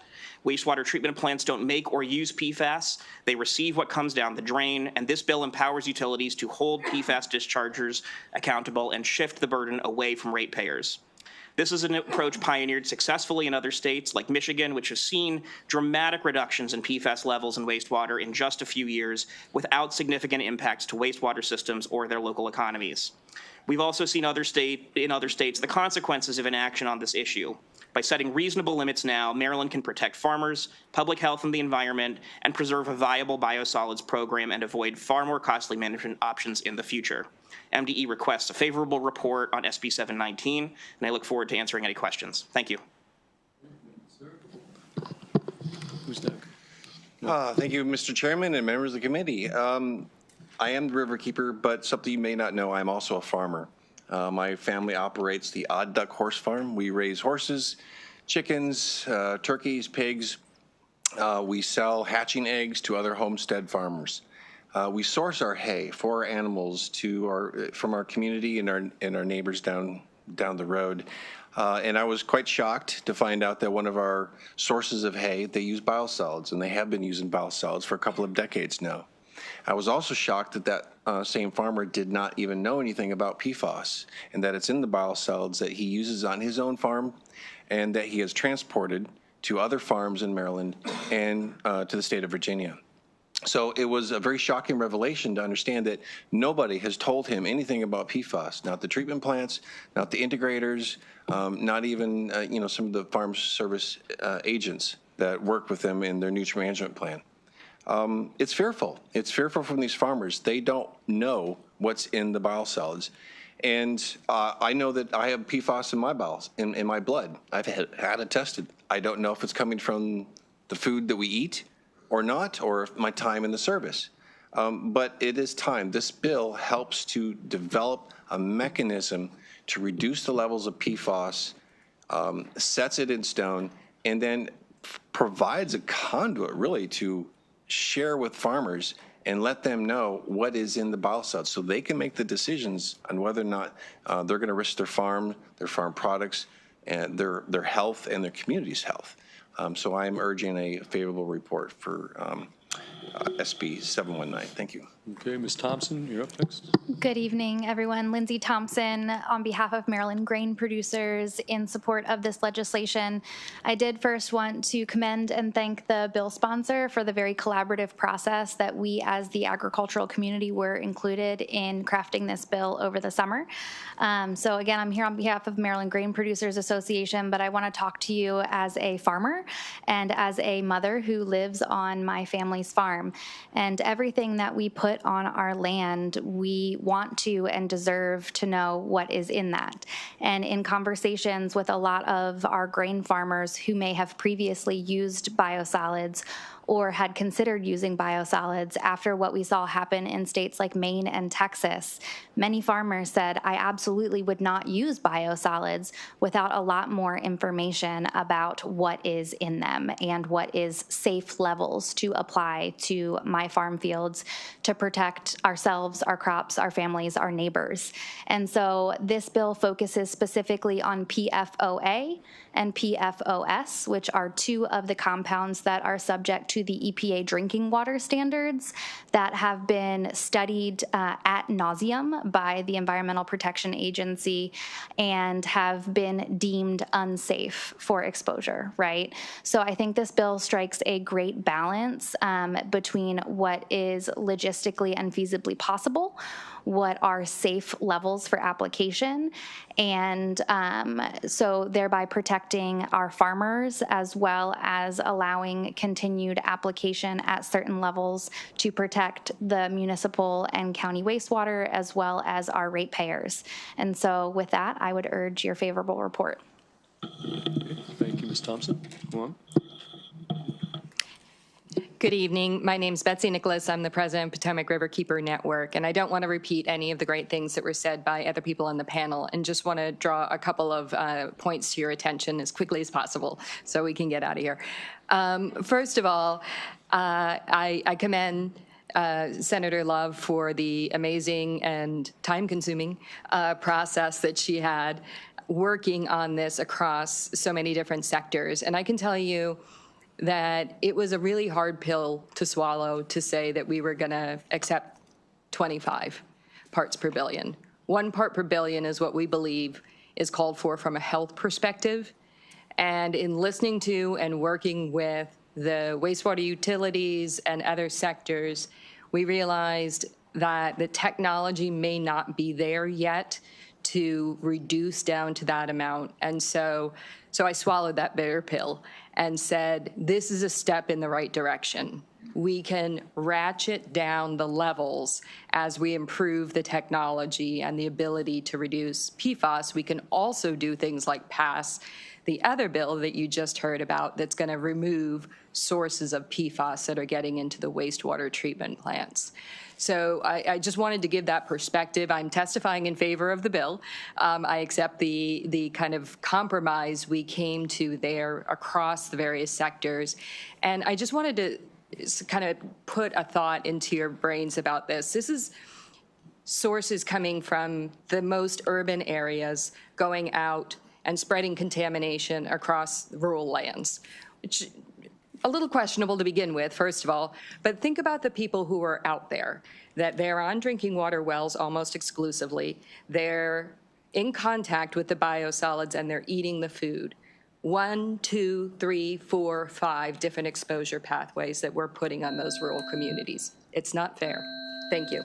Okay, well, thank you to this panel. Questions for this panel? Okay, well, thank you to the panel. I'm going to bring up a second panel that you've designated of favorables. If you hear your name, come on up. We're going to go with Steve Forer,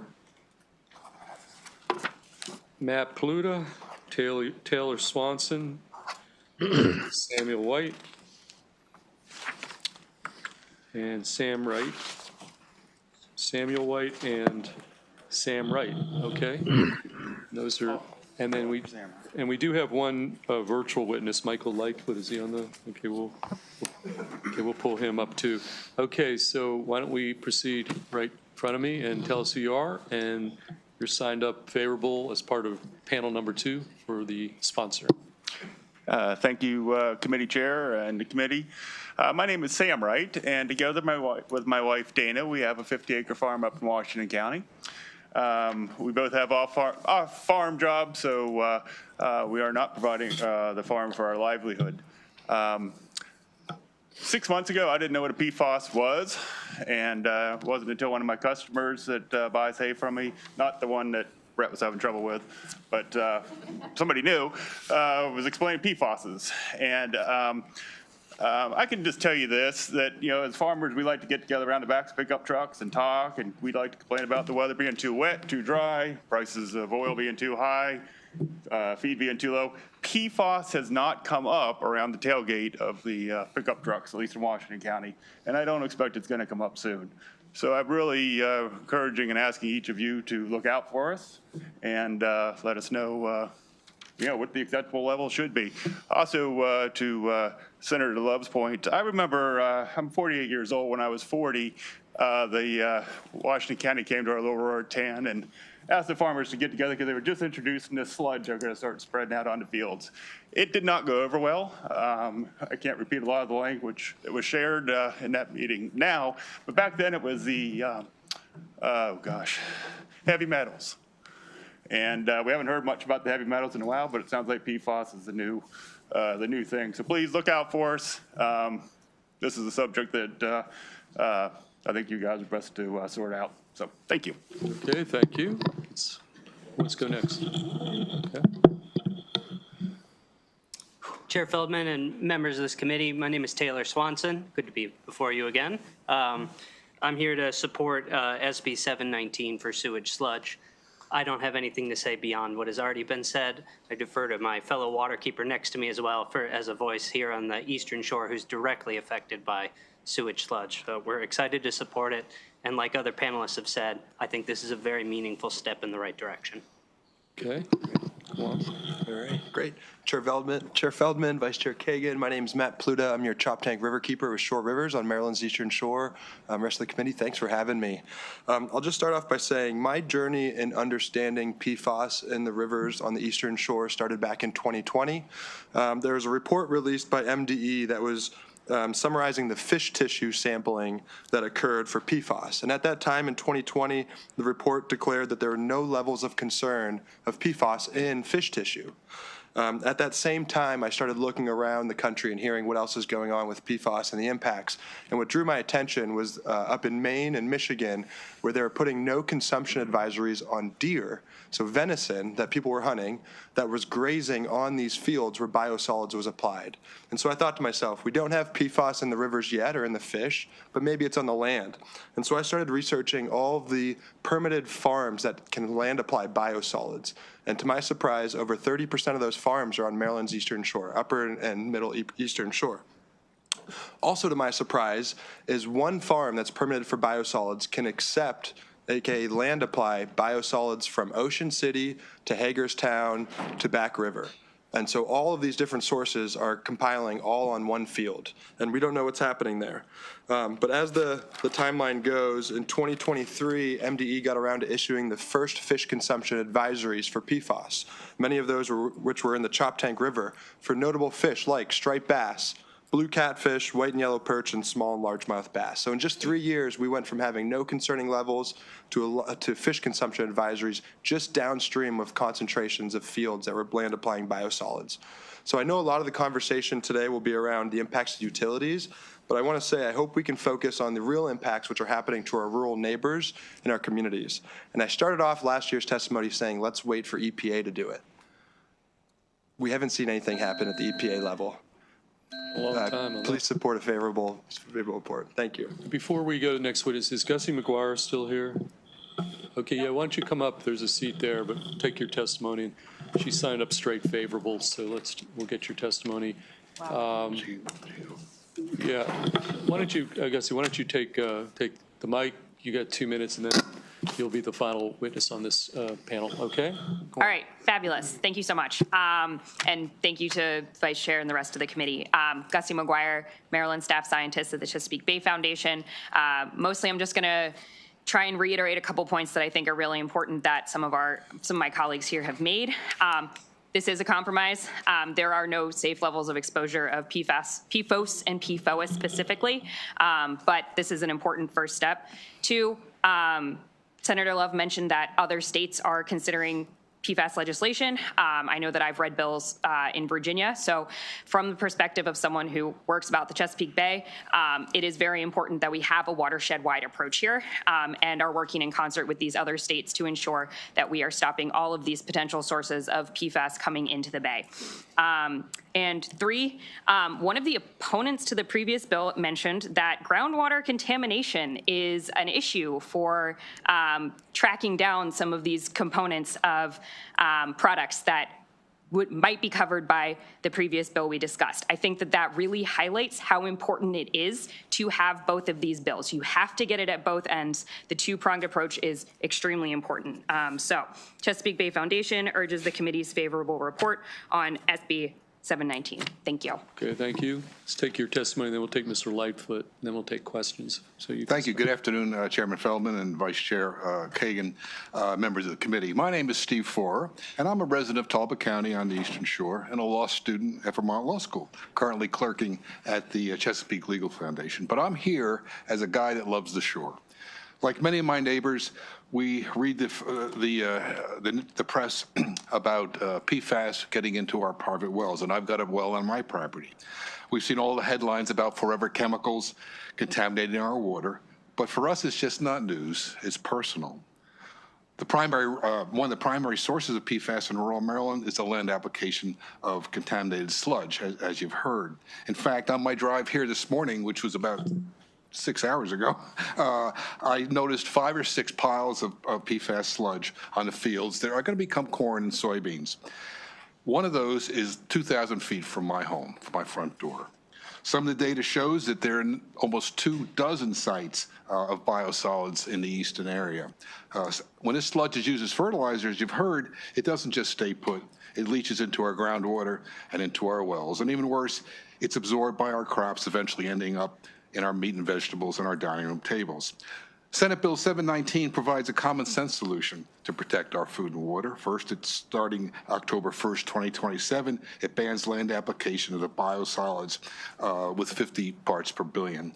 This ensures the most toxic sludge is never going to touch our soil. Second, it tackles the problem at the source. For biosolids measuring between 25 and 50, the bill requires facilities to identify who is discharging the PFAS and implement mitigation plans to stop the pollution before it ever gets to the treatment plant. This legislation protects our soil, it protects our water, it protects our health, and by placing responsibility where it belongs at the original source for the pollution, I urge your support of Senate Bill 719. Thank you. Okay, thank you. Mr. Lightfoot, we're going to take you next.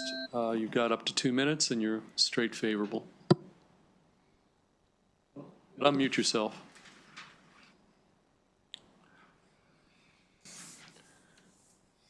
Oh, still muted.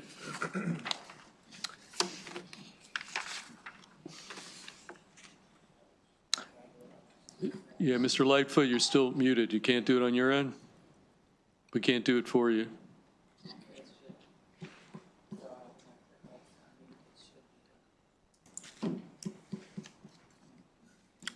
Okay, we seem to have a technical problem with the mute button here.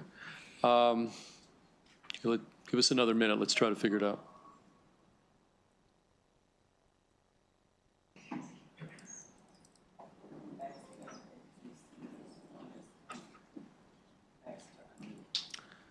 Do you see anything on your screen that says ask to unmute?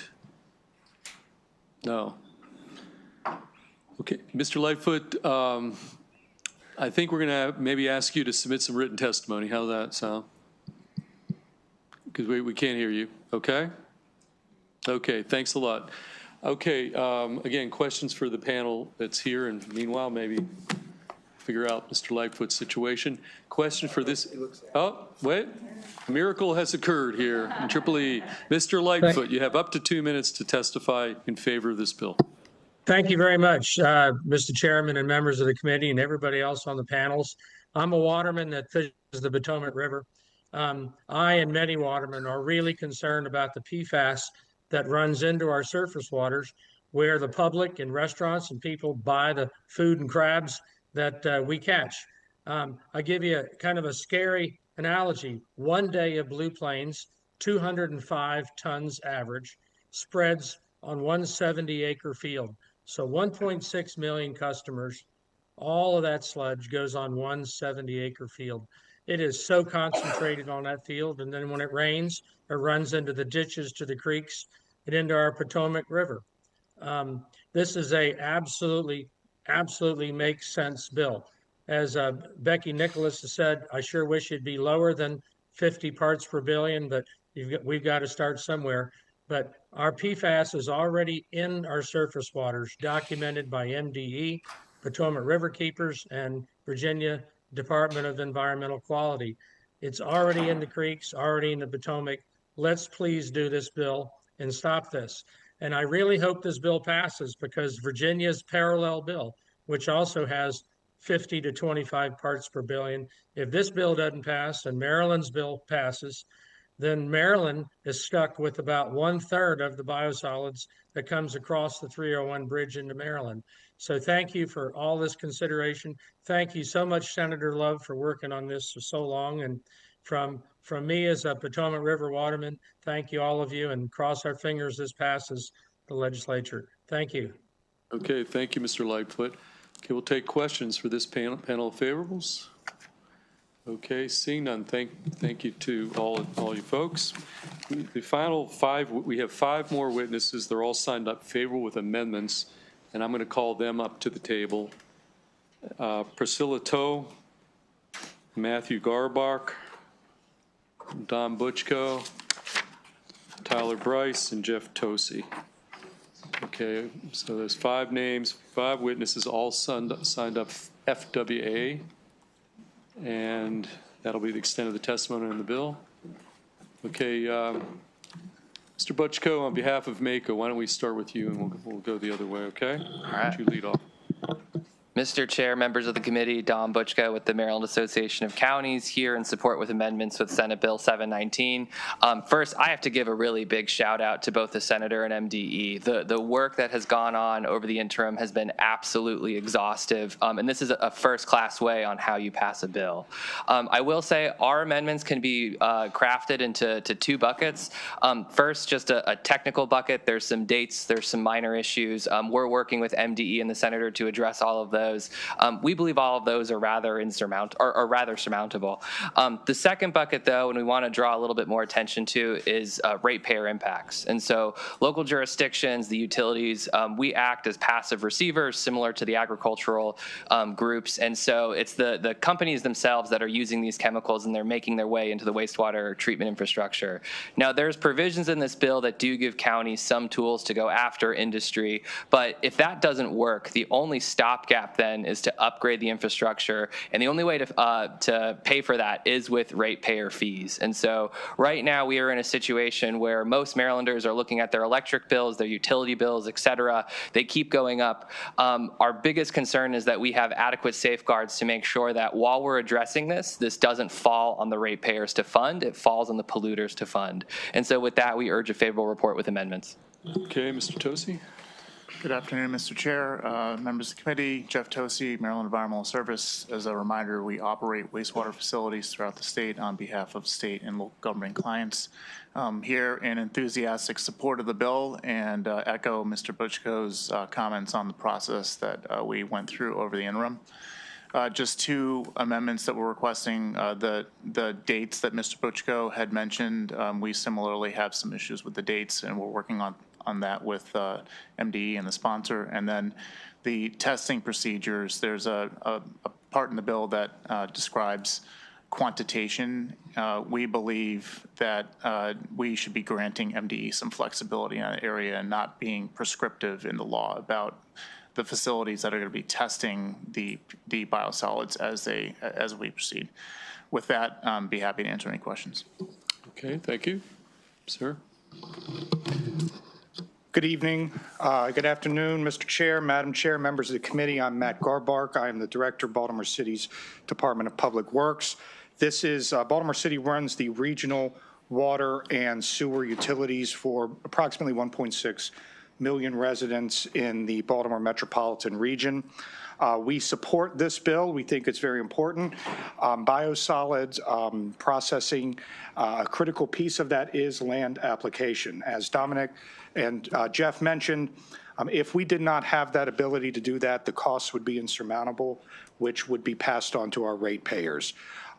We would not be able to treat this without massive capital infusion into that, which is why I support this bill and the approach that is being laid out here in terms of the tiered approach and trying to come into compliance.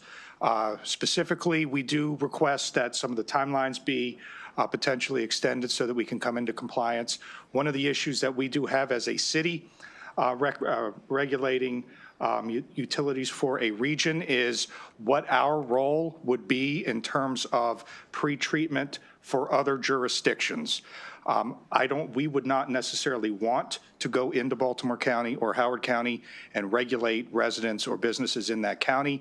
How that would relate to us working with those particular counties, I think is something that we would really want to work on. We've talked to MDE about that, as well as the senator, and making sure that we can work together to make sure that the levels are at appropriate levels before they come to our plant, and not having Baltimore City's 2 plants be responsible for everything, even though other users might be sending those materials to it. So with that, I'd be happy to answer any questions. Thank you, Mr. Chair. Thank you. Brings us to our final witness. Chair Feldman, Vice Chair Kagan, members of the committee, thank you for the opportunity to testify on SB 719. My name is Dr. Priscilla Toe, WSSC Water Director of Operational Reliability and Resilience. We likewise appreciate the bill sponsors for working with the utilities towards solutions that protect public health and practical implementation. PFAS is a problem that we, like other water and wastewater utilities, must address.